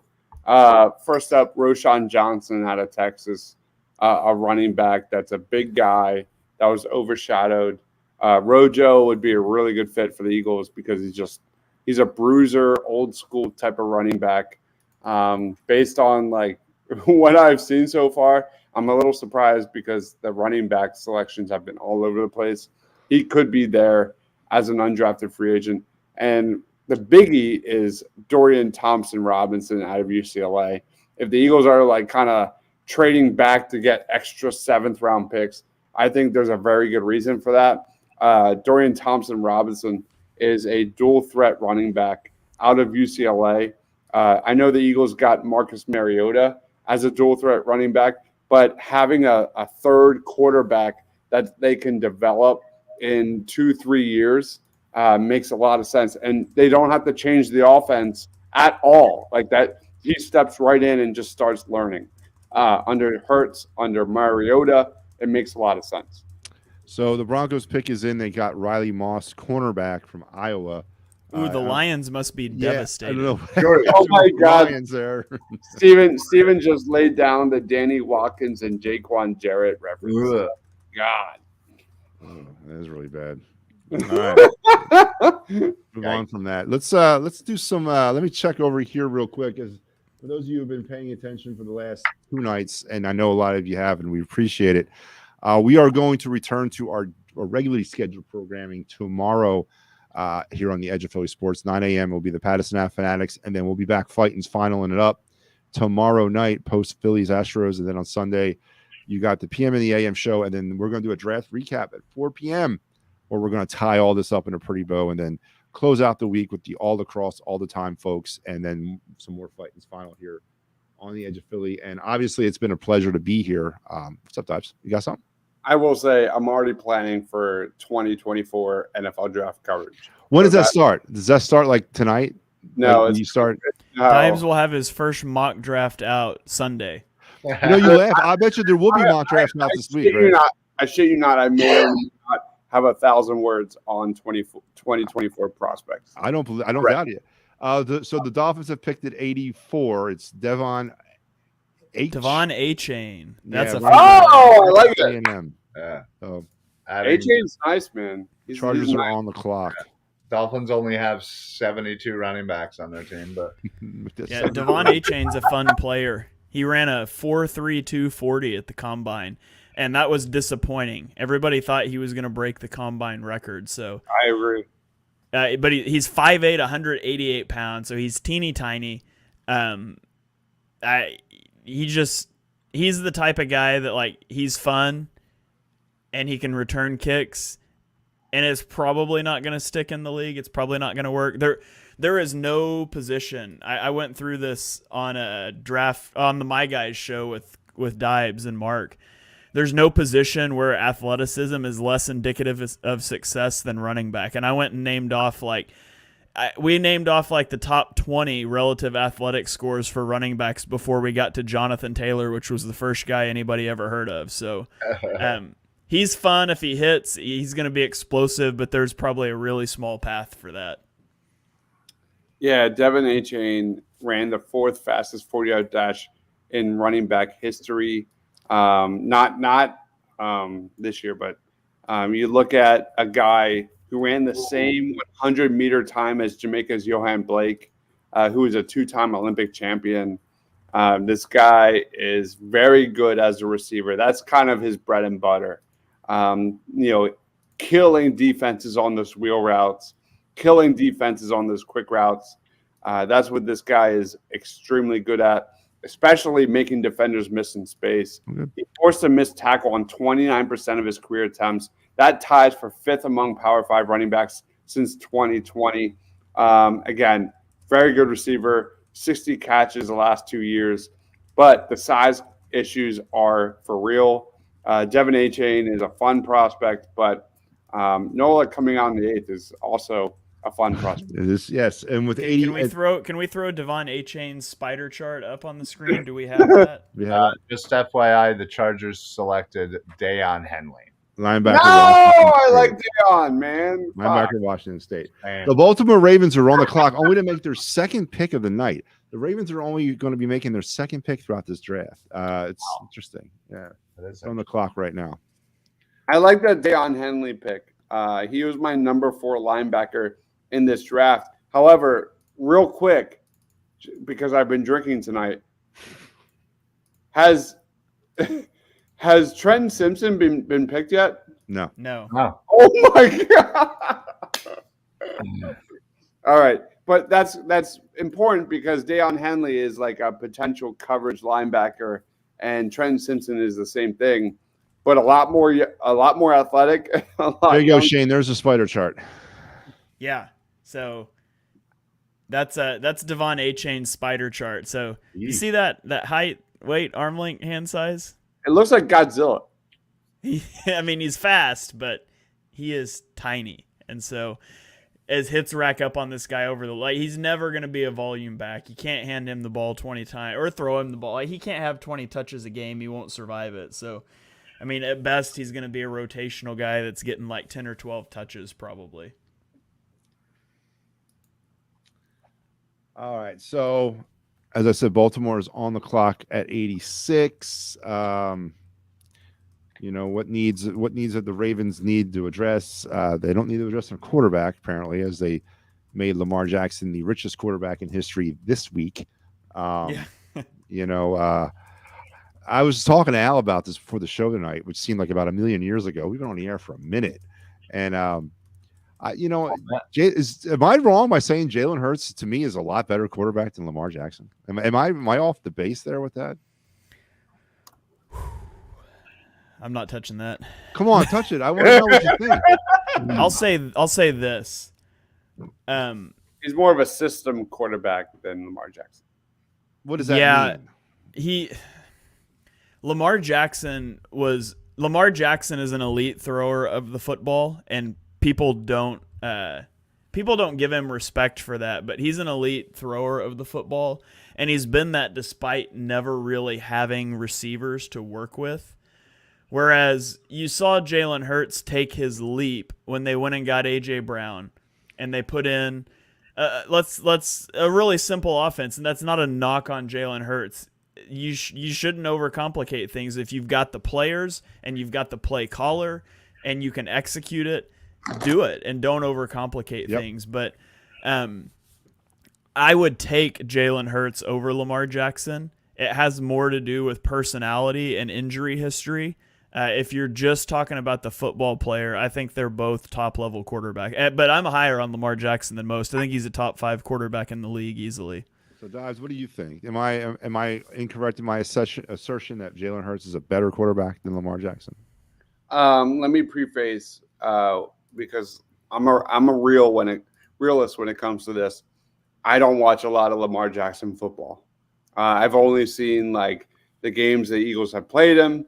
I've only seen the highlights. So I am an unfair critic when it comes to, analyzing Lamar Jackson. What I've seen, he's an extremely talented. And what I see from Jalen Hurts, he's benefited from an elite offensive line, arguably the best ever. He's benefited from a duo of wide receivers that are if not the best duo in the NFL. One of the best, arguably the best tight end in NFL. There are things in place for Jalen Hurts, like Nick Sirianni, Shane Steichen, that have done really well to make them feel comfortable. Like, we don't talk about enough how this Eagles coaching staff has put him in place to succeed. And to Jalen Hurts' credit, he has run with it. So for me, I don't want to answer this question. It's really hard to answer. They're neck and neck. If I had to say a definitive answer, I'd say I'd put my money on Jalen Hurts, but I would say Lamar Jackson is a pound for pound more talented quarterback. So are you saying that Jalen Hurts has benefited from a better scheme and better personnel, but not necessarily from better talent? Jalen Hurts has had better of everything in that regard. He's had better coaching, better scheme, and better talent around him, in my opinion. I'll agree. There's no question about that. Yeah, I'll agree with that. All right, the Ravens did select at 86 Trenton Simpson, linebacker out of Clemson. Wow, there he goes. Well, still no more weapons for Lamar Jackson. So, but you know what, building up that defense. But here we go. That's the most Ravens pick ever. It really is.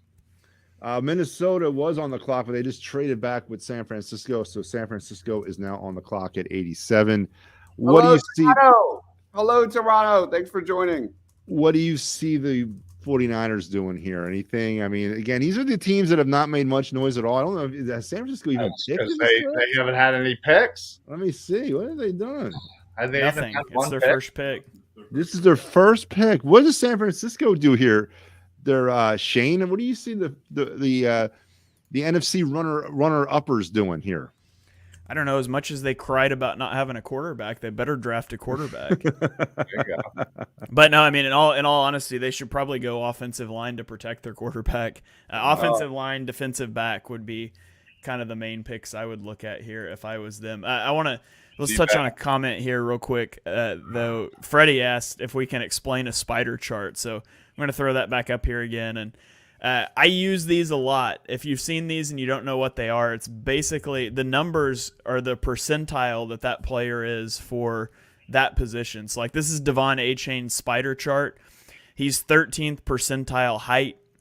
We can't see the weight, but he's 3rd percentile weight. So that means, 97% of running backs are heavier than Devon Achane, but only 2% of them ran a 40 faster than him. So it's just it's something you can use to look at just to kind of quantify a visual for the visual people out there. So when you see these floating around Twitter or wherever you go read about prospects, that's kind of what it's talking about.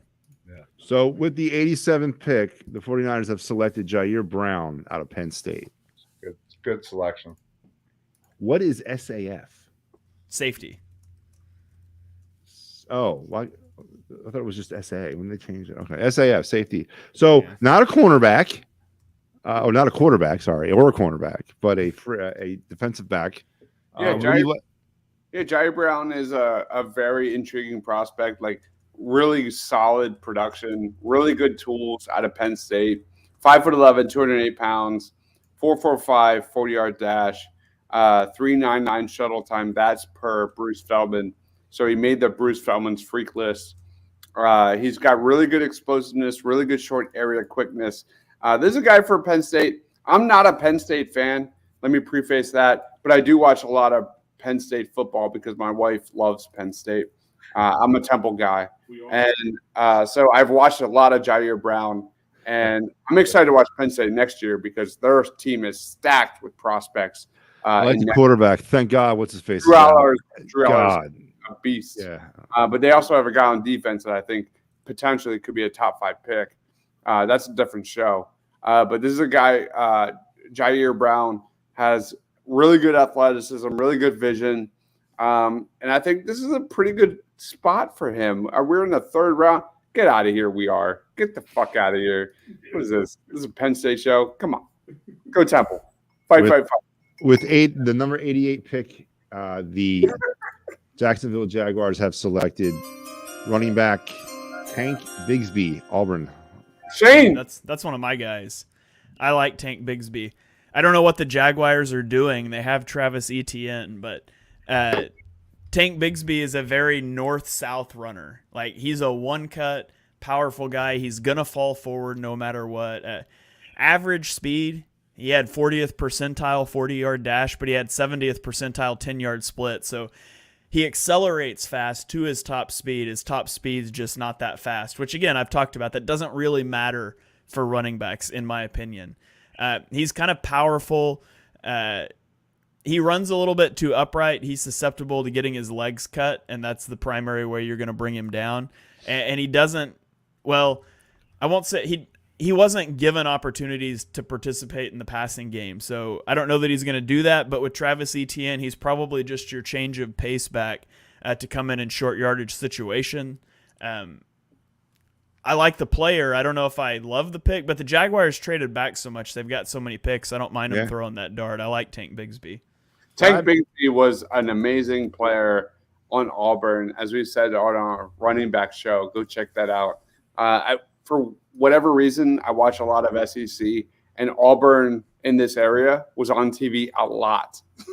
So I watched a lot of Auburn, and Tank Bigsby was routinely one of the best players on the football field, most likely in that change of area direction. This guy can go left to right. He also is a physical runner. He can go north to south. This guy has true 3-down running back potential, starting potential at the next level. He's really good has really good patience as a runner, tough runner, good power, good straight line speed. And I think this is a great selection. Is a really good value for where he's selected. Ryan, what about you? What you got? What do you got on Tank Bigsby? What's your take on that? Yeah, no, I agree. I'm a big fan of Tank Bigsby, especially considering where we are in the draft. There's not a lot of great running backs. Obviously, there's a few still left on the board here, but I think they got the best available. I'm not really sure why they would need a running back. Don't think that's necessarily a high priority need for them, but I guess they feel like they need somebody to kind of back up ATN, and they got like Shane said, a very north and south runner, but good one at this, like I said, at this late end of the third round. So with the 89th pick, the Rams pick is in. We're waiting on the announcement. The Dallas Cowboys are on the clock. So who do we think is starting at right guard for the Eagles next year? Probably looking at a training camp battle between Steen and Cam Jurgens, I would Right? assume. That's got to be it, right? I mean, I guess you can throw Jack Driscoll in that too. Jack Driscoll's played right guard before, but yeah, I think guys. I think it's Jurgens' position to lose. At this point, again, I'm not the person to ask about Tyler Steen because I didn't look into him, and I'm not going to pretend like I did. But for me, Cam Jurgens showed me enough during training camp, during preseason, that he might have just this much leg up on Tyler Steen. Yeah, agreed. So my thing about Jack Driscoll, and he's the most – I really was high on him coming out of Alabama, but he doesn't seem to be able to stay on the field. He's consistently dealing with nagging injuries. I'm not big on Cam Jurgens. I would like to see Driscoll do it. He's played it before, as you guys said. I like Driscoll there. I think he's the future, honestly. I don't think so. Yeah. It's Cam Jurgens. And do you ever try that beef jerky? Because I did. And if you ever tried it, he's starting for me. I tried to order some during the draft, and they sold. I don't know how you got it, and I didn't. So all right. Here's a fun fact. So literally day 2, me, Shade, and who else was it? Was it Rob? Yeah, was it Mark? Or Mark. All right. So we're watching this, and literally on the TV, Cam Jurgens gets picked by the Philadelphia Eagles, and on the selection, they announce that he has a beef jerky company. So we go immediately online, and it was me, Shane, and Mark, and we rushed to get beef jerky. I ordered a shit ton, and I got some. Shane didn't. It literally sold out in like minutes, and we ate it like probably. I think we just got drunk and we ate it within probably like one weekend. Fun fact. With the 89th pick, Los Angeles Rams. It was there. Yep. The Los Angeles Rams select defensive tackle Kobe Turner from Wake Forest. I got nothing on Kobe. Anybody got something on Kobe Turner? I got nothing on Kobe Turner. Or Wake Forest. What state is that in? Yeah, he also was not in my top 100. So we're kind of to that point of the draft. He's like, I don't know. He's just kind of average build. He's not like super undersized, but he's got short arms. I do remember that. That's really about all I remember, though. I remember he had really short arms. Kobe Turner is a defensive tackle, right? Yes. All right, so let's look at the defensive tackle spot. Oh, going fast now. The Dallas Cowboys pick is in. I'm waiting to give it to you because I don't have All right. it. Defensive tackle wise, let's see. Dexter was picked. Kobe Turner is 146 on the mock draft database big board, consensus big board.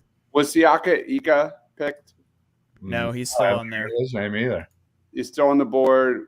Tooley was picked. Mozzie was picked. Jaquelin Roy, was he picked? Nope. All right, so Roy is still on the board.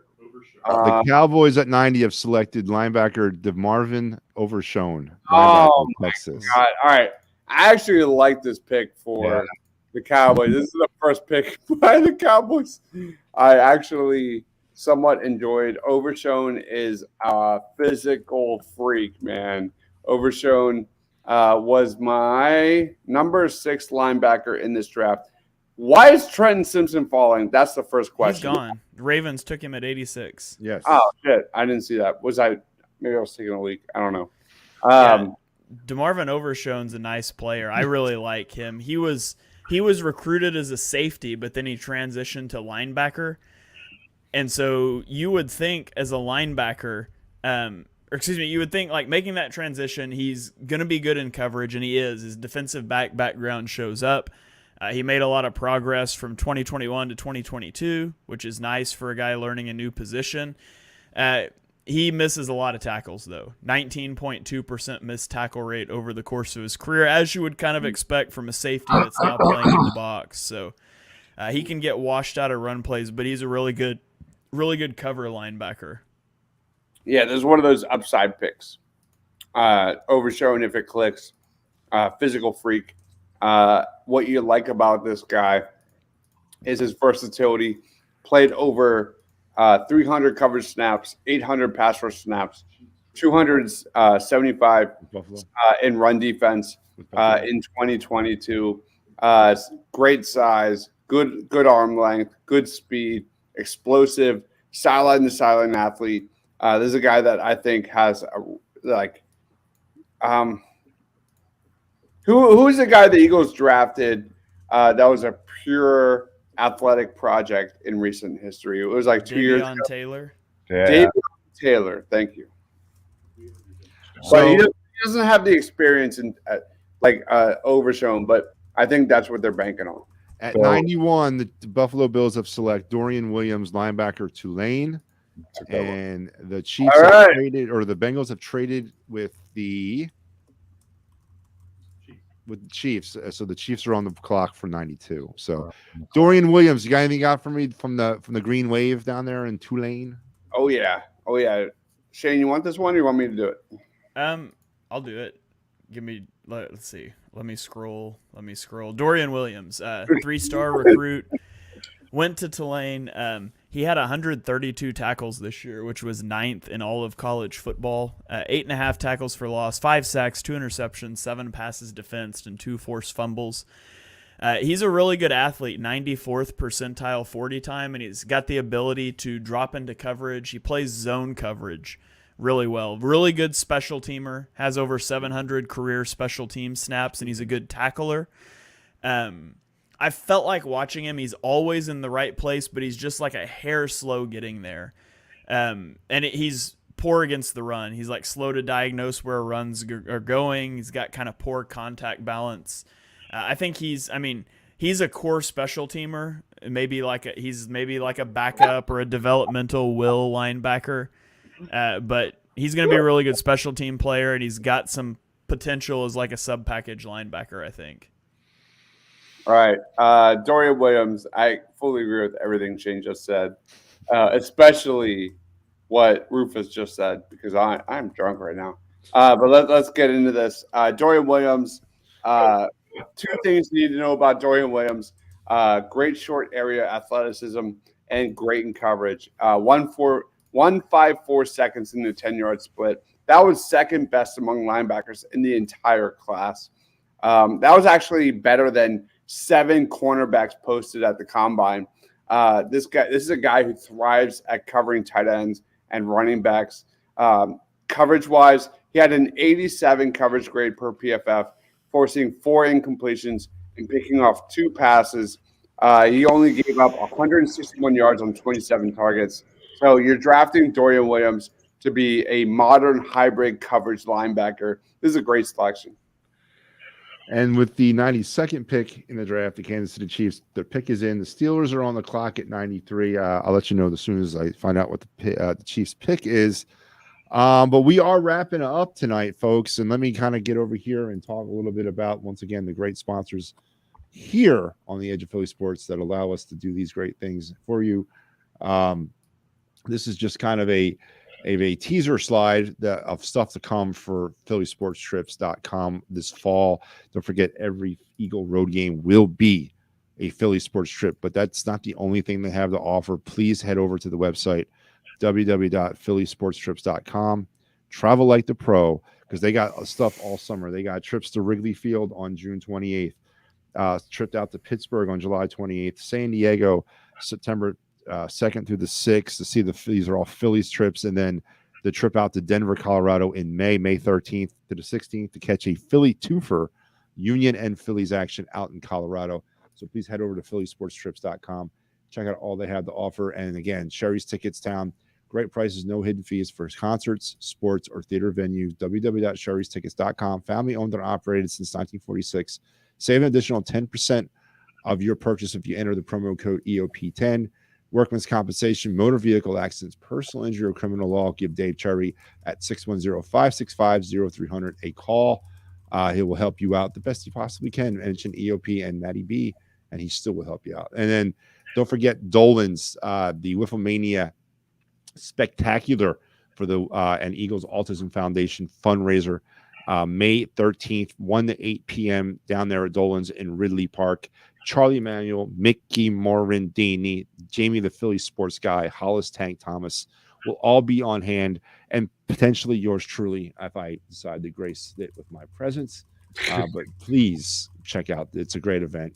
And here's the lineup of the rest of the week. We're back to our programming as usual tomorrow as we are wrapping up our draft coverage, but we will put everything on a bow come Sunday afternoon. So it's been a blast, boys. At 92, the Chiefs have selected Wayna Morris, offensive tackle, Oklahoma. And the Steelers are on the clock at 93. Guys, as we're wrapping up, I'm going to get your thoughts individually on the draft thus far, everything from the Eagles and then the overall outlook of the NFL. And what I mean by that is using the Eagles as the mold here. Has the NFC or the NFL gotten closer to the Eagles? Has the NFC gotten closer to the Eagles? Have the Eagles gotten closer to the Super Bowl? All those types of things. I'll start with Ryan. Ryan, thus far throughout this draft, have the Eagles gotten closer to capturing a Super Bowl championship? Yeah, I mean, listen, the NFC is obviously kind of weak, and while when I was away, I know you guys had asked whether or not they're better than when they left the field on the Super Bowl. They're definitely not, but that's really not going to factor quite a bit in the NFC. There's really not too many other teams that kind of scare me. Obviously San Fran's a talented team, and I'm sure I could name a couple others, but after yesterday, after tonight, outside of maybe a small handful of teams, the NFC is still kind of super wide open for the Eagles to control, honestly. So yeah, I'm feeling pretty good. I'm not gonna lie. Shane, has the NFC drawn closer to the Eagles after tonight, after this draft thus far? I don't think so. The team that I thought could have made big strides was the Lions. They were really coming on strong last year, and we don't have to relitigate all the Lions draft, but they've missed massive opportunities, I thought. The two NFC teams whose drafts stick out to me so far, and doing this pick by pick, you lose a little bit of the feel of who has drafted what where, but I really like what the Giants did in this draft, and I'm sure there's other teams too that as I go back to do like team recaps, I'll start to notice some of these, but pick by pick, it's hard to put it all together. But the Giants taking Deonte Banks in the first round, I thought was a great pick, great fit for their scheme. John Michael Schmitz in the second round, Jalen Hyatt in the third round. Like, I think the Giants have pushed all the right buttons so far in the draft, and I thought Seattle did a really good job with their picks as well. I don't endorse necessarily them taking Zach Charbonnet. He's a good player though. And Kenneth Walker dealt with some injuries last year. So if Geno Smith's going to be your quarterback and you're going to be a play action, run heavy sort of team, it makes sense to have two of those guys. And at least it was a late second round pick, but Devon Witherspoon, Jackson Smith and Jigba, Derek Hall, I think the Seahawks did a really good job. Now, I don't necessarily consider either of those teams a huge threat to the Eagles in the NFC this year. Maybe the Seahawks. The Seahawks could be a pretty good football team this year if they can iron some things out defensively. But I guess I'd say the Seahawks probably made the most strides towards catching the Eagles over the last 2 days. And Dives, my last question for you. What is going on? And I mean this in all the best possible way that I can mean it. I don't mean it disrespectfully to the Dallas Cowboys. But what is going on in Big D? I mean, who's driving the train? Well, we know who's driving the train, but where are they driving the train to? Off a cliff. You look at Mozzie Smith, you look at Luke Schoonmaker, you look at DeMarvion Overshown. What are they doing? I mean, these are all projects, all three. Round 1, round 2, round 3. Mozzie Smith is a run stopper, but he's not going to give you anything in pass rush. You look at the next guy, Luke Schoonmaker. That was one of the biggest reaches. You're talking back-to-back picks of the biggest reaches in the entire draft. I actually liked DeMarvion Overshown. I would like him on the Eagles, but let's get real. He's a huge project at the next level. I don't know what they're doing. I have no idea. That's arguably the worst draft in the entire out of any team in this draft. But when it comes to the Eagles, I'm really happy with what I saw. And I don't want to be biased. I really don't. That's my least favorite thing to do. But Jalen Carter, even Sidney Brown, I feel like the Eagles did their homework while 90% of the rest of the NFL draft did not. And I'm just very, very confused. Nolan Smith at pick number 30. Jalen Carter for a 4th round pick in 2024. The Eagles got real talent that can impact from the jump. The only thing I can't really comment is Tyler Steen. But outside of that, I mean, this is the premier team in the NFC East by far. The Steelers at 93 have selected Darnell Washington, tight end from Georgia. I like that pick a lot. That's a good fit. Yeah. All right. Let's go back around the room again one more time because I want to know your draft grade for the Eagles, A through F and Y. Start with half. Even though we're only 3 rounds in, let's give me your 3 rounds Eagle draft grade and why. For the Eagles, it's an A+. I mean, they walked away with arguably the best player in the draft, and then in the second, at 30 overall, they got I'm totally blanking. Nolan Smith. I keep wanting to say Darnell Washington. They got Nolan Smith, who's a guy I would have been okay with in a slight trade back. So whatever they do the rest of the draft, it's an A+. And man, Darnell Washington to Pittsburgh, by the way, he was the number 26 guy on my big board going off the board this late. I'm going to have to start rooting for the Steelers. It's an AFC team. I can do that, right? I can have an AFC team because last year I loved George Pickens and the Steelers got him. This year I love Darnell Washington. Nobody was bigger Darnell Washington guy than I was. And so 2 years in a row I have loved an offensive player that the Steelers went and got. I love that for Pittsburgh. There's his spider chart. Shane, could you explain Darnell Washington's spider chart to us? He's fucking athletic. It's just like a shaded in circle. Listen, Darnell Washington, 6'7", 264 pounds. He's only 21 years old. He ran a 4.08 second shuttle time, which was the 3rd best at the combine among all players, not just tight ends.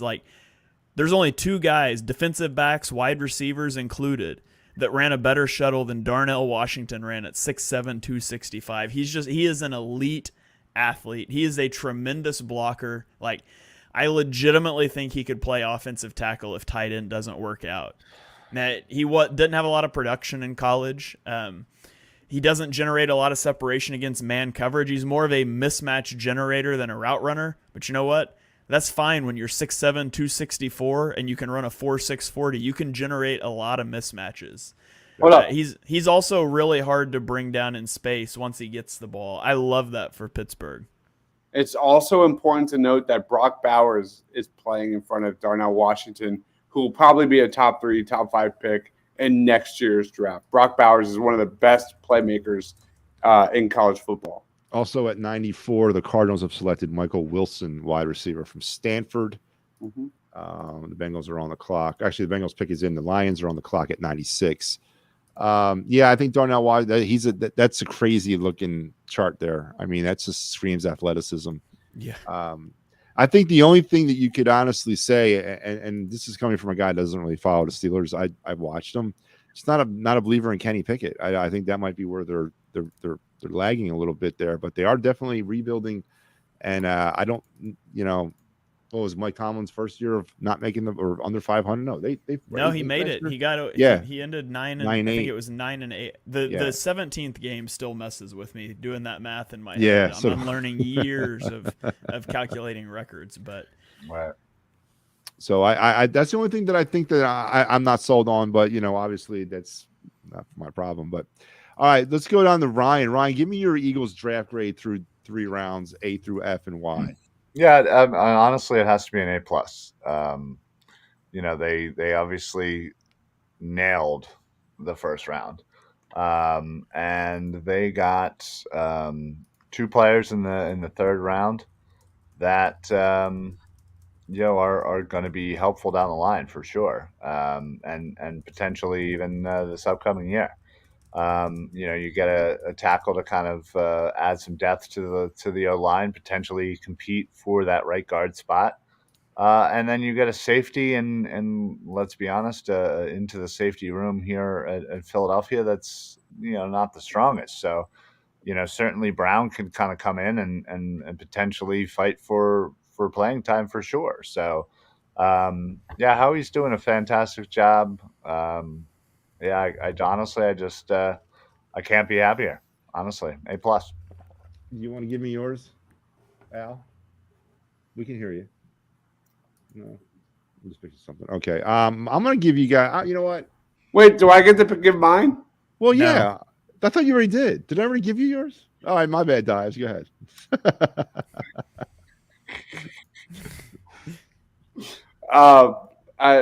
The Eagles managed to get my number 1 player, my number 16 player, and my number 48 player in this draft. And that's not like I didn't give those numbers to Howie Roseman, and I'm not saying that I'm like good at this at all. I just give my opinions, and I'm just overly ecstatic. The only thing I can't grade on, I'm an NA when it comes to Tyler Steen. I don't really know much about the Alabama offensive tackle guard. So from what I know, the Eagles did a terrific job reading the board, mostly letting the board fall to them. Yeah, that's what's mind blowing, is that like Sidney Brown, and I'm a big Sidney Brown guy. A lot of people aren't. I think I was the only guy among our group that had him so high as a safety prospect, I think. And I think this guy is going to be a very, very good player moving forward. So it's a solid A. At 95, the Bengals have selected Jordan Battle, safety from Alabama. Makes sense. Good. That was one of Mark's guys. Yeah. And Detroit Lions pick is in. The Commanders are on the clock at 97. And I am going to give my grade. I don't know. I guess I'll go along with everybody else, but I'm not just. I mean, listen. I like the sexiness of the Jalen Carter and the Smith picks, because obviously, we're going with the pro programs, and we're going with the proven NFL talent, or the proven potential NFL talent. I am concerned with the off the field stuff with Jalen Carter. I'm not gonna lie to you and say that I'm not. I am concerned with the elitist attitude that he had or the entitlement that he allegedly has had in the locker room. I am concerned about that. I am concerned about his conditioning and his attitude. But that's the draft. It's a crapshoot for everybody. Everyone's taking chances on everybody here. I think at the end of the day, it's the best decision to make when you had those opportunities for those players that fell to you. And I like the fact that we did not mortgage the future up to this point. That he has a whole bunch of picks now for next year. Well, we're still looking at 10, 11 picks for next year. Probably won't hold on to them all. They'll probably all be maybe traded, or some will be traded between now and then. But I'm liking the draft capital that we have going into 2024. Right off the bat, it seems to be a stronger draft next year. So we're keeping that in close to the vest. And I like the fact that we took both first round selections. I really do. Everybody had that 30th pick traded. And I like the fact that we stuck at 30 and we took it. Yeah. I definitely like that. So I'm going to go with an A as well. I got to give Howie credit when the credit is due, and he's done well right up to this point. So I'm going to give him an A as well. The only thing I'll add, and I completely agree. Like Jalen Carter's off the field concerns are real. The only thing I'll add to that is the Eagles organization as a whole. Nick Sirianni's emotional intelligence, ability to connect with players. Brandon Graham, Fletcher Cox, Hassan Reddick, like Jalen Carter reportedly like wanting to play for the Eagles. Like there's definitely reasons to be, optimistic that it's going to go well.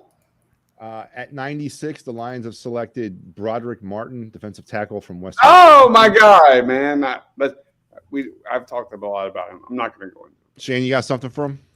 No, not really. No.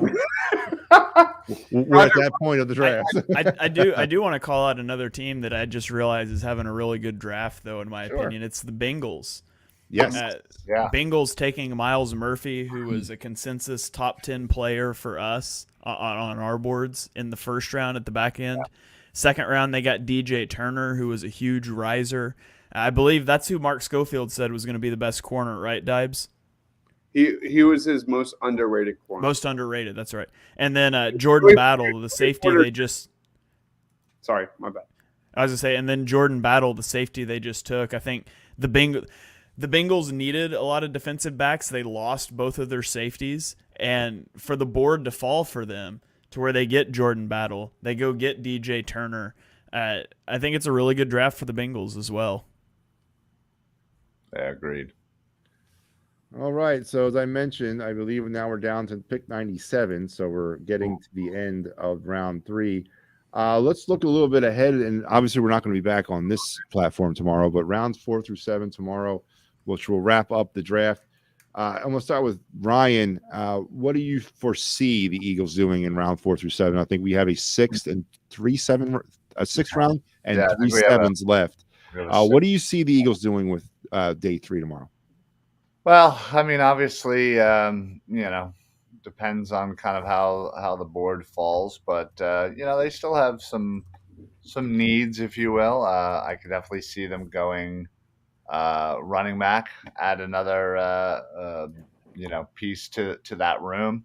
Linebacker, I'm kind of confused that they haven't necessarily addressed that yet. Because outside of Nakobe Dean, I'm a little scared of, and even with him, there's a lot of uncertainty. There's not much behind him. I could certainly see, a wide receiver. Obviously, we've talked about it. Tight end, we've talked about. I think maybe they focus a little bit more on the offensive side of the ball with some of these picks coming up. But, again, I think Howie, as we've seen, he's letting just the board kind of come to him and not forcing it and not, doing, anything that, seems a little bit normal Howie. He's learning, and honestly, I think he's been having a pretty good couple of drafts here. So, just let the board come to Howie. And I think they go maybe lean a little more offense than defense with the upcoming picks. With the 97th pick, the Commanders have selected Ricky Stromberg, center. Arkansas. He's good, man. People love him. He's got a really weird following. People comment on Ricky Stromberg on my videos all the time. It's weird. He's got a bunch of burner accounts, is what you're telling me. Isn't Luke Whippler still available? Who?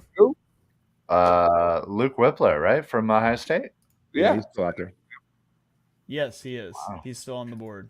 So Shane, what do you see the Eagles doing the rest of the way with this draft? You think pretty much just going to kind of let the board kind of, I mean, whatever comes to them, they go. But do you see them being more aggressive? Do you see them just kind of laying back, making any kind of big splashes? What do you think?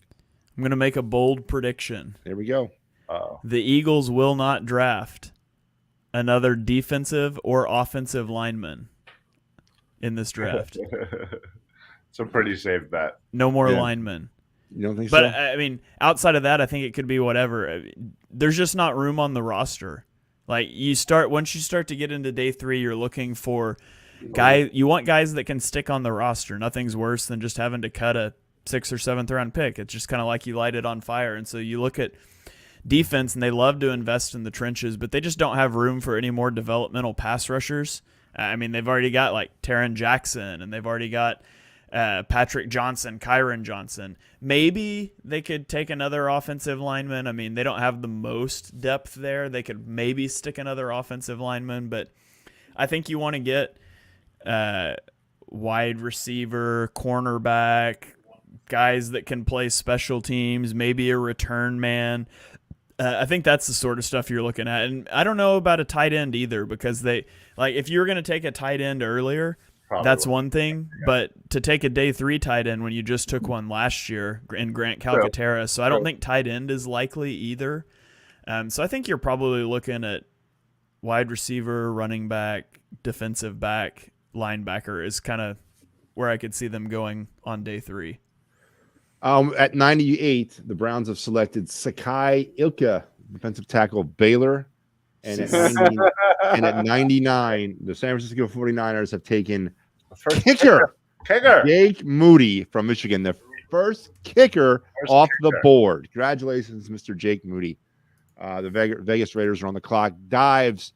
There we go. What do you think the Eagles are going to do for the rest of this 2023 draft? All right, let's get nerdy here. Ready? All right. Day 3, I'm looking at tight end Josh Wiley and Payne Durham, 2 high risers of the drafts. Josh Wiley, 6'6", was in the Senior Bowl, the tight end player of the week.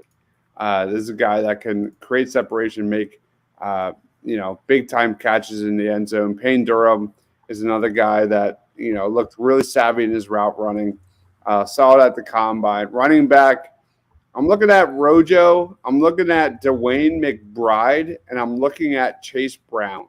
Those 3 guys, I think, would be really good for the Philadelphia Eagles. Physical runners, guys that can really move the chains.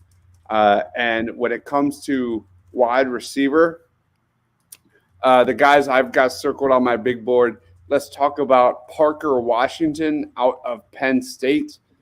This guy is a great route runner, slot receiver, 5'10", very good frame, a guy that's really good after the catch, has made amazing catches during his time at Penn State when you watch on tape. I projected him as a day 3 guy, and he's kind of a low ceiling, high floor wide receiver, but he's very, very good. Puka Nacua out of BYU is another guy that I think could be a really intriguing prospect for the Eagles. He's got really good versatility. He's played the X, he's played the Z, he's played the F. He's not a burner, but he's a guy that can make good catches. He's a deep ball tracker. I've had a day 2 grade on him, and he's still there. And the guy that I want the Eagles to draft the most, maybe the Jeremy Bloom of the Eagles draft. Jeremy Bloom. Oh, my God. Here we go. Ready, guys? A.T. Perry, Rufus. I like that. I had both of these guys on the same tier. The guy I'm talking about is out of Princeton. His name is Andre Iosivas. Andre Iosivas out of Princeton. Good size, 6'3", 200 pounds, big time speed, elite burner, really good blocker, great off the line of scrimmage. Nobody knows about Andre Iosivas out of Princeton. So keep that guy's name in your brains, because I've covered him. He's one of my day 3 sleepers that I did in my draft headlining that video. So that's someone to look out for. So the Raiders pick is in at 100. The 49ers are on the clock at 101, and then the Vikings will wrap things up at 102. But before I say goodbye, and we're going to stick around until the final pick of the third round does come through. The last question was the doozy. I've been waiting to ask it all night from my draft experts that I'm looking at right now. Let's fast forward to 2024 next draft. Who is the number one overall pick and what team is selecting him? I'm going to start with Dives. Caleb Williams, Brock Bowers, or Marvin Williams. You're talking about three of the bet. All three of those guys would go above anybody in this draft, period. No question. And who is selecting them? No, that I have no idea. I'm not intact like Shane is with the NFL. I watch the Eagles, and then I don't watch the NFL. All right, Shane, who's next year's first overall draft pick and who selects them? Just Dives, did you just say Brock Bowers could go number one overall? A tight end? That would never happen. All right, so let me say Caleb Williams. Yeah. I'll say the offensive tackle from Penn State. What the hell was his name? He should have won the draft this year. He would have been the number one tackle. Oh man, why'd you put me on the spot? Come on, man. He would have been the number one tackle in this year's draft. He's that good. I just can't think of his name. But Marvin Harrison Jr. is got Fashanu. Yeah, Fashanu. He's legit. And then Marvin Harrison Jr. could arguably be the best wide receiver in college football history. Shane, give me the next year's first round pick and who selects them. Yeah, it's gonna be. I think it'll be Caleb Williams. I'm gonna say, a lot of the teams I think are gonna really stink. Or they already took a quarterback. I'm gonna say the Tampa Bay Buccaneers are gonna pick one overall, and they're gonna take Caleb Williams. Okay, and Ryan, what you got? Wait, I would take Caleb Williams over Bryce Young immediately, no hesitation. Yeah, Ryan, what you got? Yeah, I think I agree. I think Caleb Williams, Tampa, is a very likely scenario. Obviously, Houston, Arizona, they're gonna suck, but they're good at quarterback. Colts are gonna suck too. The Rams are going to be pushing for that number one over, which they don't even have, which is pathetic. Certainly could, but they don't have a pick. They don't have it. So I'm thinking the most likely scenario is probably Tampa, Caleb Williams. Yeah. At 100, the Raiders have selected Trey Tucker, wide receiver, Cincinnati. The pick for 101 in San Francisco is in, and then 102, Minnesota is on the clock. Gentlemen, let's start with Dives. Where can the people out there find you? And I just want to thank you guys. I had a great experience. It was fun killing the last 4.5 hours with you guys. I had a blast. And you guys, this is the second night for most of you, for all of you actually, and that's a lot. So Dives, where can the people find you and to continue to read your stuff, especially on the NFL draft? You can find me right there, literally like probably about 20 feet that direction, under the covers with my eyes closed, with the fan on and my sound machine on, and sleeping for the next 24 hours. I'll probably wake up and rinse and repeat and do the same thing. And yeah, it was a blast. Thank you so much for hosting, Matty B. You did a great job. Thank you. All right. Crushed it. Absolutely crushed it. The bar was raised high with Freddie. Yes. I'm not gonna say you beat him, but I'm not. I can't beat him, but at least I can contain him, right? I mean, I was in the same world, in the same universe. Yeah. Cameron Latu, Alabama went to the 49ers at 101. Half, where can people find you out there? Yeah, you can find me on Twitter at ShaneHalfNFL. I've also got a YouTube channel at the same handle, although I haven't put a lot of content on it lately. I mostly put all 22 stuff on there, and so there's no all 22 right now. But my podcasts also go there. You can search Chalk Talk wherever you get your podcasts. It's my NFL-focused podcast. It goes out on YouTube and stuff, too, if you want to watch the video, but You can come check that out. It's been all draft content. I'll have a couple of draft recap episodes where I grade every team's draft and stuff, and then we'll get into that grind of the creative things you do to make it through an off season, like drafting the best team under 25, or what teams would get or what players would be protected if there was an expansion team, and just ridiculous stuff like that to talk about players and have fun with it until we get back into the regular season grind. So you can check that out. Chalk Talk. I'm on Twitter at ShaneHalfNFL. And Ryan, where can we find you out there? We're Philly Sports Alliance. You can find us on Facebook, Twitter at Philly Sports PSA. Just putting out some shows throughout the week. Obviously, Facebook's probably the best spot. You just make sure you put on your notifications. All of our shows come through there. All of the EOP shows come through there. So it's a great spot to constantly get content coming to your phones. And yeah, just and then can't forget the birds of the round table. Yeah, with these two gentlemen up here every week, breaking whatever down, having fun, doing fun little games and contests and spinning wheels and voting on stuff. So yeah, we have a great time on that show as well. So always appreciate the love, support from the Philly fans, and just keep liking, following, and sharing. And with the 102nd pick overall in the third round, or in the 2022 draft, the Vikings select Mekhi Blackman's cornerback, USC. And with that pick, gentlemen, that will wrap up the third round of the draft. I want you guys to stay on because Al wants to come on and say a few words, but I want to sign off here in a second. You can find me here on the Edge of Philly Sports. I host a show called Talking Philly Sports. Matty B. I also host the Fights Final, the only Phillies postgame show you need to look for. And as well, during the hockey season, I host the Clear the Ice, the Flyers postgame show. So I'm all over EOP and other things as well. So it's been a great honor to work with you guys tonight. I had a blast. 4 hours and 40 minutes of my life that I'll never get back. And I want to turn it over to Al now. So you guys take care. Thank you for just giving me everything you had tonight. Thanks a lot. Thanks, Matty. Appreciate it. Great job hosting, buddy. Yeah, wow. 4 hours and 40 minutes. Been a long 2 days, man. Long. All right, guys. I'm not going to keep you any longer, but I want to thank you guys, not just for tonight, not just for last night, but for the last 2 months, maybe, or longer, whatever it's been. But you guys have killed it.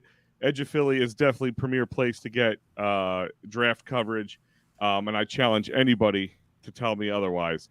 But no, Dives, Shane, you guys have killed it with the videos, with the every week. I just have to say it. I know I say it a lot, but I feel like I have to say it out loud for everybody to hear. Guys at the top, Ryan, thank you for joining us. The Philly Sports Alliance, working here with EOP. We'll be talking more, me and him, off the air at one point about getting things more up and coming in here. But a lot of great things coming to EOP. I got a lot of things in the works here. Can't wait. But I'm going to let you guys get going. I want to thank our amazing sponsors at PhillySportsTrips.com, Sherry'sTickets.com, DolansBar.com, and, of course, CherryInjuryLaw.com. But I say I can't do it without them, but that's not always the truth. I can't do it without you guys either. But other than that, I'm going to let everybody get going. Any parting words, boys? Go Birds. Oh, Yeah, go Birds. With the 53rd pick in the 2020 NFL Draft,